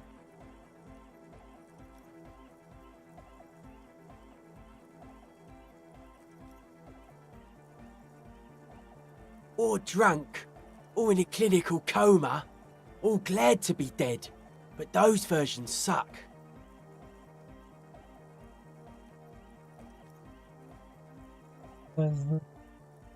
Simplicity was brought to us by a classical soul artist modernism, but that was a tasteful, harmonious simplicity, right?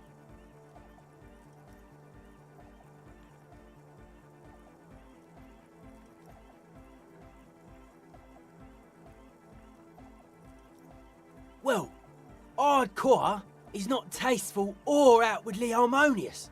It's a warning shot. This will be dangerous. The echo of man's loss haunting him. The sticker, the clothes, the music, same thing. Not alone.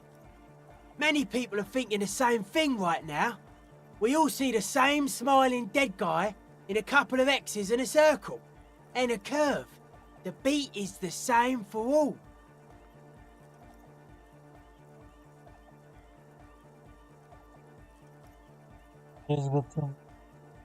I guess one could write an entire treatise on the thing. But what for? Oh. No. Nah. Still strongly out of sync. Stage gamma disalignment. You heard me.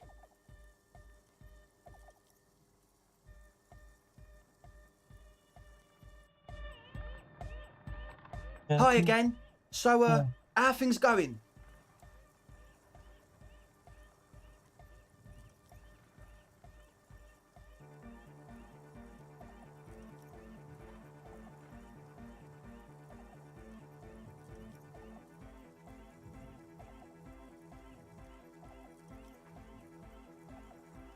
And? What happened? Oh man! Who is he? What did you think? It's okay. Really? Huh. Interesting. What's he doing in the church? No matter. Is he gonna be a problem? Yeah, Noid is right. Let's get back to the point. What are we gonna do about him? These guys will never catch him. You will never catch him. There's nothing to do. Yeah.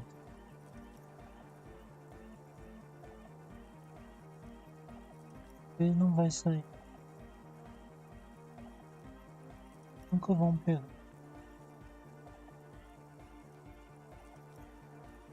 I don't know, man.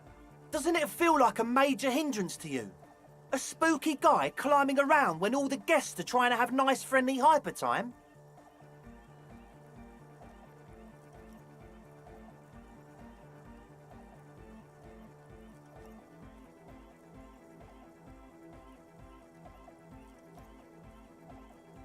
I guess it's not a massive problem, now that I think of it. Everyone is welcome to dance till the morning light! Yeah! Maybe. I guess we'll figure something out. Okay, but what about the other spooker? The one in Grandma's clothes? Did you see her?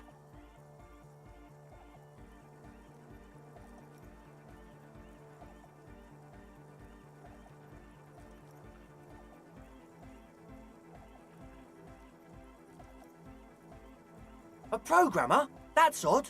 What was she like? Did you ask her about the nightclub? Não gosto da ideia do. What a pity! That's my favourite thing in the world! And she doesn't like it at all! A shame. What can we do now? Do you see a way out of this jam? And into a laser-lit future of dance and unity? Unity! Dance! And you can't just evict her?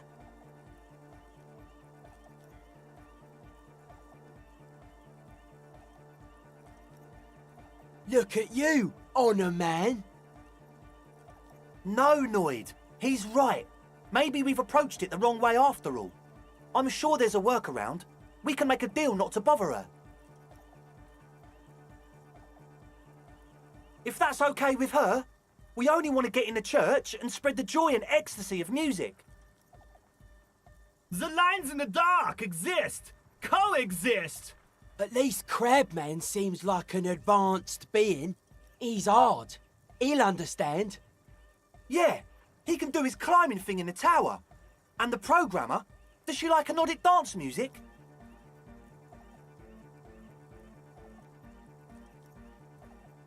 Egghead cannot believe what you just said.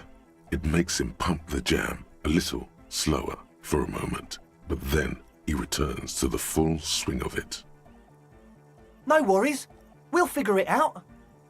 If coexisting fails, you can always muscle her out, right? If it's all okay with you, what do you think?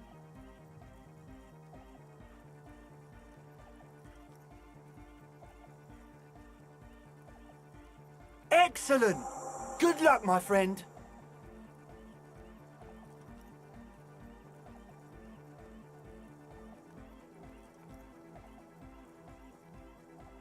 He's a quiet man, mostly communicates through music, and by being a master of ceremonies. You know, a host, a declaimer of slogans. He's a performer, gets the people going. Interesting, sire. A bit like you, then. An MC for short. Well, he's just kind of here. I don't really know how to communicate with him.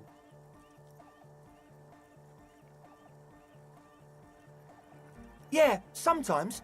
When I, stumble and find my way into his centre, you have to hear a lot of hardcore to the mega first, though. The man smiles mysteriously, choosing to let the beat speak for itself. I get it. He's a puzzle. Goodbye, officer. Huh? I see you're here again. Nah. You heard me. We're close. True, hard, full, core. Hardcore. Hardcore to the mega. Internally coherent. All core, all right! He furrows his brow as his very large head traces the sublime invisible movement of the music in the very real air of the stuffy tent. Hardcore! Ah! Is it though? But is it? I mean, really? Feels like you should reply with the very pinnacle of idiocy here, so that things get totally transcendent. But you haven't gotten there yet, so you don't know what to say.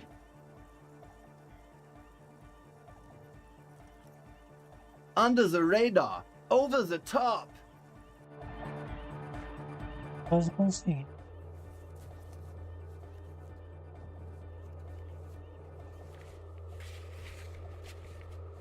Veja uma, veja em resolve isso, né? E eu tá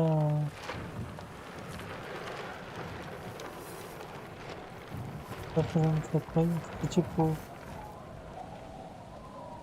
tô vendo uma coisa muito mais importante, é onde está a Rubia.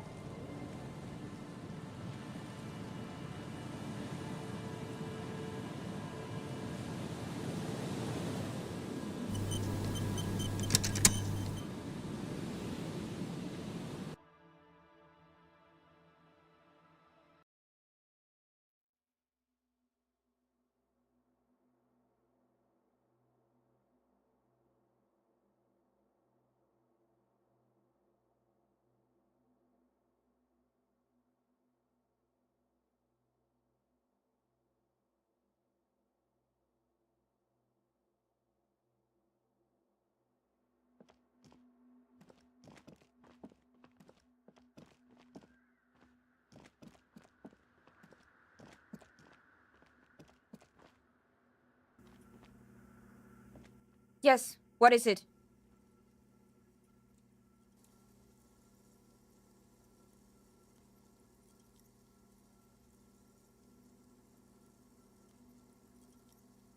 I don't want to make anything work.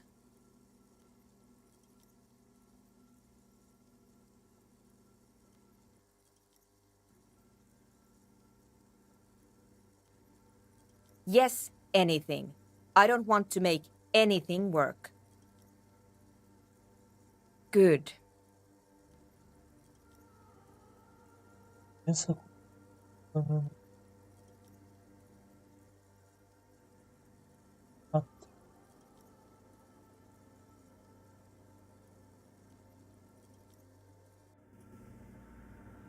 Santana. Preciso de 6. Yes, what is it?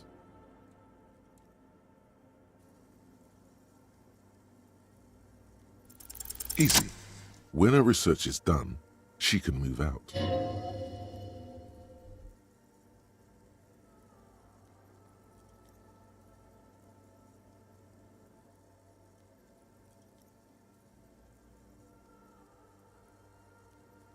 What?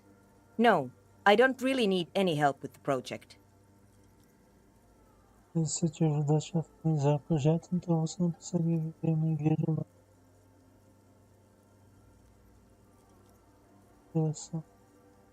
She thinks about it, a glassy look in her eyes.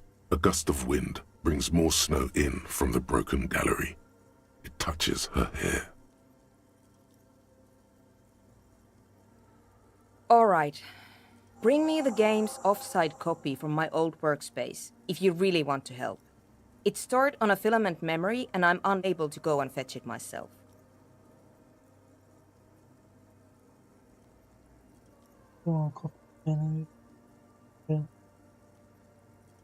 It's a backup of my former employer's project, the radio game we were working on. It's stored on a filament memory, just like the one inside this radio computer.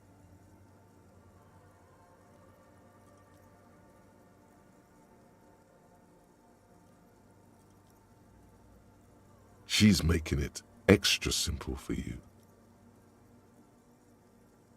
The backup itself is destroyed now, but I'm hoping to use what's left of it to pinpoint the exact location of the anomaly. You just have to go to my old workspace and get the filament.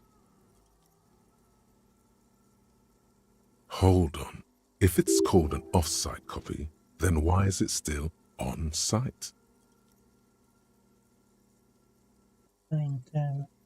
Oh God, not this again. It is not on site. It is in the basement. Perfectly safe and not connected to the front at all. Basement?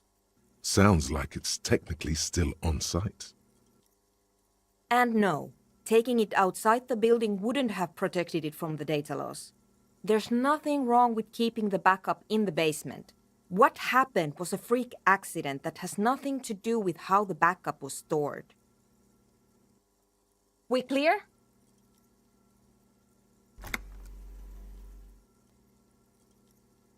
On Rue de Saint-Ghislain, in the East Delta Commerce Center.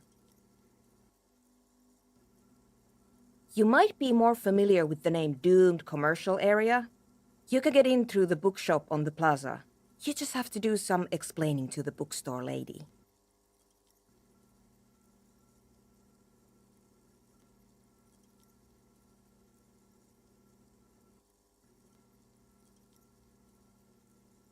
That's her name, I believe. There's this giant ice bear fridge in the building's cellar. It's there.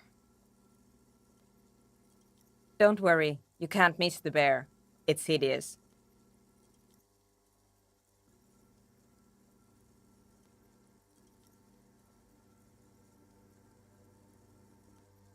The bookstore lady hates me. Says I'm part of the curse, whatever that means. Of course not. Anyway, I don't have my keys anymore and she won't let me in. Because she's from Martinez, and people from Martinez have never ever seen a radio computer. She thinks it emits elemental evil. No. She literally started praying for the higher powers when she first saw my Reims Civic. I'm not making this up. The lieutenant coughs like he's amused. Once I came in one morning, only to find that my terminal was full of those strange trinkets and amulets. Wards. It looked like some Semenine magic. So what I need you to do here is go have a talk with her, say that you're a policeman and need to get to the building's basement. Then bring me the offside copy. All right? Thanks.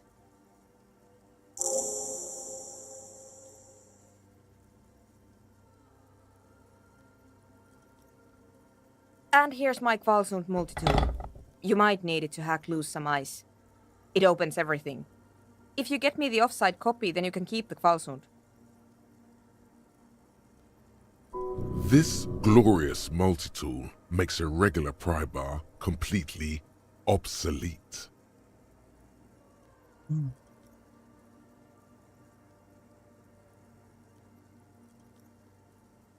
Evet.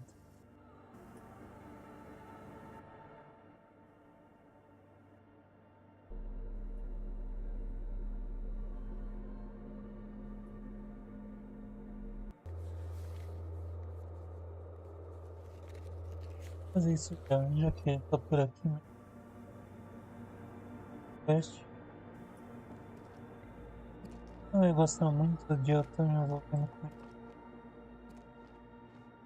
com o superior, né? Também superior. Essa dupla. É.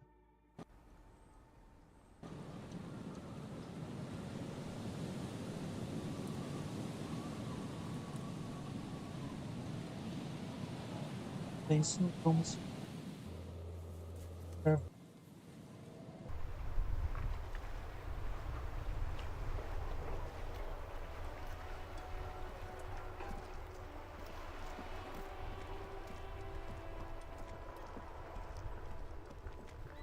Okay.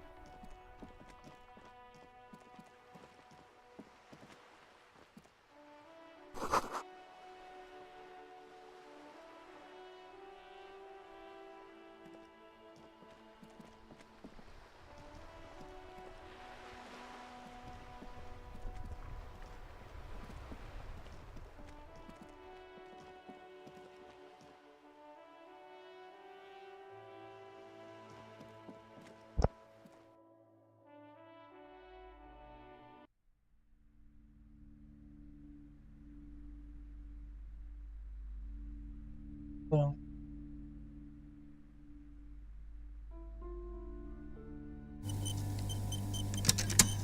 Hello again, esteemed officer, and welcome to Crime, Romance, and Biographies of Famous People.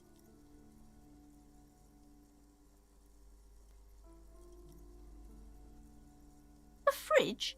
No, I don't know anything about a fridge. Aren't you interested in books? For whatever reason, she's lying to you about the fridge. Seems like you have to find your own way to the cellar.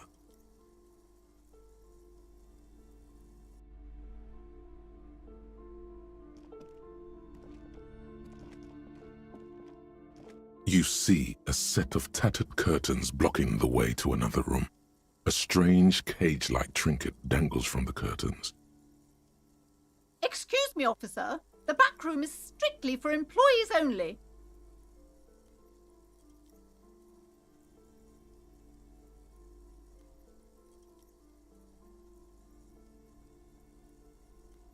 Nothing. Now please go back to browsing the books. Don't you feel compelled to look at the books? The books are all you care about. She speaks almost as if she's trying to put a spell on you, urging you to buy more books. Oddly enough, the more she tries to draw you away from the curtains, the more alluring they become. You see some kind of charm, an irregular polyhedron assembled from bones, sticks, and straw. Inside, a disturbing fish head with empty eye sockets stares at you. This is a traditional Seminese ward, meant to provide protection against ill luck, bad dreams, curses, and other supernatural scourges. Inhabitants of Île de Fantôme, the Seminine Islands down south. Aside from poking at it suspiciously, there is nothing else to do with the fish head charm at this time. The curtains remain shut before you. Just as you're about to pull apart the curtains, the petrified voice of the shop owner cries out once more. Sir, don't touch that. I told you it's off limits for the customers.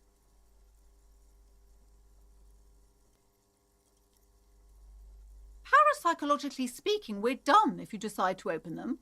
I won't be held responsible for the consequences. It's too dangerous. She looks away, mumbling. Why is everyone always messing with the curtains? Why can't they just buy books like normal people?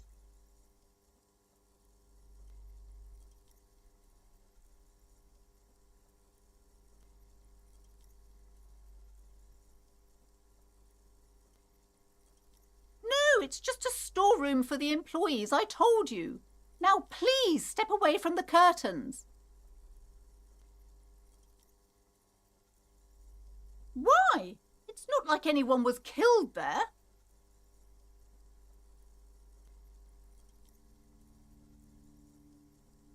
I'm sorry, I don't mean to be so impolite. Just please don't go there. I can't allow that.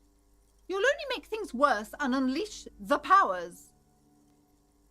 The curtains do seem frail suddenly, not robust enough to contain a slippery darkness.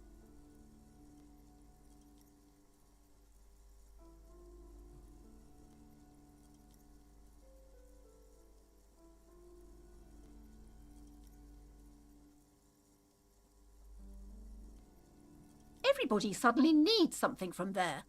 Leave the curtains be. It's what it wants. Okay, so what's in there has a will, and it wants you to enter? This is bad.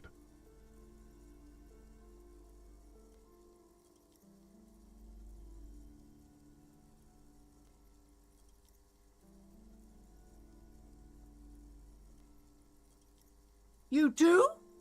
My God, even more reasons not to mess with the curtains. Just step away, dear sir.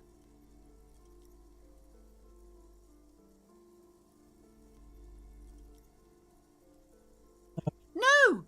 Please just talk to me, officer. Come here and let's talk this through before you decide to do anything extreme. Talking is always good. Go see what she has to say. Lies. Rip them open, we say. There is something mysterious about the curtains. Be careful. The curtains, tattered with age and covered in dust, hang before you, as if taunting you.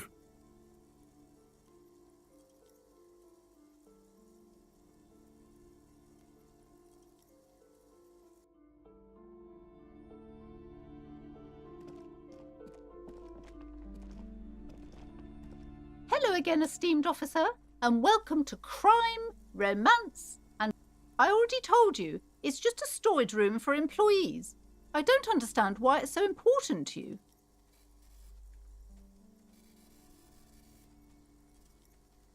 Just let it go, officer. Go buy some goddamn books. You're supposed to be drawn to the books.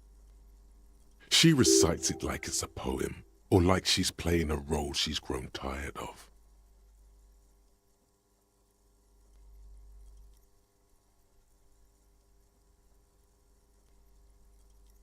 It's just for decoration.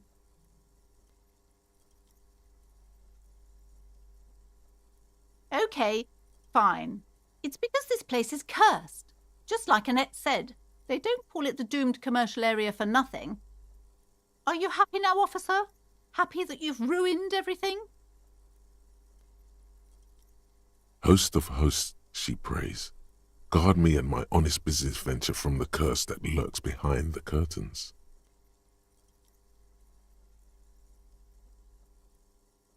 The curse is so much worse than you could imagine.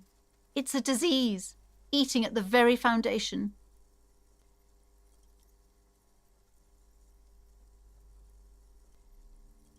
It's the curse of financial distress, of ruin and bankruptcy.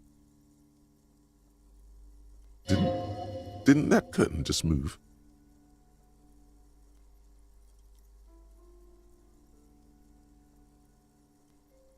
Everyone knows that all the previous companies in this building have sooner or later declared bankruptcy, and their malicious spirits are still here, feeding off bad business practices and disappointing income statements. There's something wrong with this building, I can tell you. Ever since I arrived, I've sensed an eerie, lingering presence, as if I was unwanted here. It's not good to talk about the curse, not in detail. The negativism, it's dangerous. Talking about the void wraiths angers them. Wow. Void wraiths. You have new words. Such wraiths may prove a formidable enemy. Suit up. Yes, I've contacted numerous parapsychologists and even a pair of Simonese mediators. They provided me with the wards.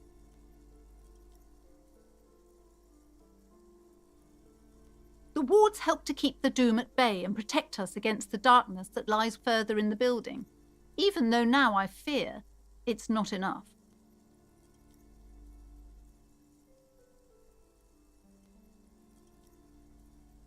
Oh, this? No, it's a special Himian amulet, blessed by desert pygmy shamans, with a spell of compulsion. It's to compel people to buy books. There are numerous spells cast throughout the store. I had the books anointed with a different inducement spell, for example. It's guaranteed to boost sales 15%. Desert pygmy shamans. That sounds like a rather questionable way to describe a group of people. Doesn't seem like the spell is working. There are no customers around except you.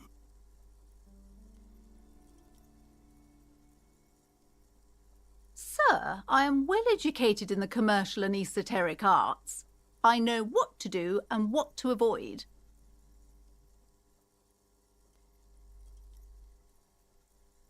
Discount my wares? I can see, sir, that you don't value books very highly. Besides, this would only tempt the phantoms of doom. They can sense the desperation, you know.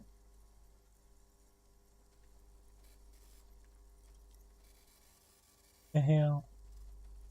Most certainly not. I don't want anyone who's not familiar with the psychic arts to get involved in this mess. Stay away. Leave the spirits be, so they can return to their slumber.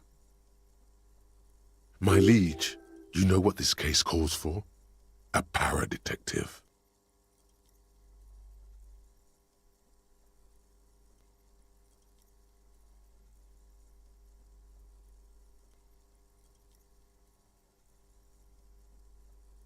Who? What?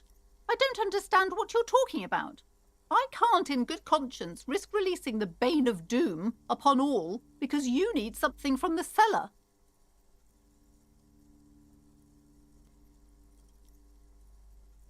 Oh, you mean that girl with those bizarre machines? I recall her now. Her energetic presence was off. Very off. She kept rambling something about her memory being lost. Her filament memory. In fact, it's odd how many of these troubles started with her departure. How do I know she's not behind the curse? We definitely have to contain it now.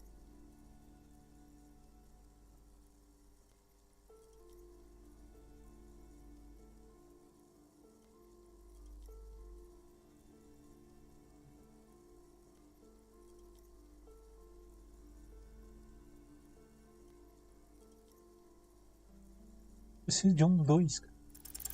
Slither up to her, you silver-tongued fiend. Show her what world-class perfidy looks like.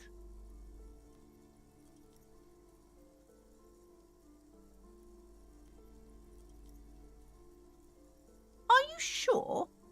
Don't think I haven't seen charlatans before.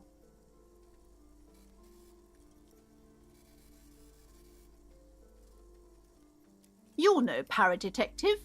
You look nothing like one. And you're clearly a drinker. Pardon me for being so blunt, but... You look like one. Hey now, hey. You need the booze to focus, all right? The lieutenant keeps his usual stony calm. He silently picks out his notebook. Go ahead then, rock her world, he thinks. I'll compose some notes.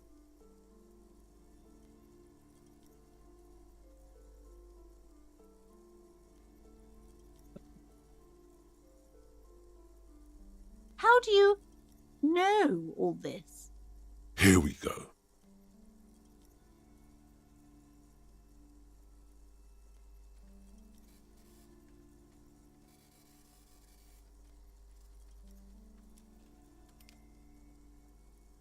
I should have realized. A pattern lies within the fabric. The hand of fate guides us. Our meeting couldn't have been mere chance. Perhaps you truly are the one to deliver this woman from the doom. But I am not the only one at risk. I have to think of my daughter. You are certain you can help us? Keep us safe? I can't allow any collateral damage to hit us.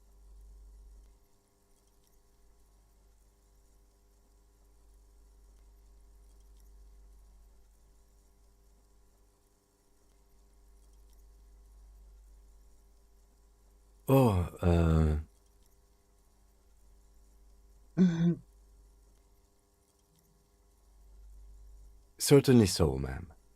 I can assure you my partner is eminent in this particular field.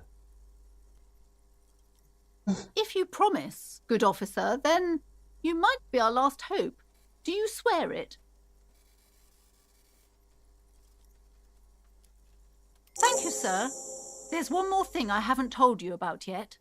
The entity.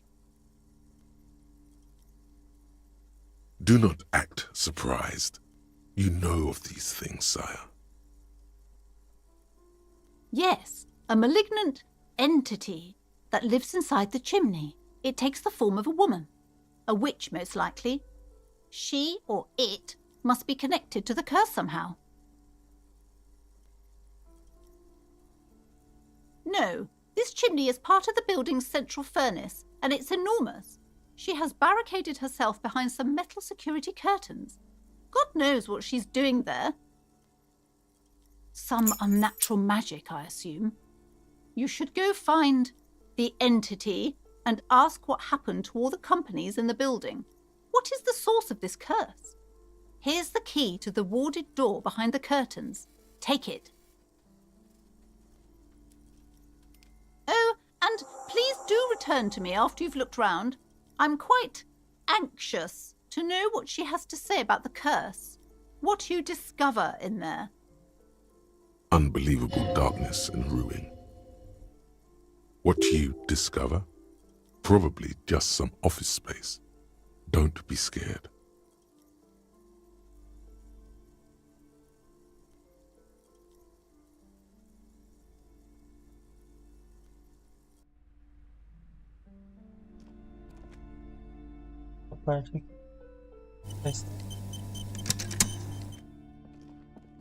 You see a set of tattered curtains blocking the way to another room. A strange cage-like trinket dangles from the curtains.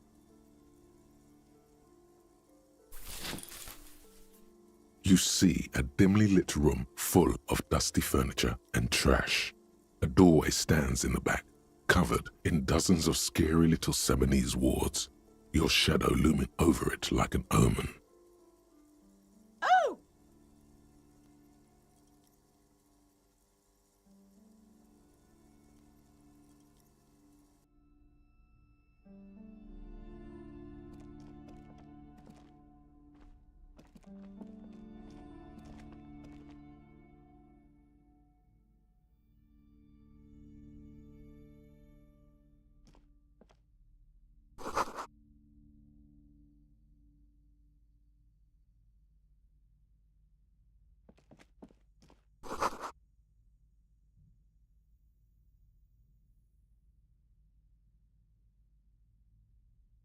A heavy door with a missing handle stands before you, covered in dozens, if not hundreds, of Seminese trinkets and charms. It appears to be locked.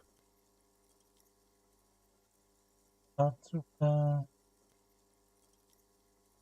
derrubar a porta, vou destrancando ela.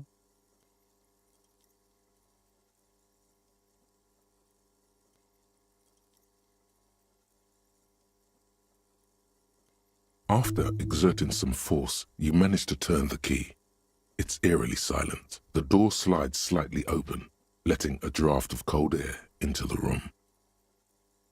You feel the tiny hairs on the back of your neck rise up, as if someone's standing right behind you. An uneasy knot forms in the pit of your stomach.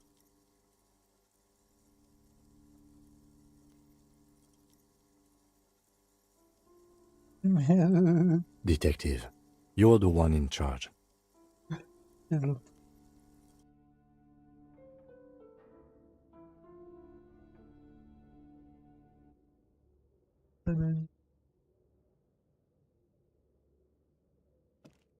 What is this place?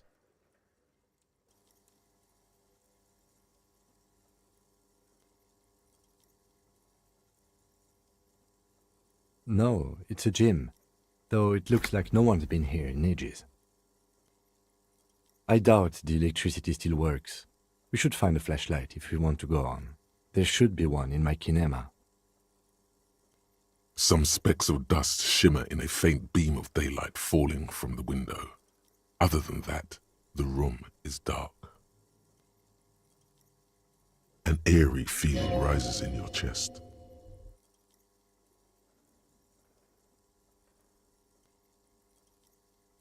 Yes, because it's closed.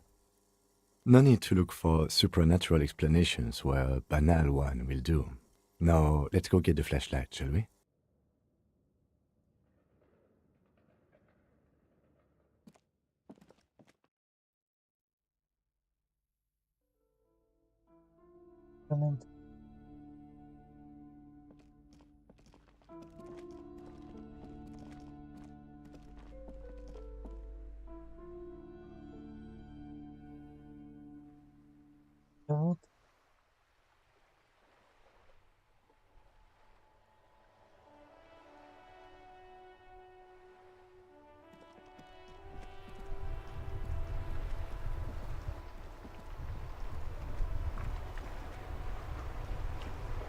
The afternoon sun shimmers of the white on blue police livery of the motor carriage.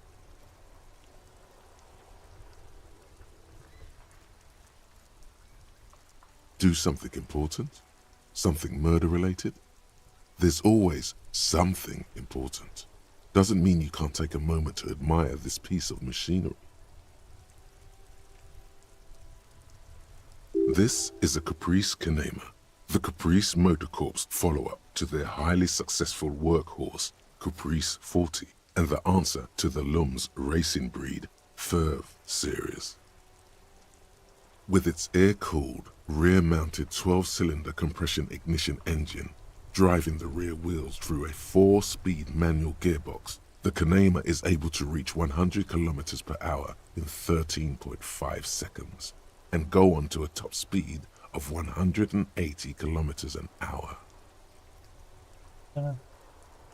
The high center of balance is offset by a large battery bank mounted at the bottom of the cabin, feeding all the auxiliary systems and making the Canema effectively a mobile power plant.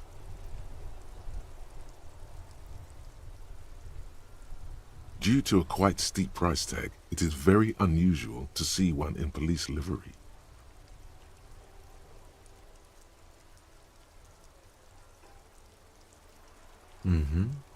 You want to take a closer look? 130. I reckon that's a 7-liter V12 there. Man, that's got to be a major advancement over the KR18GU engine on the old Caprice 40.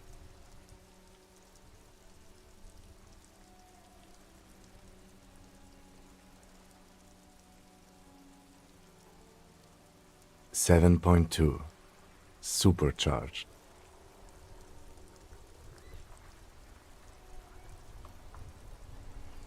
Yes, an extraordinary machine. It's nice and all, but why so modest? Put some zing into it. Flare it up. Slam it down. Helium headlights would improve the range and quality of the visual field a lot.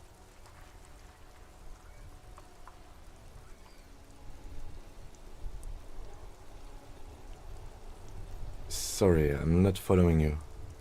Lingo it up.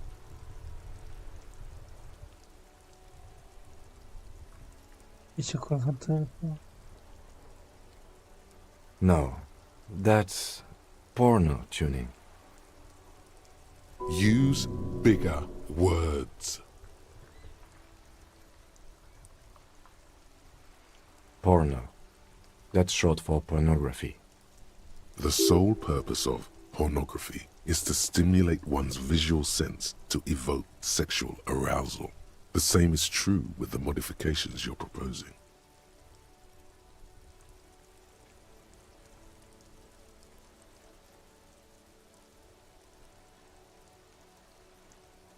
That's a negative on the porno.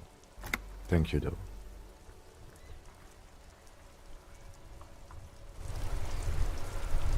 Inside, you see a set of steering levers, a radio microphone, a pull-out toolbox, and the soft glow of the fuel preheater gauge. A metallic drawer slides out from under the seat and click. It's robust, weatherproof, and well-made. Police issue, blue. Lets you see things in the dark you would otherwise miss. The pull-out toolbox slides back into its nest.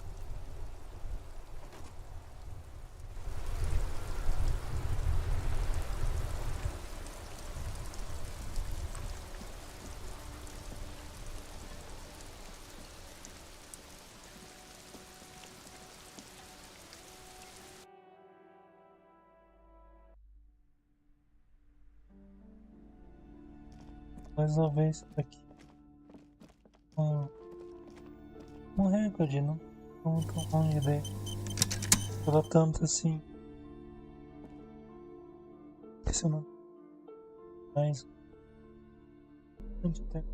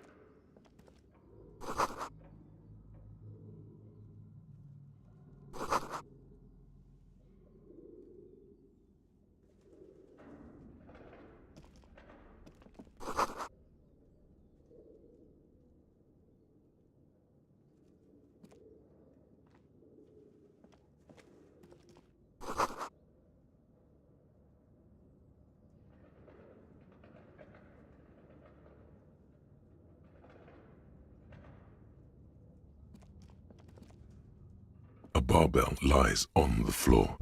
The color has worn off its weight plates. It's 60 kilograms. Your triceps hum at the sight of these weights. Show the world what kind of beast it's dealing with. Lift them. There are no collars on the barbell. This is a safety hazard. Why does it feel so familiar?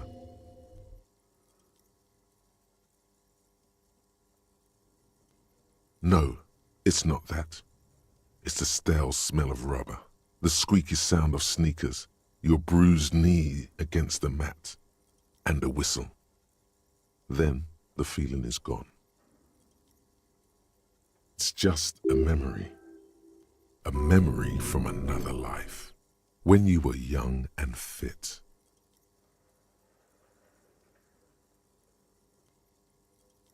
You're right. The weight may fall off. Better not touch it then.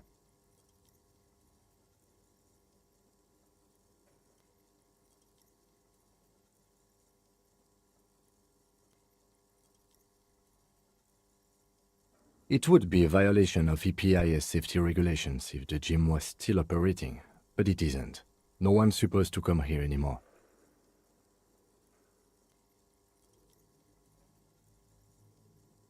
Seis.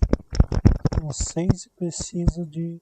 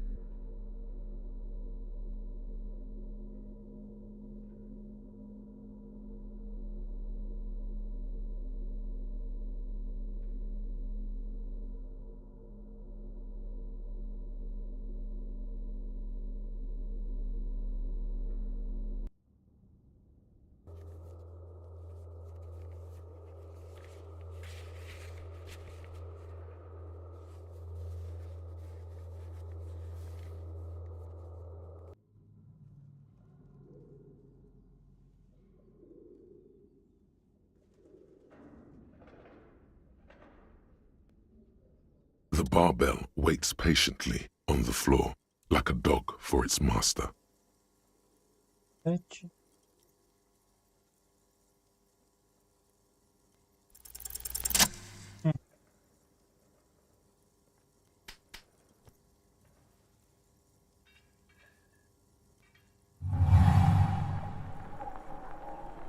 Conjuring up an inhuman amount of strength, you raise the barbell up in the air. Your biceps tremble, but you're a savage. This is a children's game.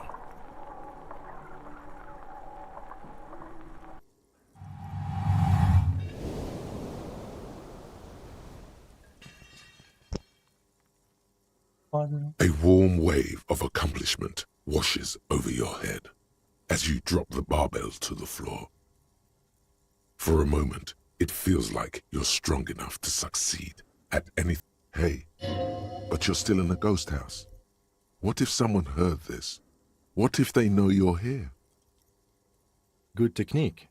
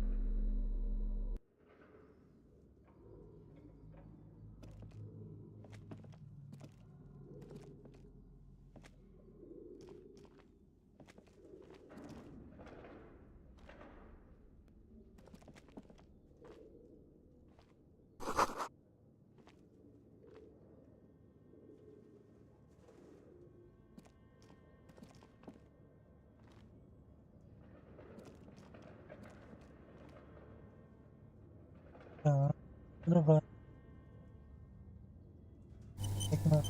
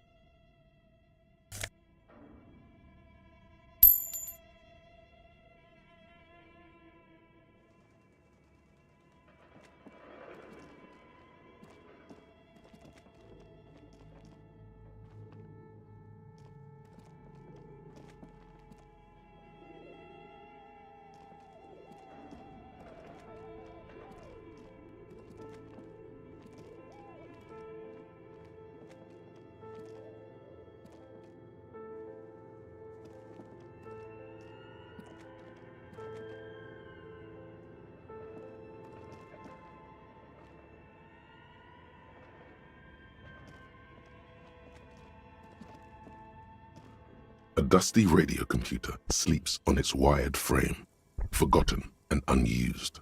Its keyboard has a rectangular on-off button. A piece of paper still hangs from the printer. Another radio computer. Just sitting here without anyone inside. This is the Ream Civic radio computer, model RC5120, equipped with a Feld mainframe and a Ream-compatible printer.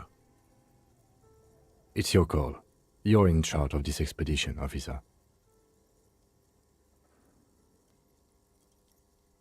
The machine lights up like some prehistoric animal stirring from its slumber, revealing fluorescent play and print keys on the keyboard. The hatch on the machine's central compartment is wide open. It's empty like a beehive without its brood. Some cables have been left dangling, disconnected. This is where the memory should go.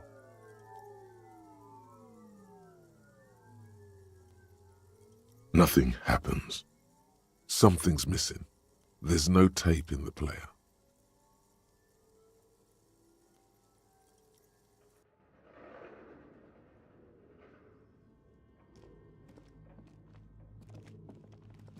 Your flashlight slides over an old green chalkboard covered in scribbles, sketches, and schemes like some ancient cave mural. Some of the writing has faded with age, but you can still make out sections here and there. Photos and drawings have been pinned to the board. These lithe, pointy-eared creatures appear to be different types of welkins. You make out autumnal candle welkins casting wax-based magic. Translucent welkins with organs shining under their skin, and even ether welkins hailing from the vast emptiness of sidereal space. Who are all those creatures? Fantasies of a tortured, feverish mind? You should adopt one of those welkins as your persona. No longer a mere man, but a welkin.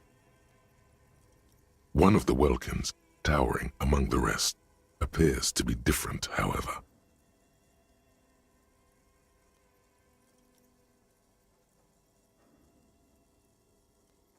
It's Vara Hamira, a high welkin, his face white and scarred like cracked marble. This is clearly a welkin supremacist.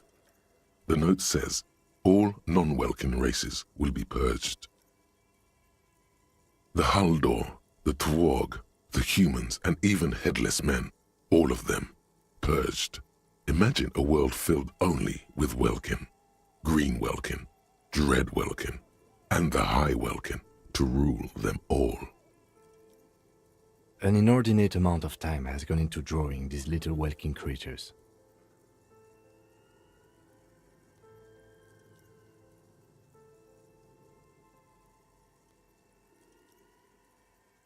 Some people really like building a world, I think, even if it's just for a game.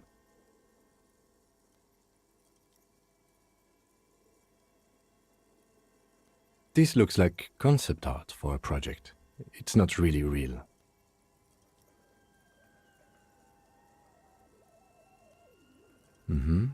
Political commentary. That one has a great beard too.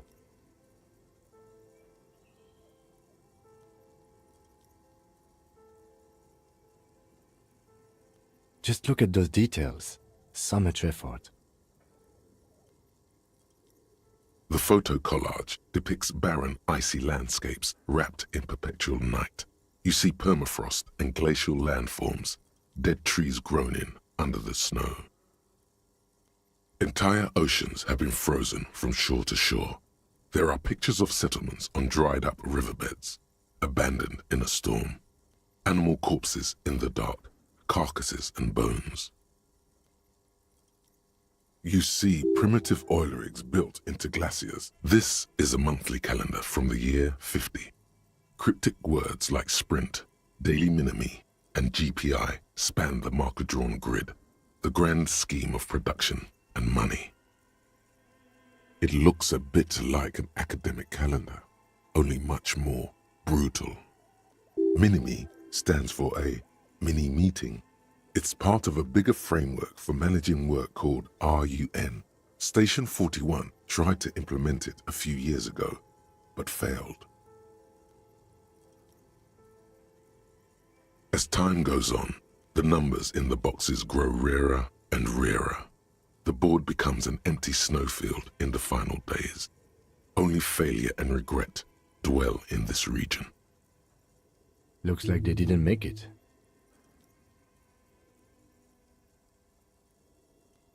A note in the bottom left corner of the chalkboard says, "See the prod schedule filament for details." The handwriting is only partly legible, but you can still make out 3 slogans: Call in, Tune out, Wirral Untethered, and Heat Death of the Universe. The full text reads, "Heat Death of the Universe is the new black." Another note says, "The biggest advancement in role-playing systems since the 30s. Outside, a cold wind wraps the building in its bosom. Snowflakes in the wind. An old woman passes what the locals call the doomed commercial area. She tries hard not to look at the bookstore windows. It's unwise.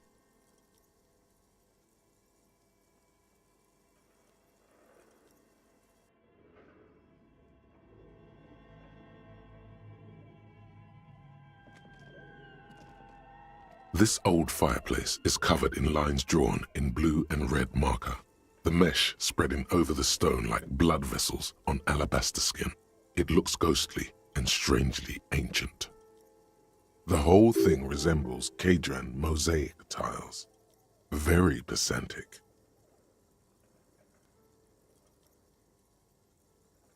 History classes, students with their textbooks open, studying the roots of our civilization.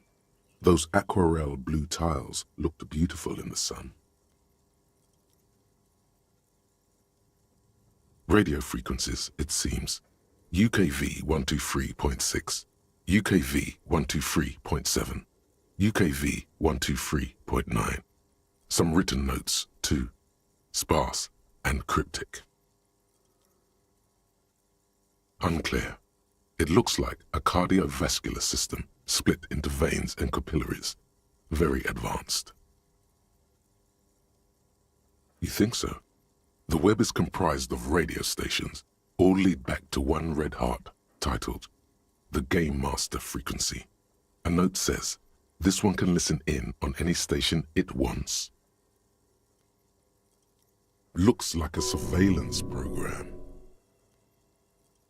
They must have had massive airwidth. These things don't come cheap.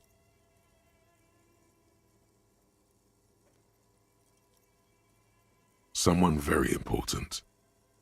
The leader of a massive on-air game built by these people.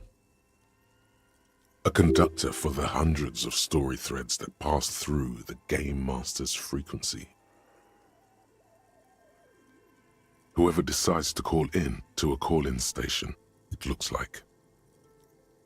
A list of names under the stations suggests people across 6 Isolas would be playing Muindi, Insulinda, Kotla, Grad, Samara, and even Il Mara. There's no way a little basement studio working here could pull anything like this off. My God, it's as if the less money they had, the more ambitious their project became.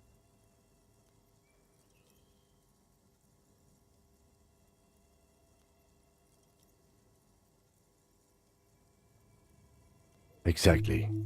This schedule, I know doom when I see it. The company was running out of funding.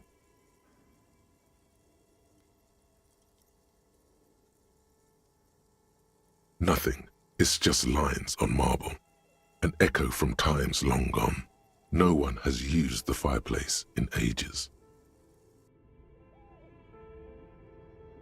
What? Vai conversar comigo.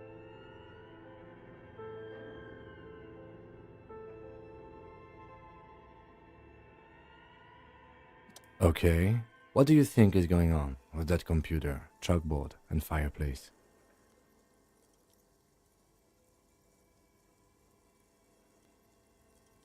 Yes, I got that. What I meant was, what were they trying to achieve with this damn game? What were their ambitions? Because this here looks rather advanced. This is way above your tiny little policeman head. Okay, well, I think. Like he's ready to lay out a fine theory, crafted together like a puzzle box. It looks like one of those popular pen and paper role-playing games, only these people were trying to automate it, make it work on radio computers. Utter madness, he thinks, as a compliment. Through call-in stations, none of the players have to be physically present. Anyone in the world can participate in the game, as long as they have a two-way radio. Then there's the game master frequency that listens in on the smaller call-in stations. I think that was supposed to coordinate the stories, functioning as a master of ceremonies of sorts.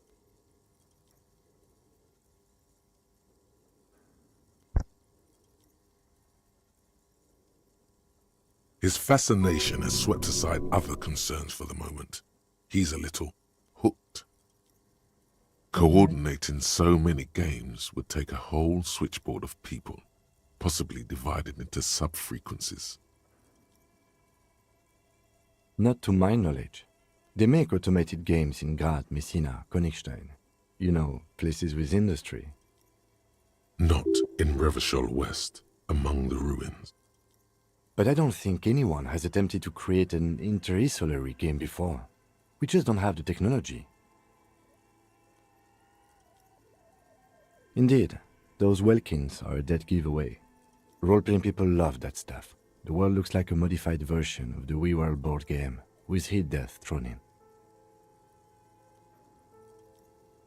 Super cool. Someone should give them millions of real immediately. This game is too good to be left unfinished. No idea. They stopped filling out the schedule on the chalkboard. Indeed, it's ambitious and untethered from reality, but...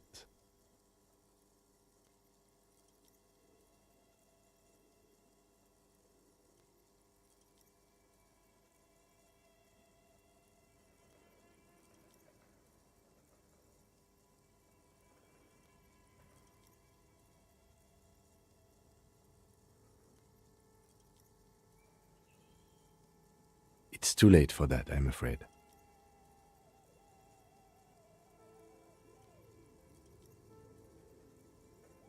Okay, let's keep moving.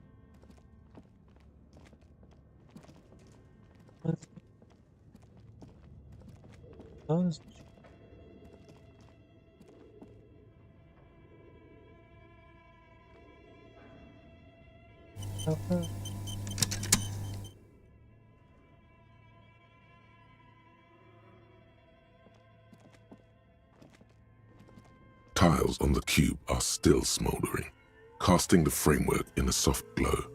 Fluorescent play and print keys shine on the keyboard. Like a smooth draw, the filament slides into place. On the keyboard, the play key starts blinking. The speaker comes to life. Static seeps through the machine's planar magnetic driver. An old lady greets you. Her voice sounds 100 years old. Good afternoon. Fortress accident en rue de Saint-Ghislaine. This is East Insulindian Repeater Station 1. Please repeat. Is this the production schedule?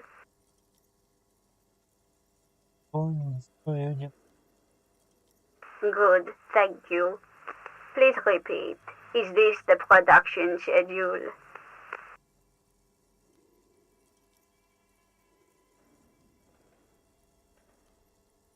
Good. Please repeat the password. Good. I've unlocked the production schedule. After ending the call, please press print to access the filament. Really? She just used the same password? Maybe those radio computer guys aren't that paranoid after all. Fortress accident. Is there anything else I can do for you today? Thank you, and goodbye. Tiles on the cube are still smoldering, casting the framework in a soft glow. Fluorescent play and print keys shine on the keyboard. With a quiet determination, the printer starts printing, a piece of paper unfolding like a handheld fan. A black crisscross of letters covers its surface. It's a project report written by the lead producer, Andrew Andy Schott, about Whirl Untethered, a radio game developed by Studio Fortress Accident.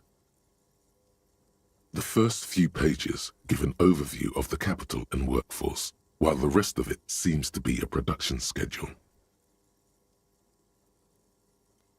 In its short time of existence, Fortress Accident SCA managed to burn through truly insane amounts of money. The first tranche of seed financing brought in 150,000 Riyal, but then came the delays. Eventually, the damage reached 400,000 Riyal, with only half of the game finished. 400,000 Riyal? You're my yo. These guys knew how to party. Let's just say it was a real adventure for their Igaunian investor. Fortress Accident employed 18 people, the bulk of the team composed of writers and concept artists. There were also radio programmers, sound engineers, a CEO, 2 marketing experts, and a single overburdened producer who developed a habit of popping Pyrrolidon in the basement to escape his obligations. But on the other hand, their obligations were piling up at an inhumane rate, a rate that could only be amended by Pyrrolidon. Why did Fortress Accident have so many concept artists?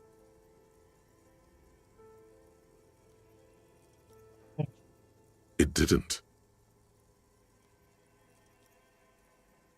No, definitely not.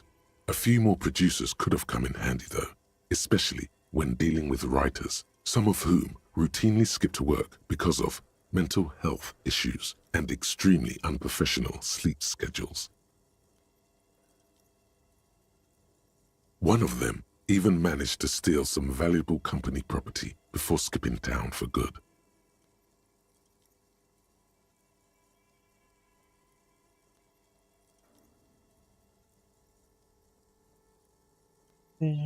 The production schedule depicts their glorious descent into bankruptcy.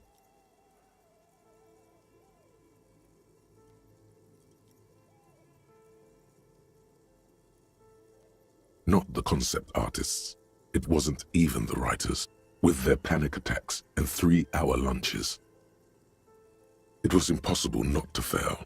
The project was too large, and no amount of money could satiate the ever-expanding ambitions of the development team. They tried to make a 4 million Riyal game with 400,000 in their bank account. They thought they could bridge the gap with pure willpower and imagination. They couldn't.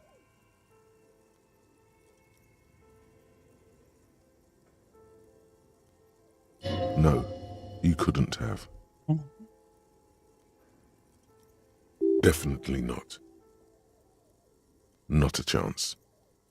Even then, success remained within an ever-narrowing margin of possibility that, despite everything, never entirely disappeared. That is, until they discovered the Valley of the Heads. At the 11th hour, the lead designer, Jimsk-born Suliswaf Jalisa, decided that what Wirral Untethered needed was a secret mystical location at the extreme edge of the map. This place was to be the Valley of the Heads, where the heads of all the headless constructs could be found. The player would have been able to choose a head for their headless party member, and each head would have been voiced on air by a professional actor.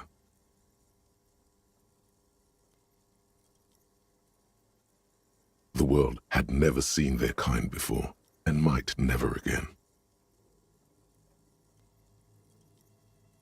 So many. The last count, there were approximately 10,000 heads for 10,000 headless men, all of which could be endlessly recombined.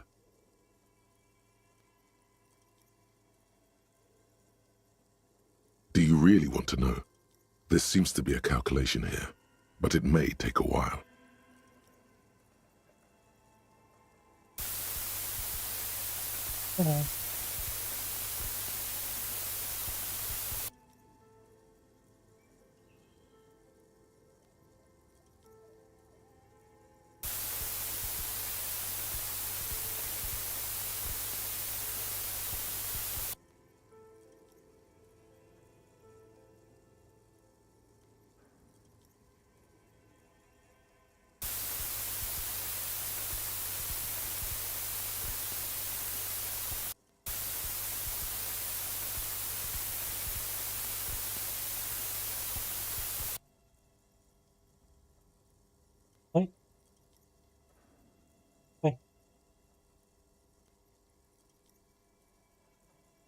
The lieutenant taps his foot impatiently, his arms folded tight against his chest. He's dying for a cigarette. Come to think of it, you are too.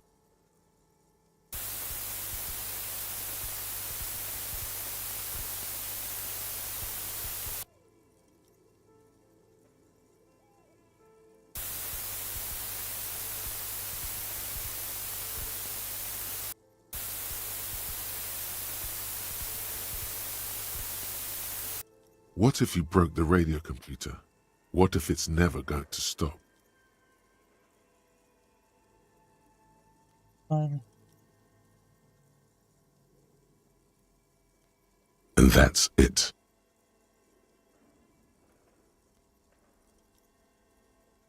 Oh boy. Well, yeah, that and the catastrophic data loss.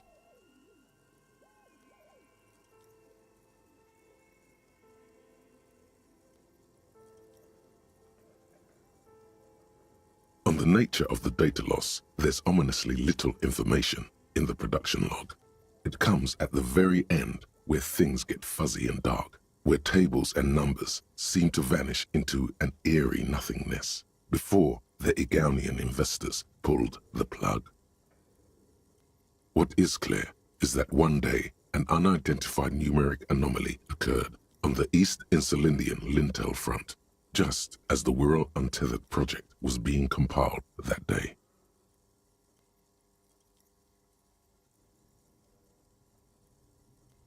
When the project was returned, it was completely blank.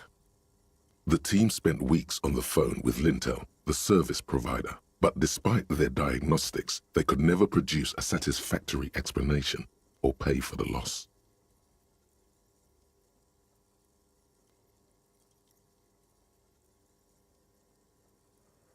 Mysteriously enough, it seems that the off-site copy happened to be on-site when the catastrophic data loss occurred. It was the lead programmer's responsibility to oversee weekly maintenance of the off-site copy and, well, keep it off-site. An explanatory note from the lead programmer has been attached. S. Luukinen Kilda, the lead programmer of Fortress Accident. The off-site copy was on-site because there was no off-site anymore. Not for me, not after 8 months of crunch. I didn't have a home anymore, so I started keeping it in the basement in the ice bear refrigerator near where I went to sleep. It was perfectly safe there. The temperature conditions were optimal.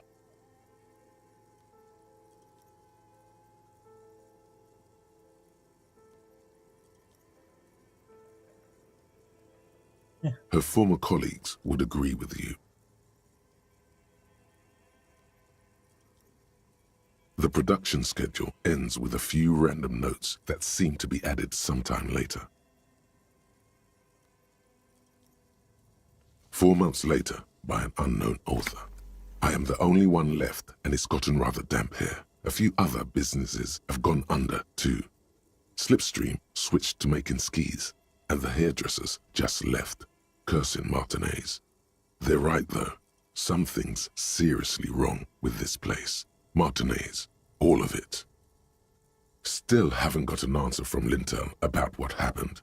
All I could get were the physical coordinates of the error on the East Insulindian front on that day. Since the computation happened on air, I reckoned it had to coincide with an actually existing location. I have compared the coordinates to a map of Revachol West. Turns out it's only 800 meters from here. The address is Saint-Brun 1147. I am going there to look this thing in the eye. Saint-Brun 1147? That's what the street sign next to the church said. Tiles on the cube are still smoldering, casting the framework in a soft glow. Fluorescent play and print keys shine. The filament slides out of its glowing nest.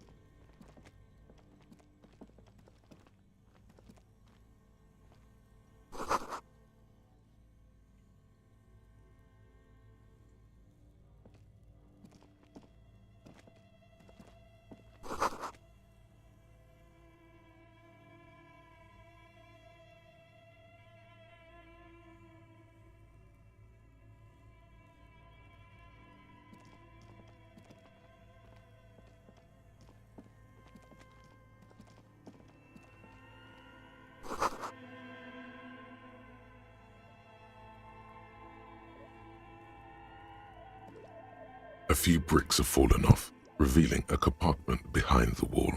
It's too dark to see in.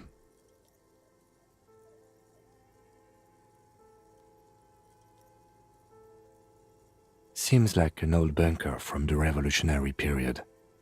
Look at all those rifles. Must be an old weapons cache.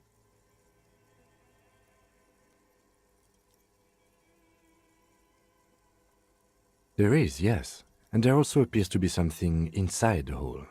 Interesting. Do you want to take a look? Your hand reaches deep into darkness and spiderwebs. Rummaging around, you find rusty rifles hidden away. Are these any good? Most of them are rusty and inoperable, like the rest, but one catches your eye. A bolt-action model with a fine wood stock, in better cosmetic order than the others.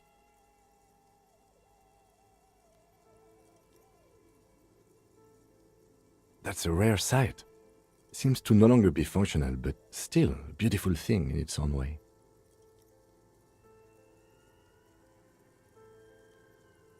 It's the same type of weapon, yes, a breech loader, but it's not the same gun.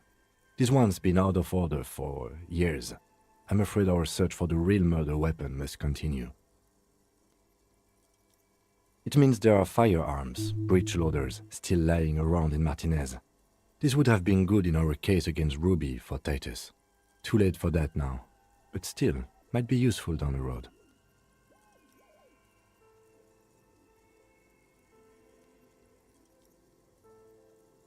He likes this find.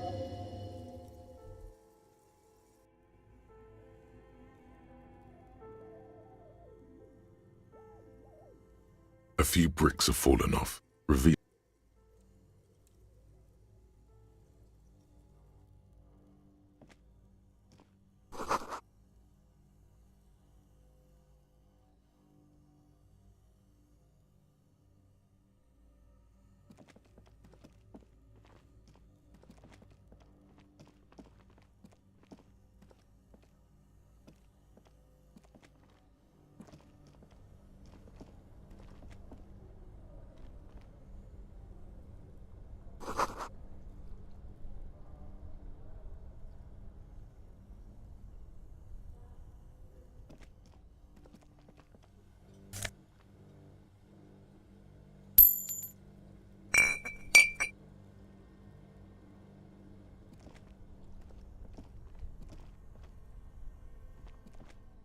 two cables are plugged into the breaker box.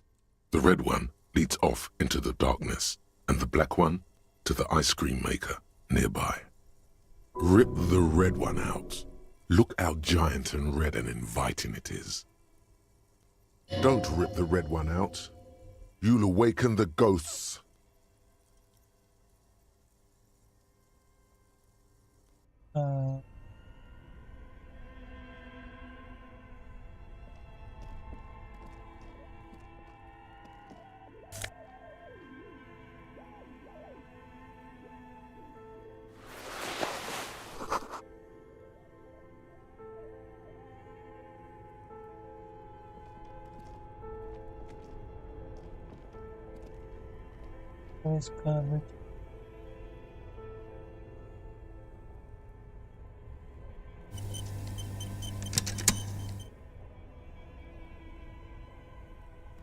Two cables are plugged. Rip the red one out. Don't rip the red one out. You'll awaken the ghosts. An electric sizzle. The room is slightly quieter now. Something close to you dies with a soft electric purr. Why did you do that? The lieutenant raises his brows, but doesn't say anything. The electric distribution board now has one cable missing. Somewhere, a machine hums along with the current, happy and contented. Somewhere in the dark, a giant electrical mammal stirs to life.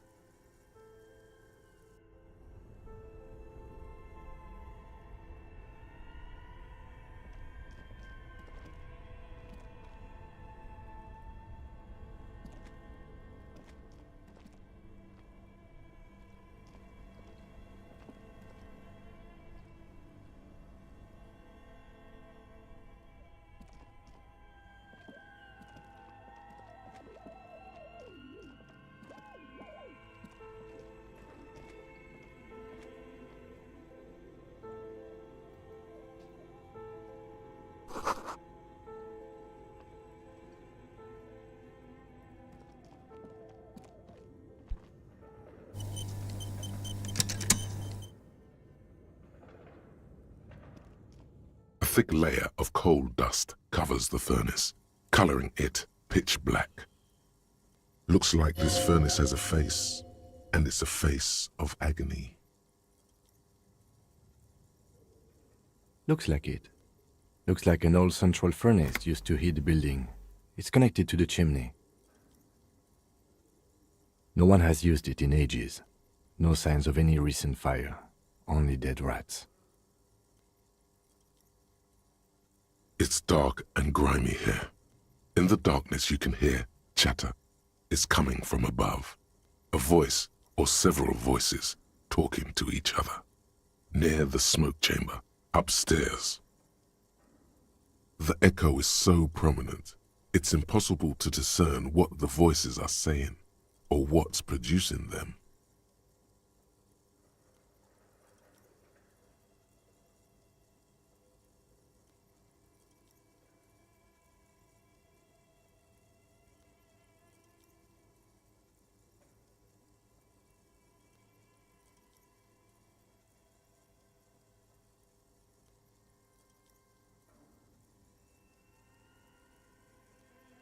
What are you doing?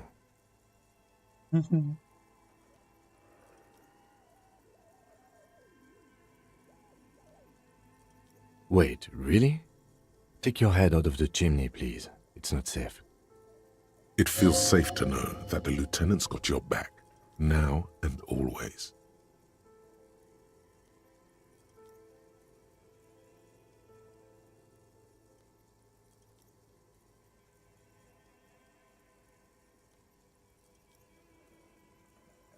A lush layer of coal now covers your skin, sinking into the wrinkles. Your hands look ancient. Maybe you could paint something with this coal. Leave a cave painting for future archaeologists. No, that would be stupid. Still, it's good to have this dirt on you. Real men wear coal for makeup.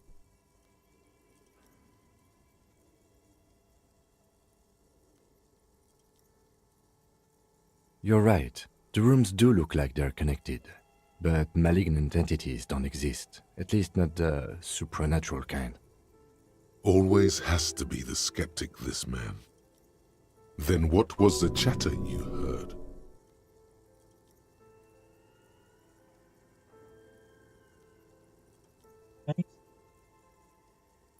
Something breaks loose in you. A mighty bellow echoes throughout the chimney's depths.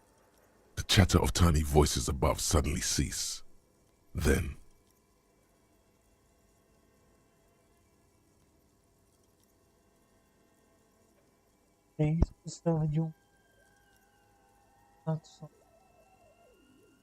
Hello? you've awakened the entity. And it's a woman, of course. The malicious entities are always women. Hello? Did you say anything? I can't hear you. Please come upstairs. There's a safety curtain on the second floor. I'll open it. You hear a low rumble upstairs, the sound of a curtain being pulled aside. After you, officer.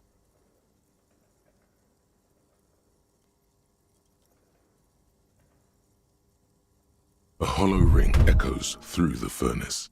Your toe hurts.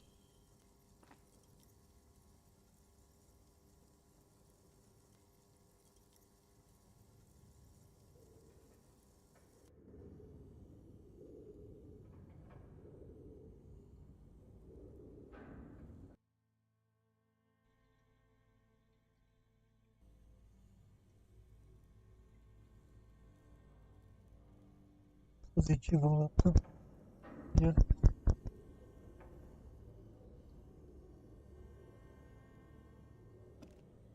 A thick layer of coal dust. Looks like this furnace has a face. Looks like it. No one has used it in ages. No signs of... It's dark and grimy. The echo is so... What are you doing? Wait, really? Take your head... It feels safe to know that the lieutenant's got your back. A lush layer of coal. Maybe you could paint. Still, it's good to have. You're right. The rooms do look. Always has to be this. Then what was the chatter you heard? Something. Hello? You've awakened the. And it's a woman. Of course. The malicious entities are always women.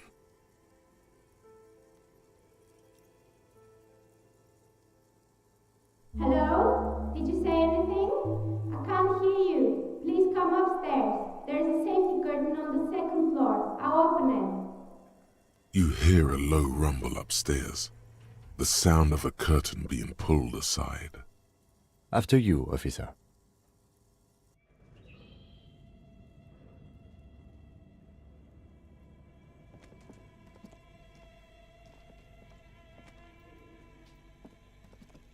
You see a terrifying ice bear with a strange compartment in its belly. The door is covered in frost and the bear's eyes are glowing red. This ice bear is a hyper carnivore. Be careful. The bear looks oddly realistic. Is it taxidermy? This must be the giant ice bear fridge that Suna mentioned. Look inside. A gust of freezing cold air rushes to greet you. You hear a low grumble as the bear regulates itself. This is the inside of a refrigerator. The lieutenant takes a peek inside. His hand has found the holster of his gun. Yeah. Of course, just a giant ice bear-shaped fridge. Let's take a look inside. The shelves are empty. All you see are crumpled ice cream wrappers with the brand name, Revachol Ice City. A handwritten note has been attached to the door. The fridge is huge. But where's the filament memory? It's not here.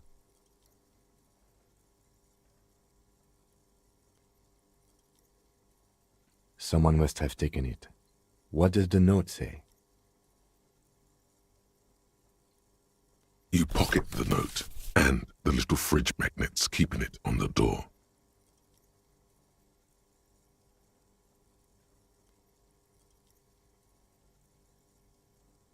A friendly cartoon bear smiles back at you from a glossy cellophane wrapper. It looks nothing like the fridge. The paper still smells of vanilla and chocolate.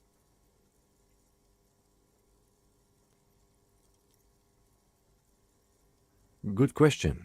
It looks like an ice cream fridge.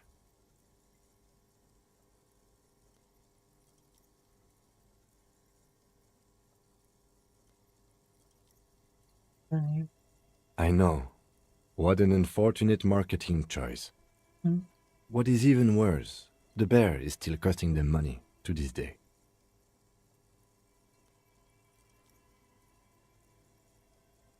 The fridge buzzes with energy. The electricity bill on this thing must be catastrophic.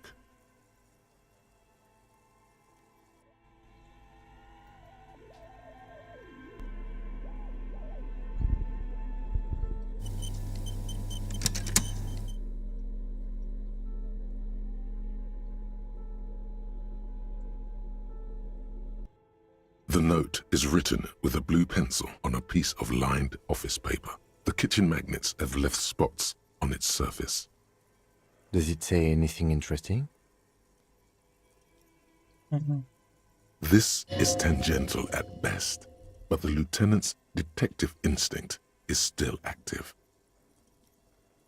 Someone has scribbled, S. I can't believe the off-site copy is still here.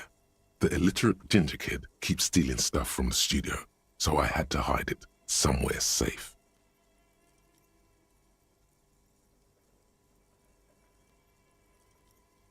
You'll find the filament memory with the off-site copy in the frozen ice cream maker. Please take it home, ASAP. It's important. I'd do it myself if I lived in a civilized place with a freezer. Take care. Sully soif.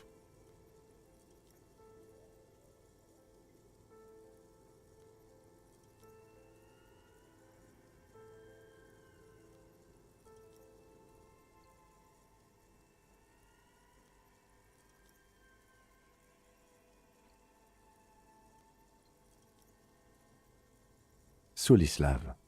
Wasn't he one of Miss Lukanen-Kilde's co-workers? I remember coming across this name when we were reading her personal log.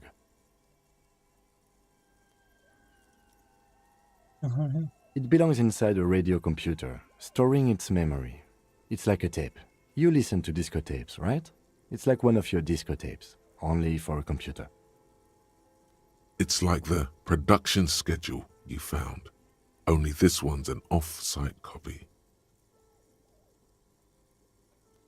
Really?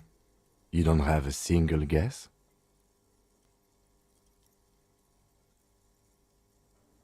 Oh, I'm sure that child would love to get his hands on a filament memory.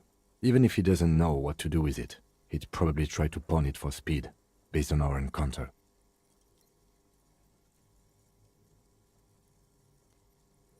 I don't know. I assume it's somewhere close to the ice bear fridge.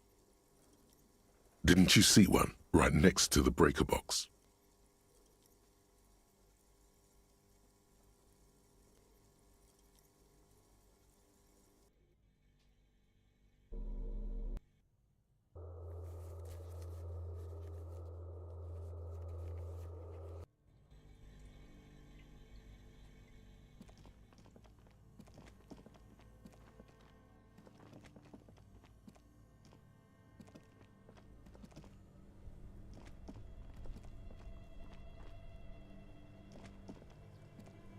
This orange machine is buzzing like an old submarine. It has a hand-cranked ice cream churner on top and an electric freezer that appears to be frozen shut.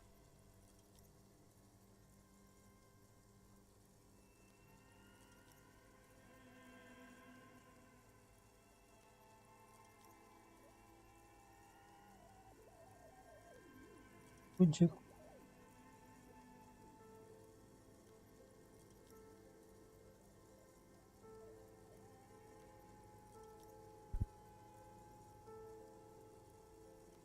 Baixo, 6.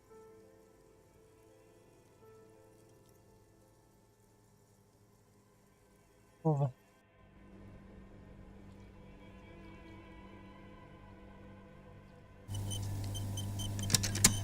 This orange machine is buzzing like an old sub.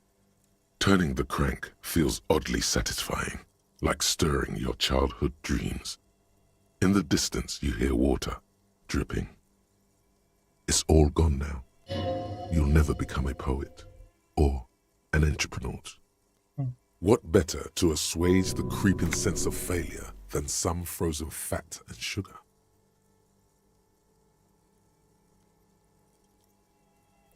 Ice squeaks beneath your Kvalsund multi-tool, but your fingers slip away from the tool. The lid shutters tightly as before. Unplugging the ice cream maker will allow it to defrost.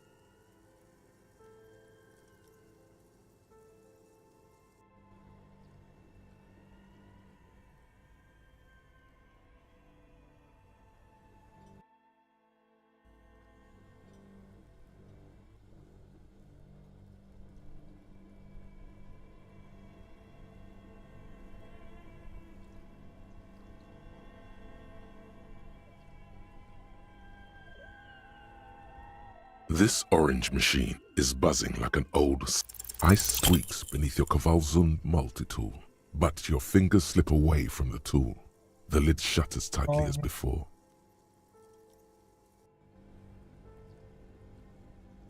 Новика.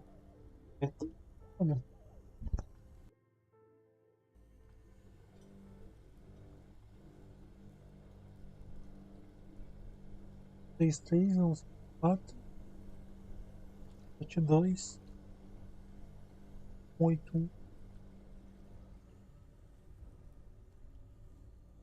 This orange machine is buzzing like an old ice groans and howls under the strain of your giant Kvalsund multi-tool until the lid cracks open. Blue electric lights come to life. Inside, on a frosty platform, lies an object, intricate and foreign, left there for a sub-zero beauty sleep, a filament memory with the words off-site copy written on its side. Disappointment washes over you as you stare into the almost empty ice cream maker. Insert. A scoop of ice cream would have been nice, yes.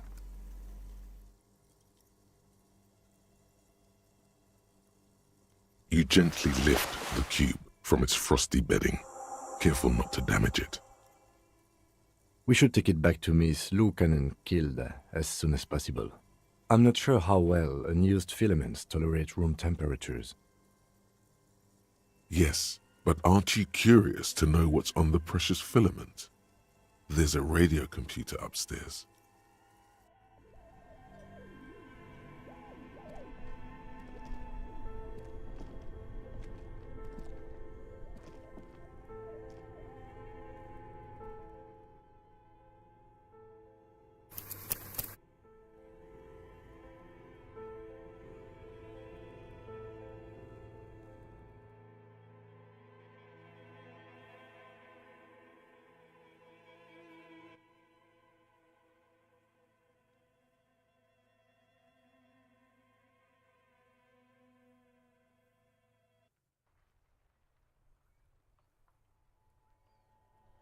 Fun.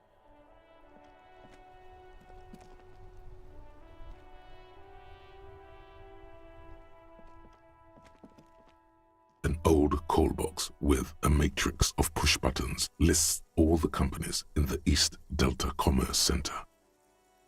East Delta Commerce Center? This must be the name of the doomed commercial area.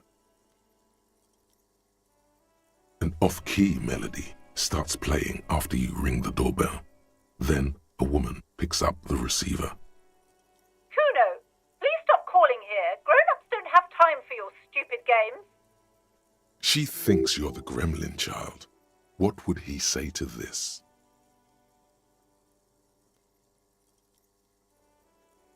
Pardon? This is not Kuno. Who is this? Please just stop calling here. I don't have time to deal with this. Thank you. A single beep indicates that the line has gone dead.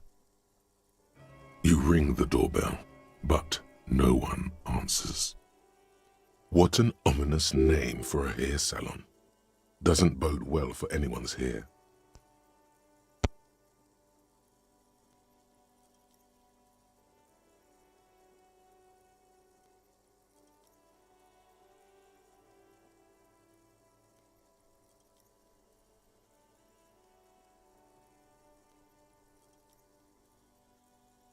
Calma aí, galerinha.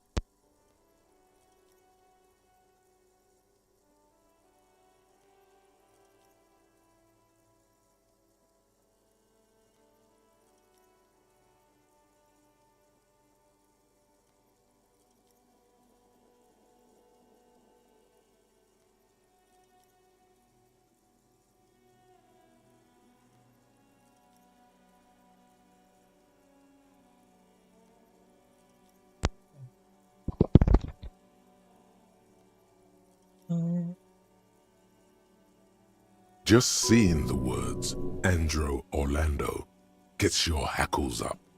Its very existence is a threat to your masculinity, to say nothing of your hair. All you hear is static, but no one answers the call. You ring the doorbell, but nothing happens. You wait for a minute or two, but all you get from the call box is silence. No one answers the call. Looks like someone has melted half the plastic off with a lighter. The doorbell doesn't work anymore. You hear static from the intercom speaker. It sounds as if someone has picked up the receiver but isn't saying anything. You can almost hear them breathe. Yes, hello. This is Tricentennial Electric. Have you come to place an order? She sounds almost antique, as if her voice was being played off an old wax cylinder. A receiver must not be working properly.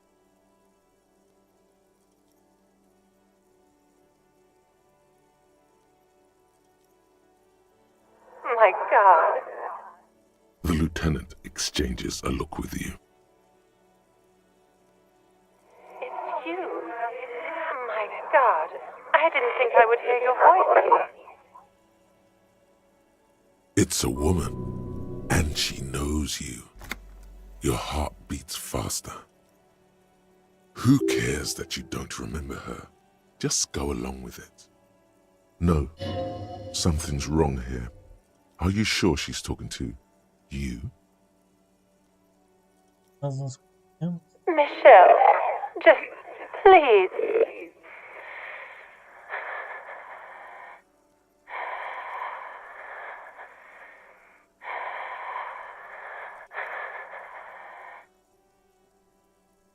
Sounds like a ghost. Wind blows through your clothes and you feel detached from your surroundings. Inside the building, a cold memory hangs. Why did you even call? I don't understand. You've been gone for months. I thought you didn't care.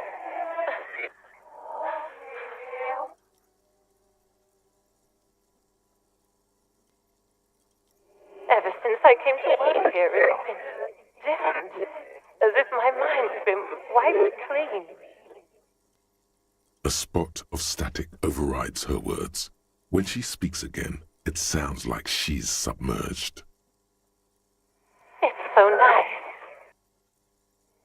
It's so nice to be able to finally meet again.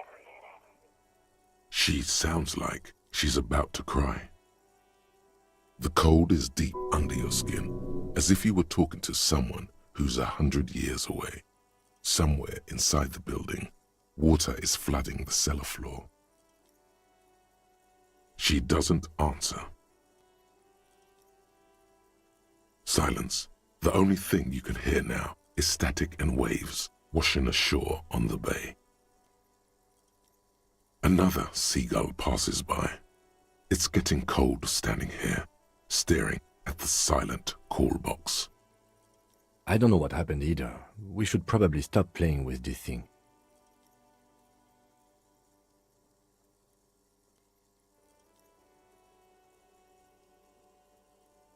You press the number sign on the keypad that terminates the call. 12 name cards on the call box read. Silence.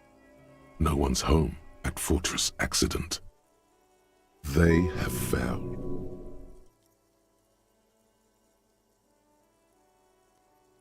Silence.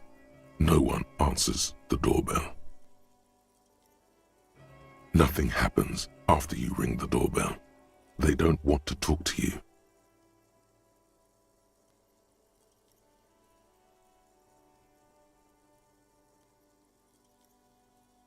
Silence.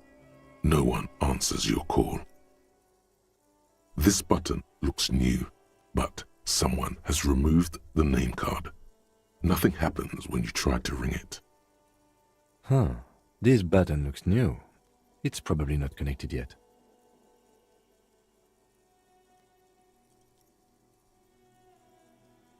Posição.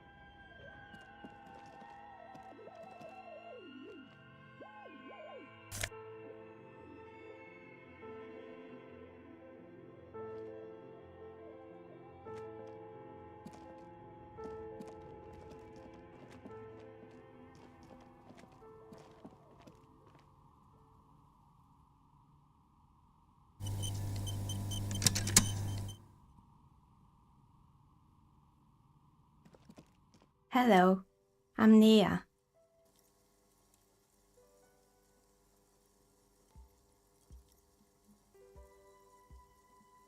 Did you try knocking on my window? I must have missed you. I've been listening to my Milius. So what kind of die are you looking for? Could this be the malicious entity? Perhaps it's wise to go along with this masquerade for now. She's got a direct view to the backyard. You should interrogate her about the lynching. Yes, Amelia is like a call-in station.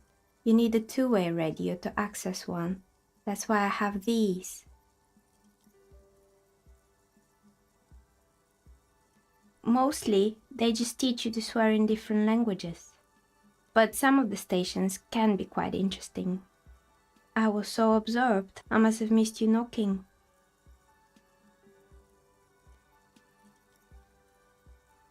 Then how did you get inside?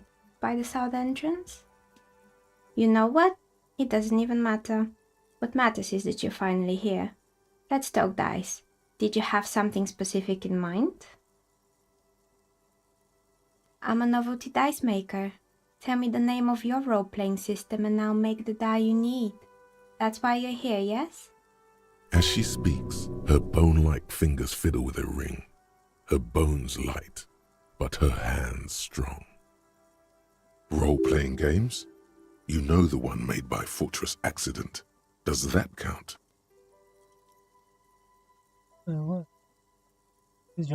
Very good. My rate is 10 real per set, unless you want something really unusual. Take a look around and see if there is any particular stone you want to use.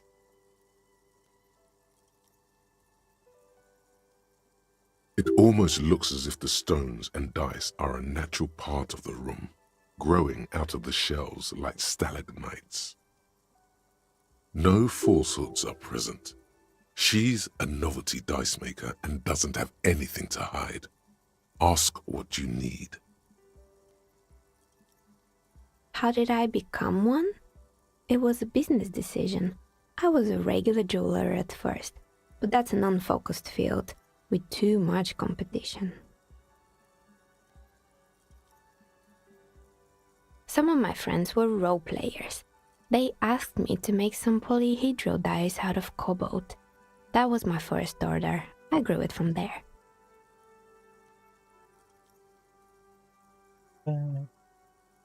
Not especially.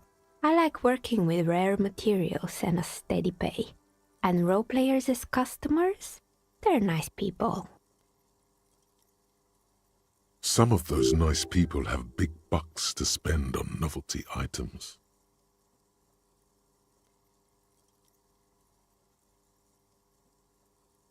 Of course. Tell me what you have in mind.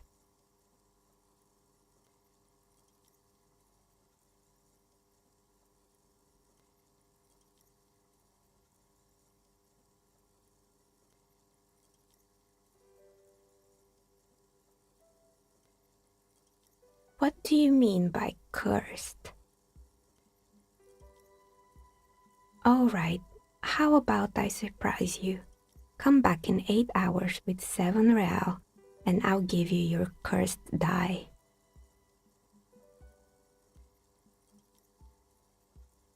Great, see you in 8 hours then. Was there anything else?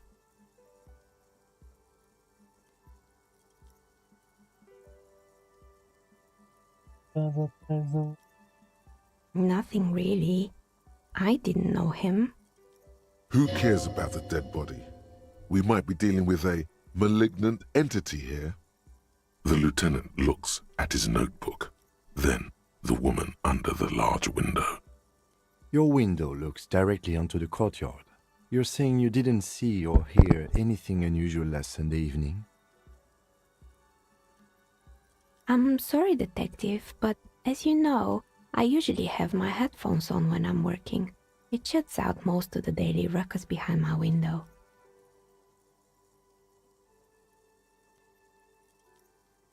Well, there's always something going on in the Whirling's backyard. During daytime, there are usually those kids. And lately, I've been seeing a lot of drunk workers hanging about. Must be because of the strike.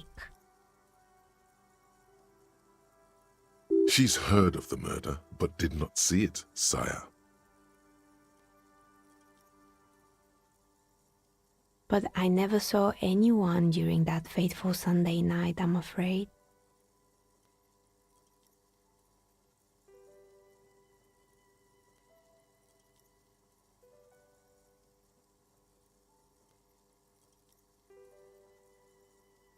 I might have, but in this case, all I would have seen is my own reflection staring back from the darkness.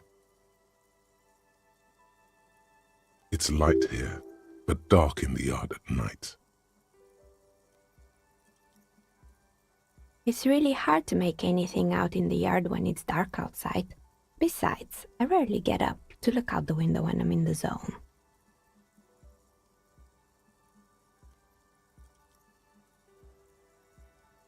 It's an odd profession, making dice for people, but I like it, and I prefer doing this to sitting at home.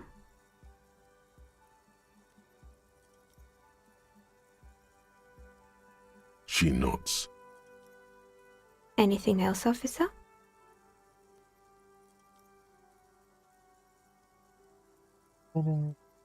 We're inside the chimney of an old central furnace. It's strange, I know.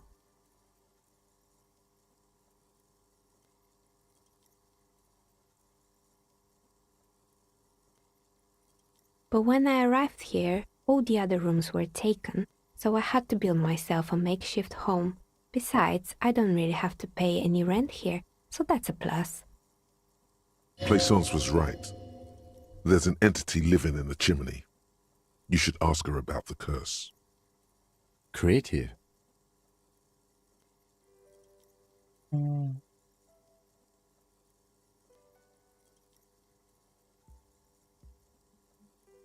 I've heard the stories, but I don't think those stories are true.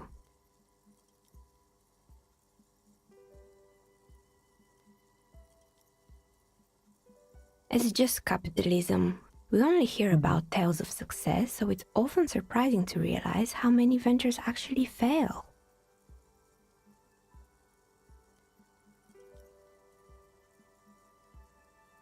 Plaisance, the bookshop lady? I've heard that her business is doing rather well.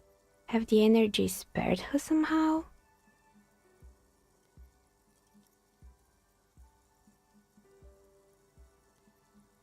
Ah, the Seminese trinkets, of course. But it doesn't. This is merely a sarcastic response. All right. But it's not just the bookstore that's still up and running. What about the whirling in rags? Some people say it's part of the building complex. You could say so. Both houses were built at the same time and under the east of the Commerce Central project.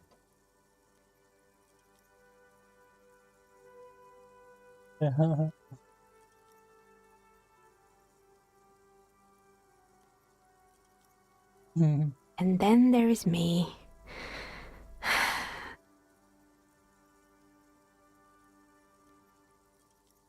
I've been here for 14 years, selling novelty dice to role-playing enthusiasts.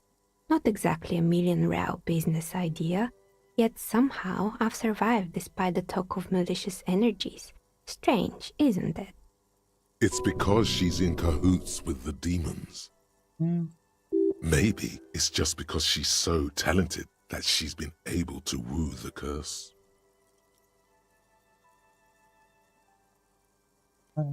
Malignant entity? What does that even mean? Some kind of sorceress? What about you, officer? Do you think I'm the malignant entity? The jig is up. The she-demon knows you've uncovered her true identity. Time has come to face the source. Fear not, for the forces of the universe are supporting you in this psychic quest.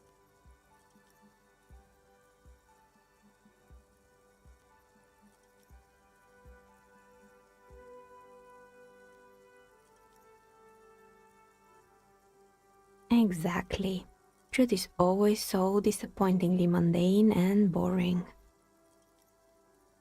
But I'm glad we got this sorted out. Anything else I can help you with today? That's all she has to say on the subject. She's been thorough and truthful, as far as we can see.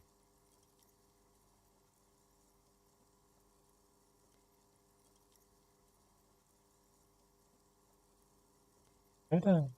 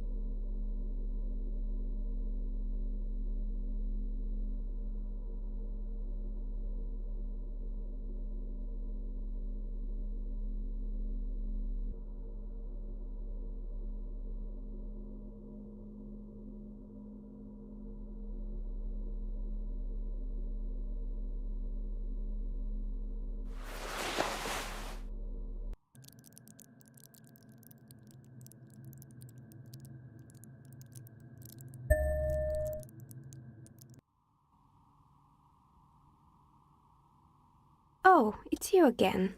Are you looking for a die?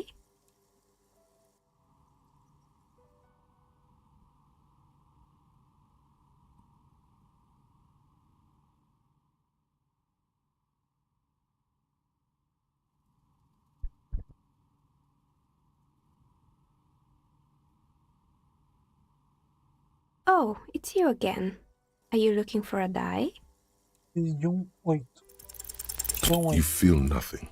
If anything, it's uncomfortably warm in here.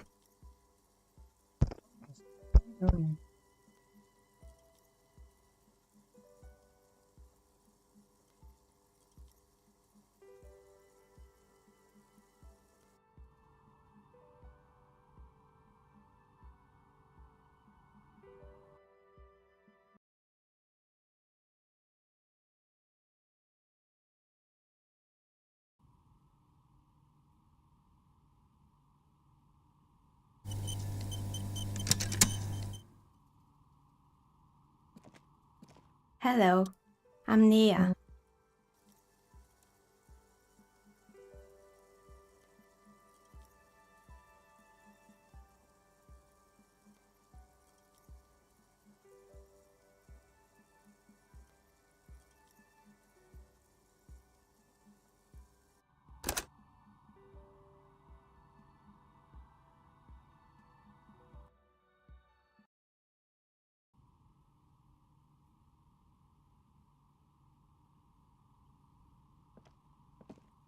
Hello, I'm Nia.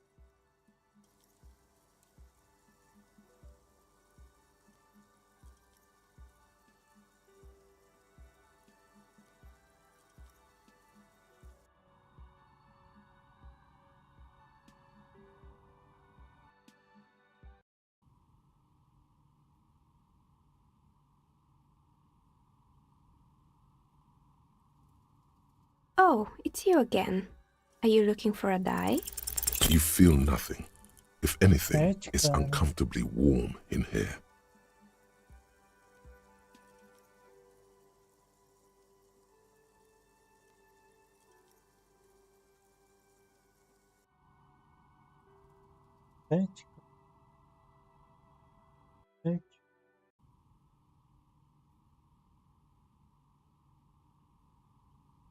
Oh, it's you again. Are you looking for a die? A gust of cold air sweeps through the chimney. The stones and minerals on the shelves rattle as though agitated. For a moment, it almost feels as though you're outside the building, exposed to the atmosphere.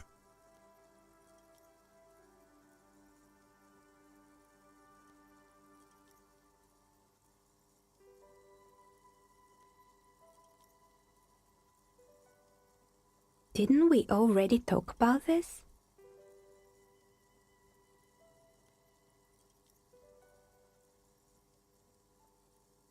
What are you talking about? My address is exactly the same. Rue de Saint-Guilain 10. No, the old coal plant that used to be here was subsumed into the new venture. Its ruins swallowed up, yet it has a different address in the heart of the city.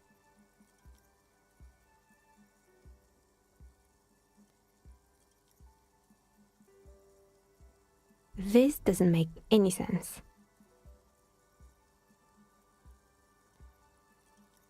Are you saying my business was spared because of a technicality? Where is this coming from?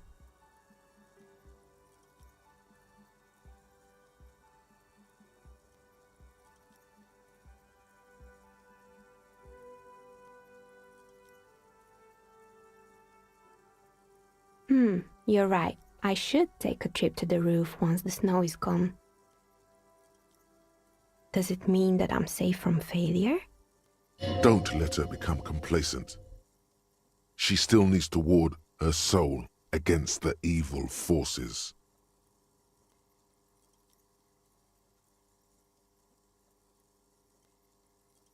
She starts laughing, her fingers trying to rub away the exhaustion from her face.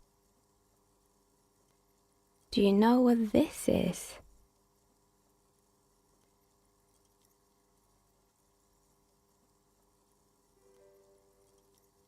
It's a mourning ring. I made this when my first company failed. It was a small jewelry shop right here in the East Delta Commerce Center, built with the little I inherited from my parents. I drove it into the ground within a year. I didn't have what you would call a viable business plan.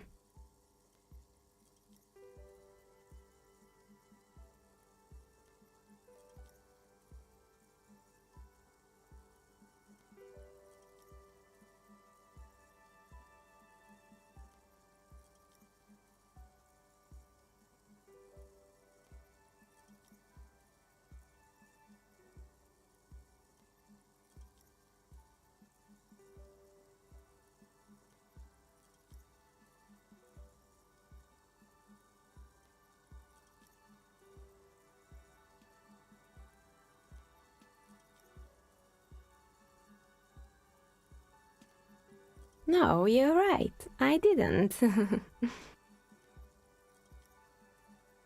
It wasn't just the jewelry shop either. I always thought that it was just the world that you were supposed to try again and again until you finally succeed. And now you're telling me what? That it was all because I didn't run my little shops and ventures from a dump inside an abandoned chimney?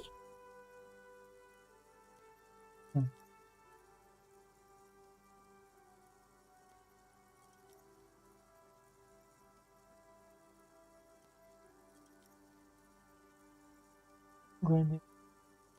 Yeah. Or maybe it's the entire world that's cursed.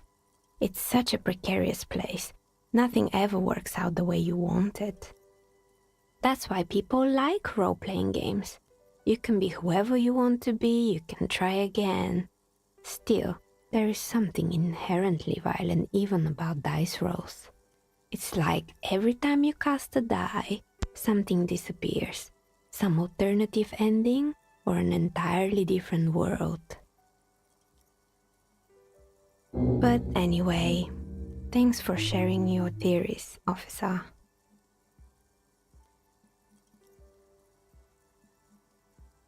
More or less, are you interested in anyone specific? Oh, quite a lot of them spring to mind. Rats scuttle in the dark rooms under the abandoned blow dryers and dusty mannequins. Cobwebs cover rotors and radio computers alike. So much failure. Yes, I think it was called Androgynous Orlando or something similar. They weren't a big hit around here. Turns out that working class men don't like genderless haircuts. They're scared of that word. You wouldn't like it either. The others would laugh at you. A bit of experimenting every now and then isn't bad.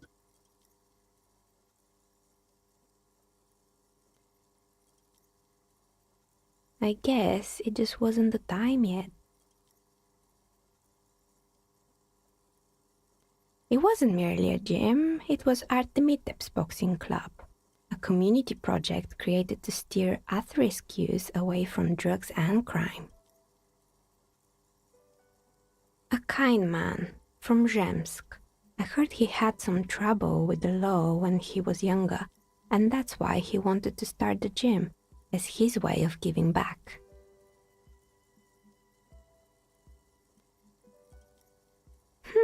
Kuno. Who's Kuno?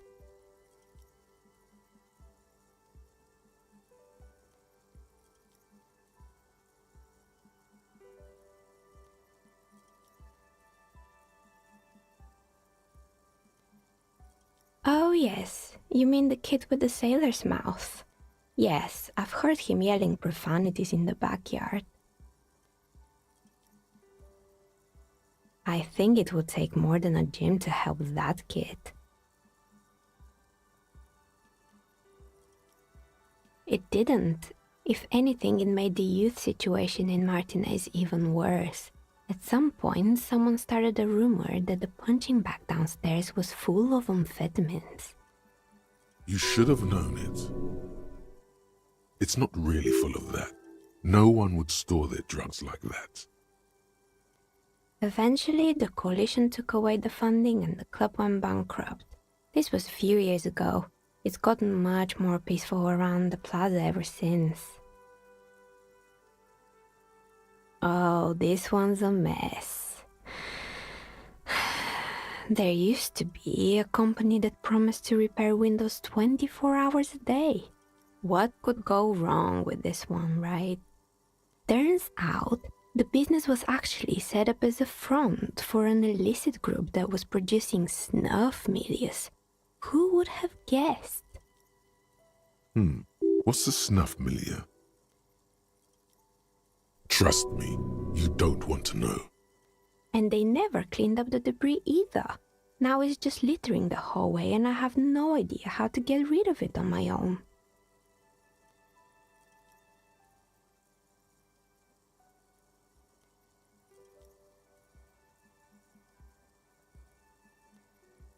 It's a sub-Rosa radio station that broadcasts real murders with real victims. Some people pay good money to get off on it.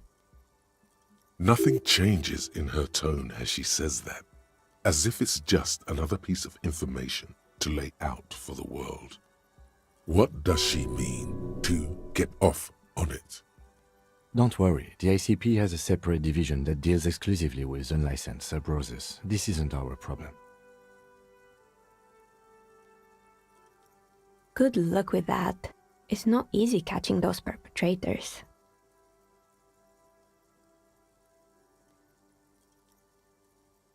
You mean Mr. Fabron, the taxidermist? No, he mostly just did drugs. But what drugs exactly? He got high on some weird taxidermy chemicals.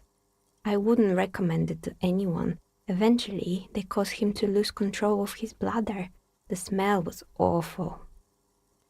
Even you can probably do better than that.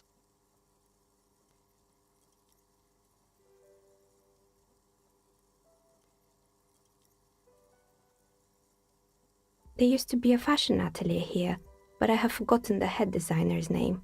They were doing well for a couple of years, until the insect rights activists came. The atelier produced a certain collection that used chitin among the materials. Apparently chitin is made in the Occident, where it's extracted from beetle wings.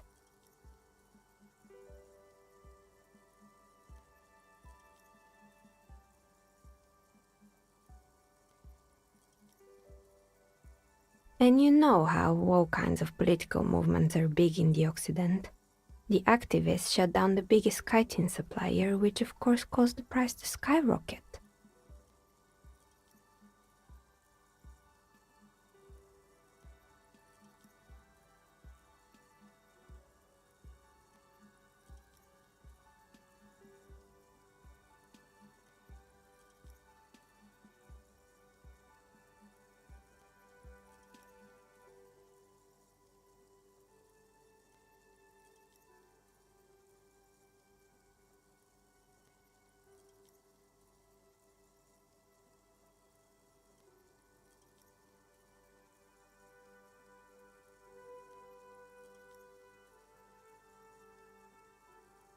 And, naturally, all the most fashionable tastemakers refused to be seen in chitin from then on.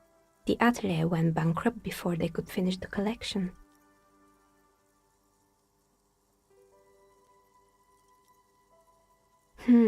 Really? Anyway.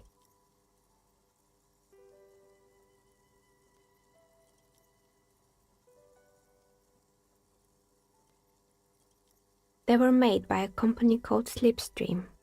After they pivoted from making rotor blades to skis, their chief executive took off on a vacation with all their money. Honestly, I think it's quite funny. I think he's still sending out holiday transmissions from Tulula or Tiumotiri or Hashtkor or wherever he is. The usual, I imagine. That he's been thinking up all kinds of new business plans and can't wait to get started on them just as soon as he returns.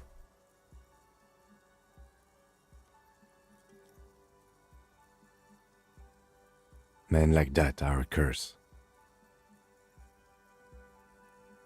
Sure, but Slipstream is history now. All their remaining assets got seized by the bailiffs in 47. I have no idea why those skis and blades are still lying around in the house. Not much use now, I guess. They were just props. Why return them? Maybe you could make a sword out of one. No, wait, forget it. It would take too long.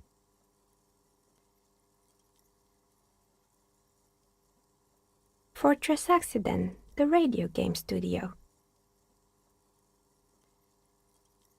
They were an interesting bunch. We talked about role-playing systems every now and then. Once, I even saw two of them get into fisticuffs over Wirral. That's understandable. Fantasies are serious things. The mind is the drawing board of history. They certainly took their work very seriously, even if they seemed to be chronically liberal with their schedules. The usual, they ran out of money and couldn't get the project done on time. Well, I did hear them talking at times.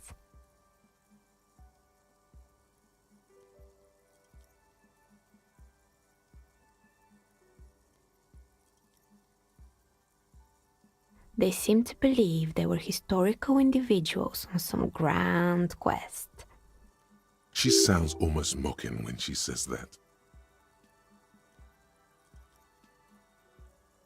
Yes, but when the money started to run out, they just began to complain a lot about capitalism. You know, how the markets are rigged to keep out new businesses and so on. In the end, they just didn't get it done. They didn't have enough willpower to produce something truly historic, and to show up to work on time. Showing up to work on time is hard. No, scratch that. Showing up to work at all is difficult, especially if you've been drinking.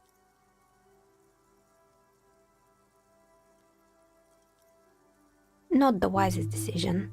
You would have lost all your savings.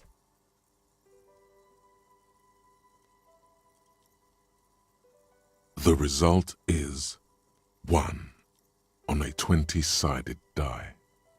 The dice is black and filled with little silvery flakes, like snowfall. Anything else? Oh boy, the fabled Revo Show ICT. You're in for a treat here.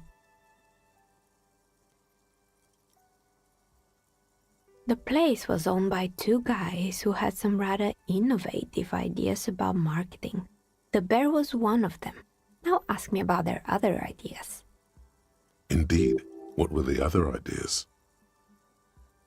There was really just one, and it involved picking out the prettiest girls in the neighborhood and paying them 20 cents per hour to man the booth. And by man the booth, I mean slump behind the counter with a face that could maim you if you ever dared to disturb their bored magazine browsing. Fritte does the same thing.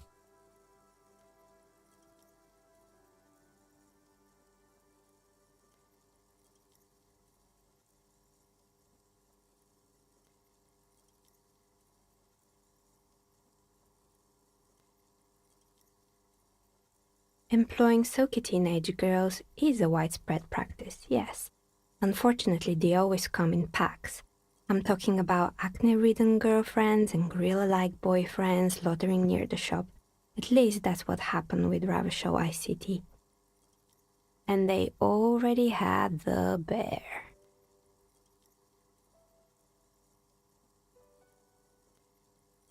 The bear.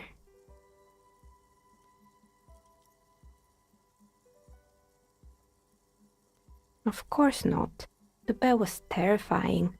No one wants ice cream guarded by a hostile apex predator. To make matters worse, the fridge didn't work too well either, and half the ice cream came out malformed and partially melted.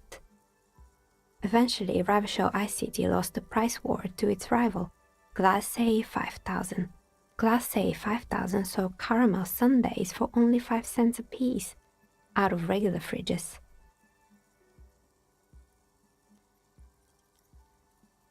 Maybe, because the taxidermist who made the bear definitely wasn't.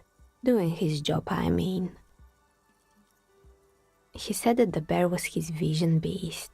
He said he met his vision beast while high on desiccants. Called it Megatherion. Sounds cool. Scary, but cool. Megatherion, a mega wild beast.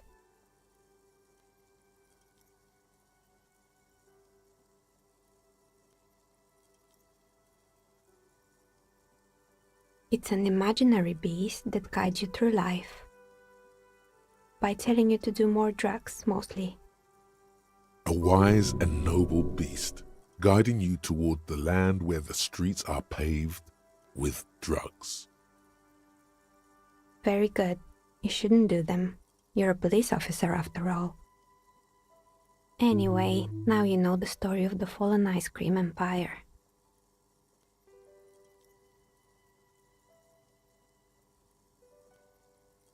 Little sparkling embers under the window. Outside it's light. Light scatters from the low-hanging cloud cover. There's always the threat of snow. Anything else? Another failed business, perhaps? I've been here for a long time. Oh, right. I hope you didn't try to ring me. I think none of those doorbells work, including mine. I'm still in the middle of connecting the wires. Sorry about the confusion. The doorbell with the empty name card must belong to her then. That's right. I haven't even written my name there. As I said, it's quite useless right now. It doesn't work yet.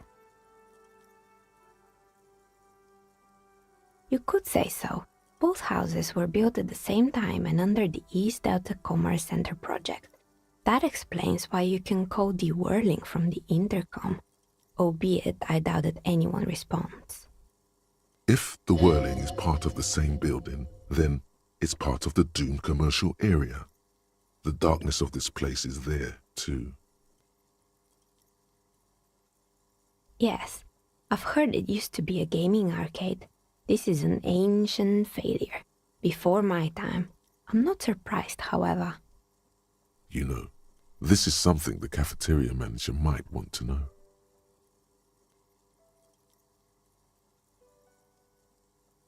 My advice, don't base your business on a fad. Hypnotism, florography, trick track, especially pinball.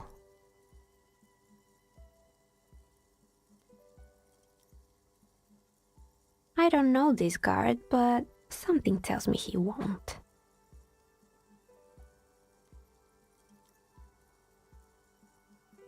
It can't be true. They don't work here anymore. They've been gone for years. Are you sure it was Slipstream SEA? Was it a woman? Maybe it was Plaisance from the bookstore.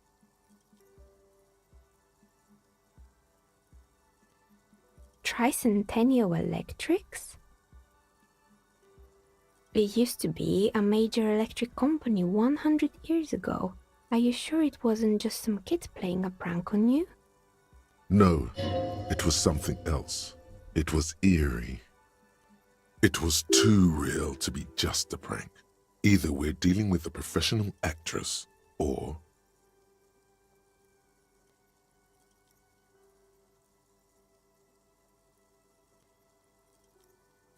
Pranks can be eerie. Oh, the kids these days. We were just one of them, and now they're terrorizing us. No solidarity. Sure, I'm listening.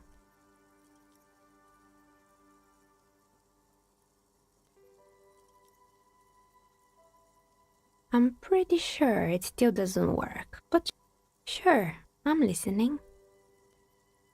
Good. I hope it clarified things a bit. Whatever. I'm listening. Good.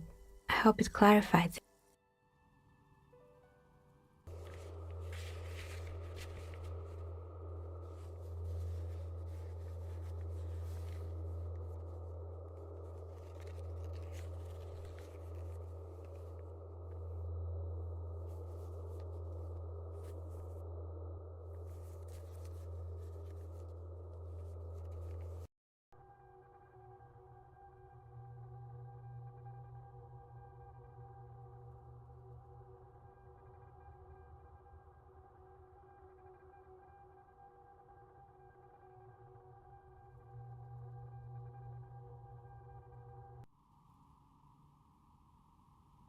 Wow, you work hard.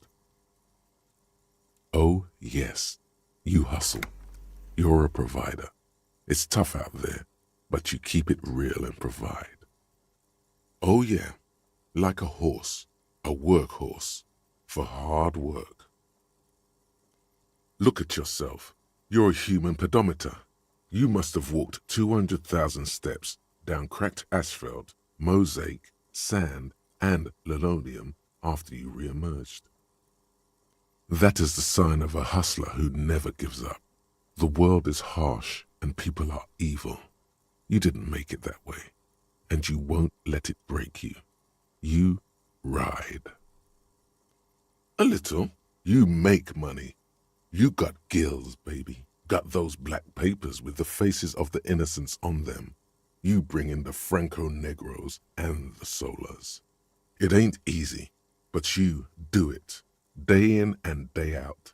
You didn't make the rules, but you won't lose. You're a cop and a sprinter and a money printer.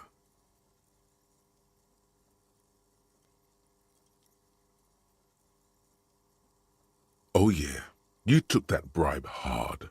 You're a killer. Can't say that. You shook him. You're a killer. A shark. Wasn't easy getting that giant novelty check from Everard. Took some ingenuity to get into the harbor, but you got in, and you took that bribe as hard as any cop's taken it. He did. Yes, he did, and you took it. Took it and put it in your pocket. Ka-ching, baby doll. Officer, you didn't log that in as a donation either. You don't log any of that shit in. You're a straight rider.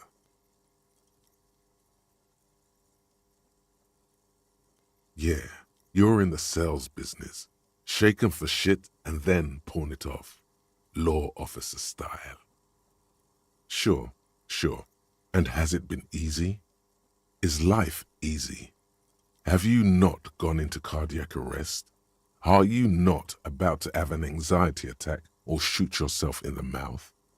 But you still hustle 24/7, ride or die. Are you rich?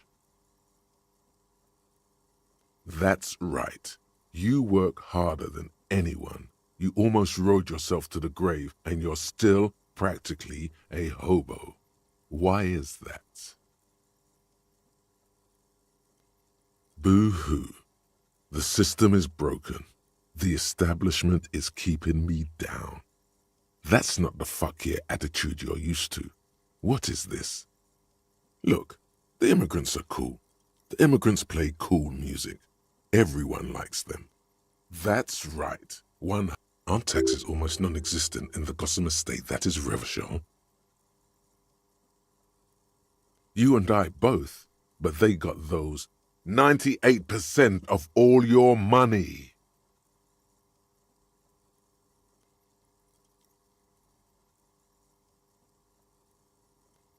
What are you not sure about? They're milking your nipple. What are you, a racist? Don't be a racist. Be a...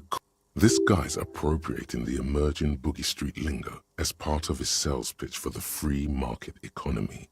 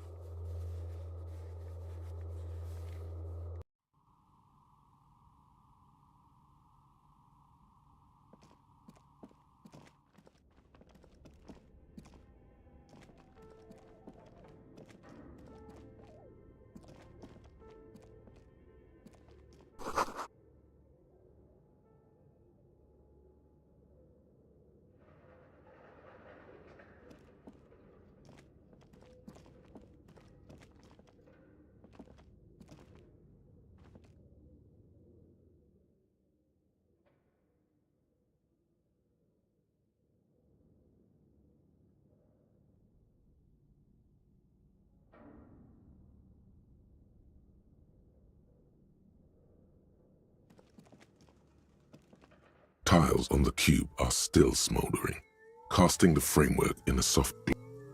Like a smooth draw, the filament slides into place. On the keyboard, the play key starts blinking.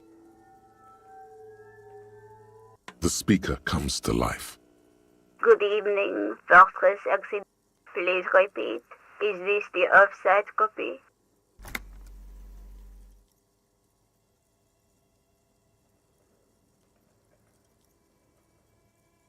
Good. Please repeat the password.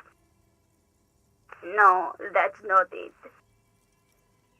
What does she mean? That's not it. What's the password then?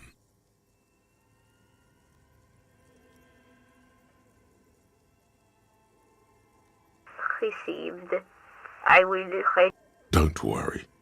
Passwords have a way of turning up. Fortress Accident. Is there anything else? Thank you. And Tiles on the cube are still. The filament slides out of its glowing net.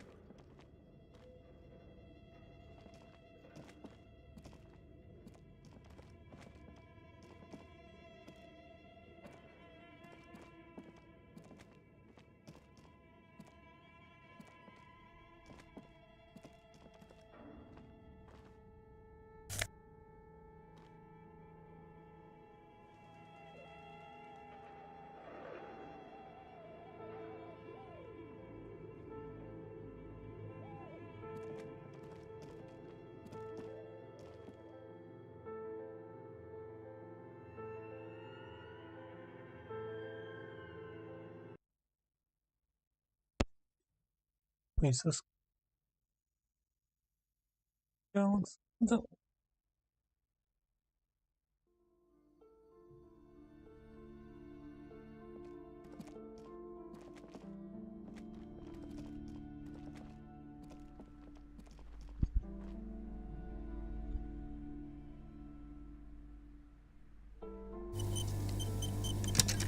You're alive and well. Don't keep me waiting now. What's in there? In that dark sarcophagus? Yes, yes. How was it? Tell her how ghastly it was. You know it's what she wants to hear.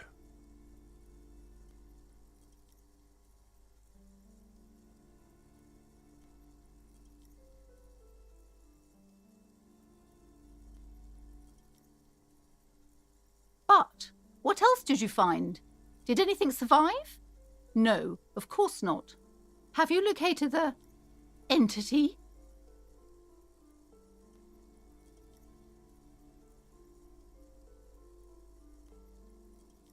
A novelty dice maker? Well, spit it out. Why does she need the dice? For some kind of sorcery? Sometimes they use the ankle bones of sheep.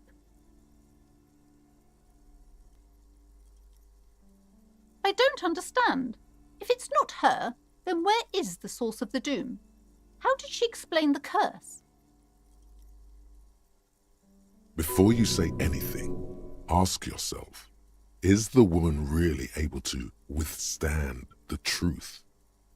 The narrative she's built herself, it does need tearing down. Just don't say you don't have any answer yet. The uncertainty is killing her. To hell with it. Perchance you ought to just lie, sire.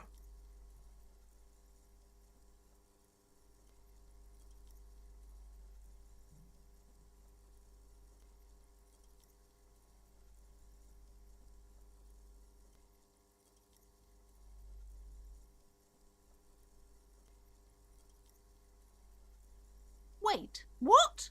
The entire economic system is cursed? This woman's not healthy enough to withstand this level of stress.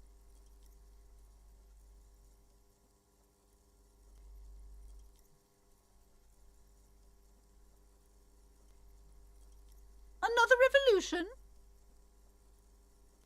I understand what's going on here. You went in there, rummaged around, and accomplished nothing. And now you're telling me these intellectual things to cover up for it. It's okay.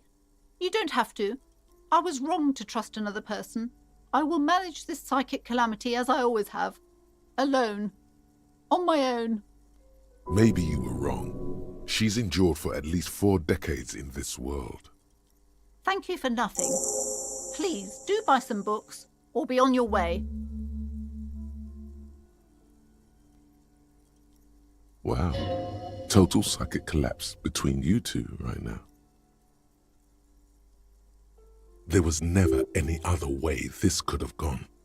She's just too far gone into her own mind. I am sorry we had to disappoint you, ma'am. Can we go now?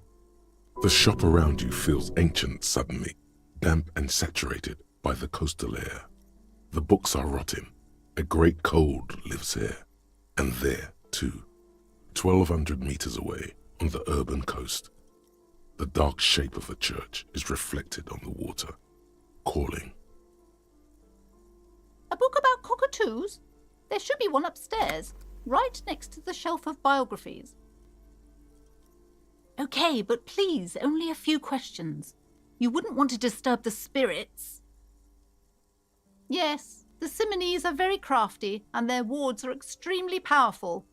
Lesser wards simply won't do here. The woman before you scans the store, her shoulders.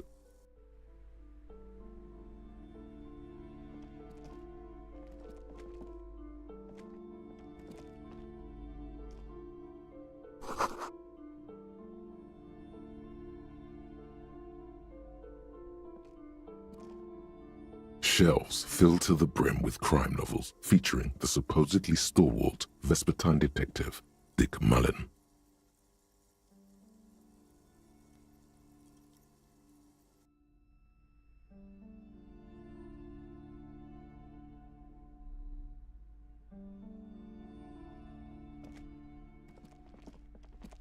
Shelves full of biographies of famous people, whoever they are.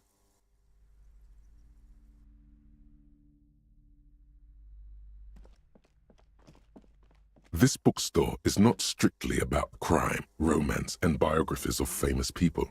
There's also a wide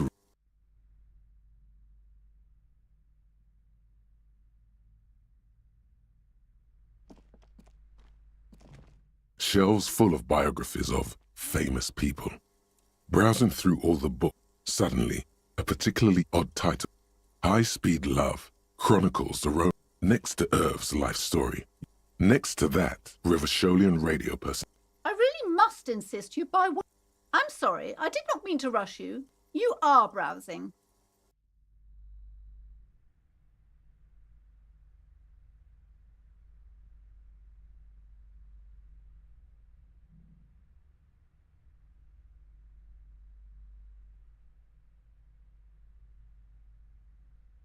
A sulfur-crested cockatoo sits on the cover, its beak slightly open. It looks as if the bird is calling out the book title. It's a must-have if you own a cockatoo. I've heard they're quite capricious.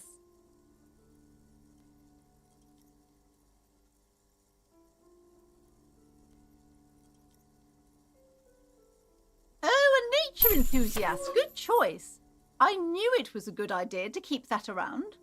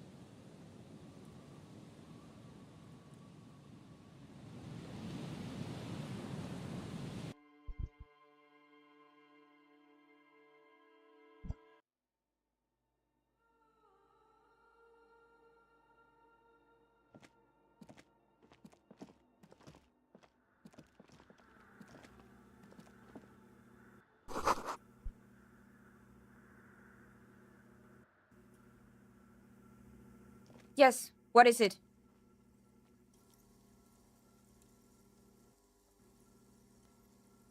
Yes?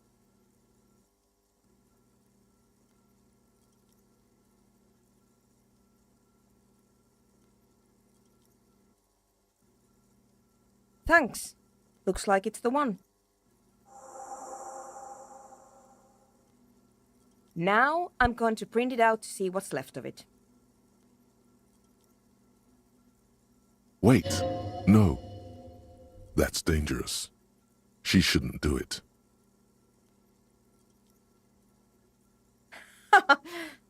No, it's not dangerous. Just depressing. I have a theory. Lindell was able to divine the anomaly's location from this broken copy. I want to repeat their calculation, only this time with better equipment. Watch. What an intricate display of failure. The paper starts filling out with ink, soaking it in a gleaming blackness. Not a single line of data stands out. This is wrong. Machines shouldn't behave like that.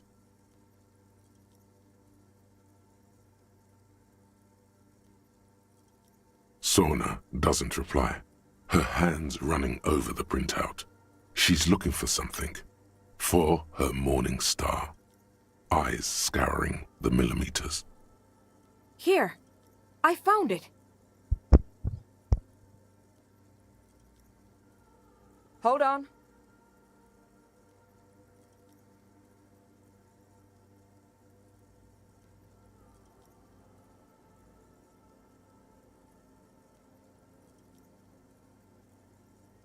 Shh. Just give me a second. I'm almost... I've never witnessed a programmer work before. Done.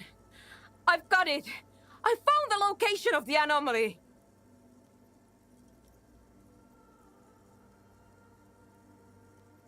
I found the coordinates. Great job. Thank you.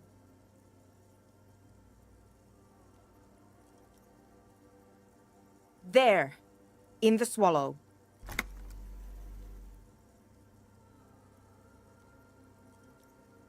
Think you can help me again? What? I need you to go move those water bowls for me. I need to double-check my calculations. What an interesting proposition. Truly a task for the intellectuals, solving the puzzle of water bowls.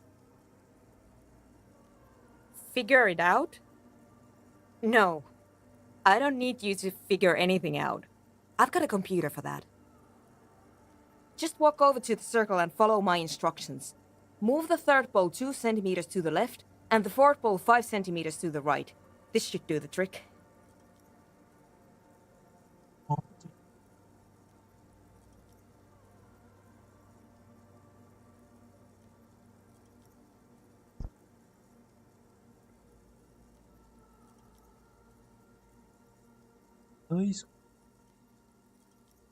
What? She only wants you to follow instructions. Nothing intellectually stimulating. In this task, a child could do it. Yes, but you like moving things around. Moving things around is calming.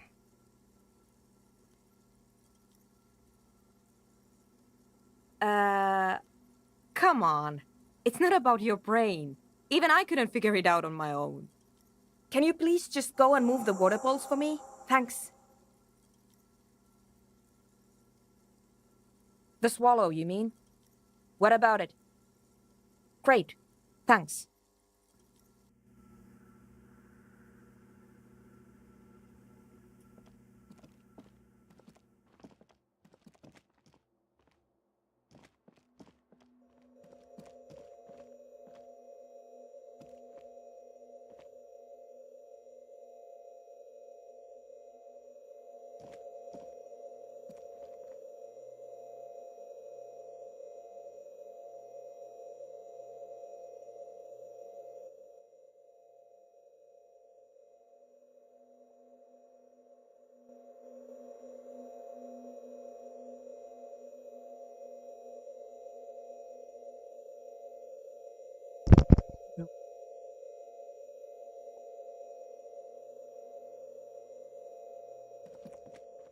awfully silent again, as if someone turned off the entire world outside those walls. Water inside the bowls stands still. Measurements have been marked down around the bowls, each chalk-drawn line representing a centimeter on the floor. Oh boy, this is going to be good.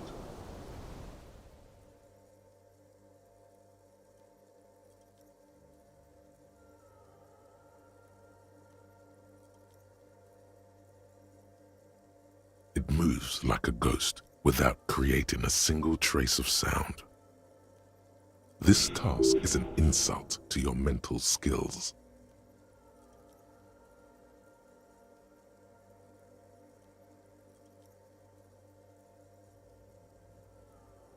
Some water spills out of the bowl, wetting the floor. The lead programmer sends you an encouraging thumbs up from across the hall. Time to run back, or maybe walk. This is a sacred place after all.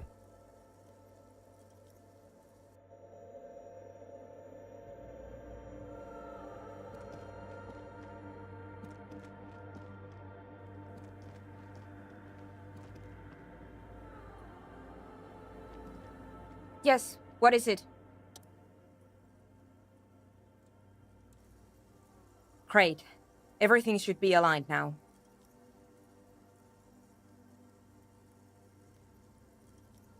Yeah, nothing. Now the only thing left to do is to unmute the headphones. If we got the location right, we should then be able to hear whatever sound this anomaly makes.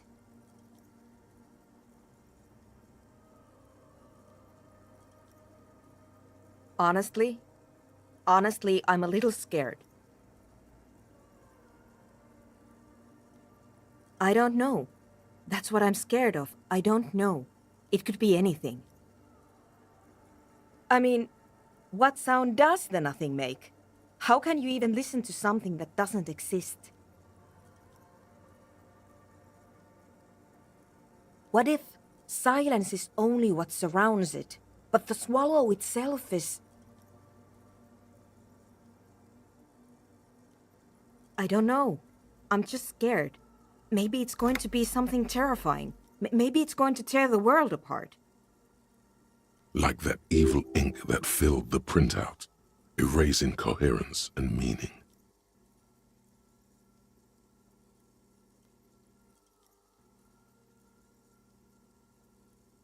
Maybe. Maybe I'm just tired. Let's think about this logically.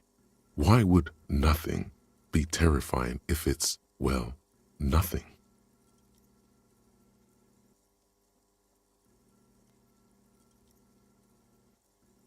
Because it reminds us of death. And we humans tend to think that death is pretty scary.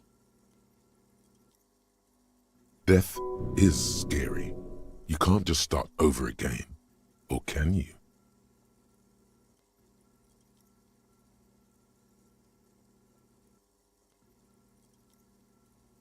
Yeah, you're right. Let's do it.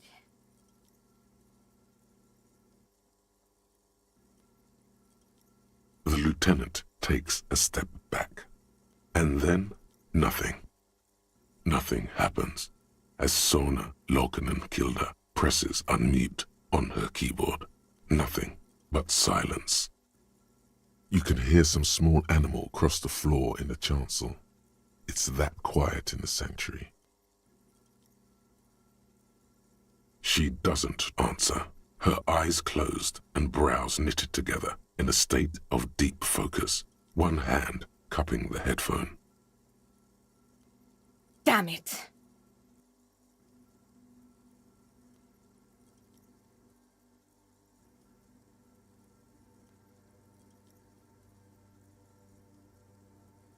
No, of course not. Nothing happened. Let's move on. Despite her fear, she was hoping for something extraordinary to take place. No. No. My hypothesis was wrong. According to this, I should have heard something, if I got the coordinates right. Like I said, silence is only what surrounds it. But this is just another failure. Silence sounds like silence. That's all it is. You can try on the headphones. See if you can hear anything. But don't get your hopes up. Silence is silence? You're sure there's more to it? This can't be it. You should have a listen.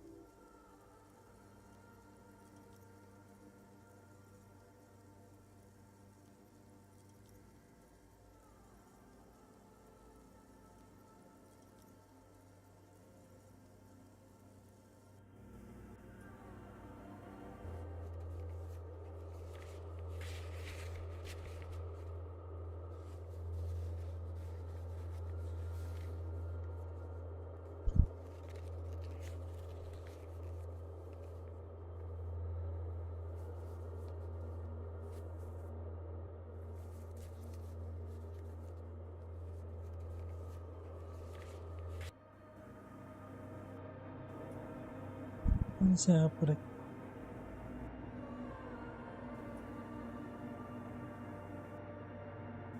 Tem coisa.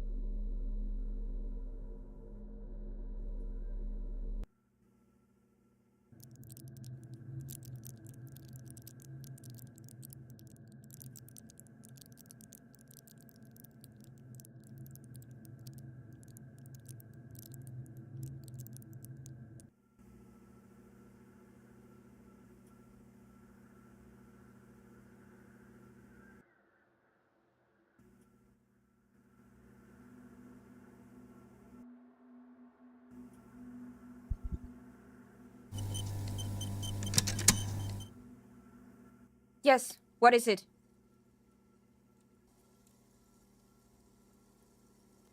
All you hear is your own breathing, heavy and hoarse from all the nights spent drinking.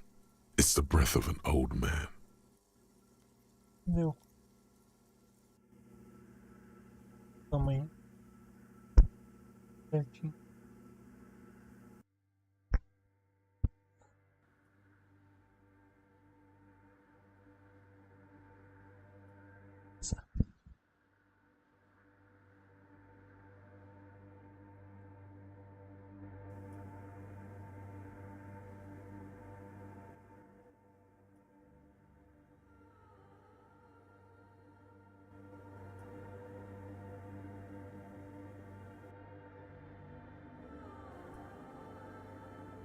É isso, pessoal. Nossa. Foi 6 horas. 6 horas. 6 horas.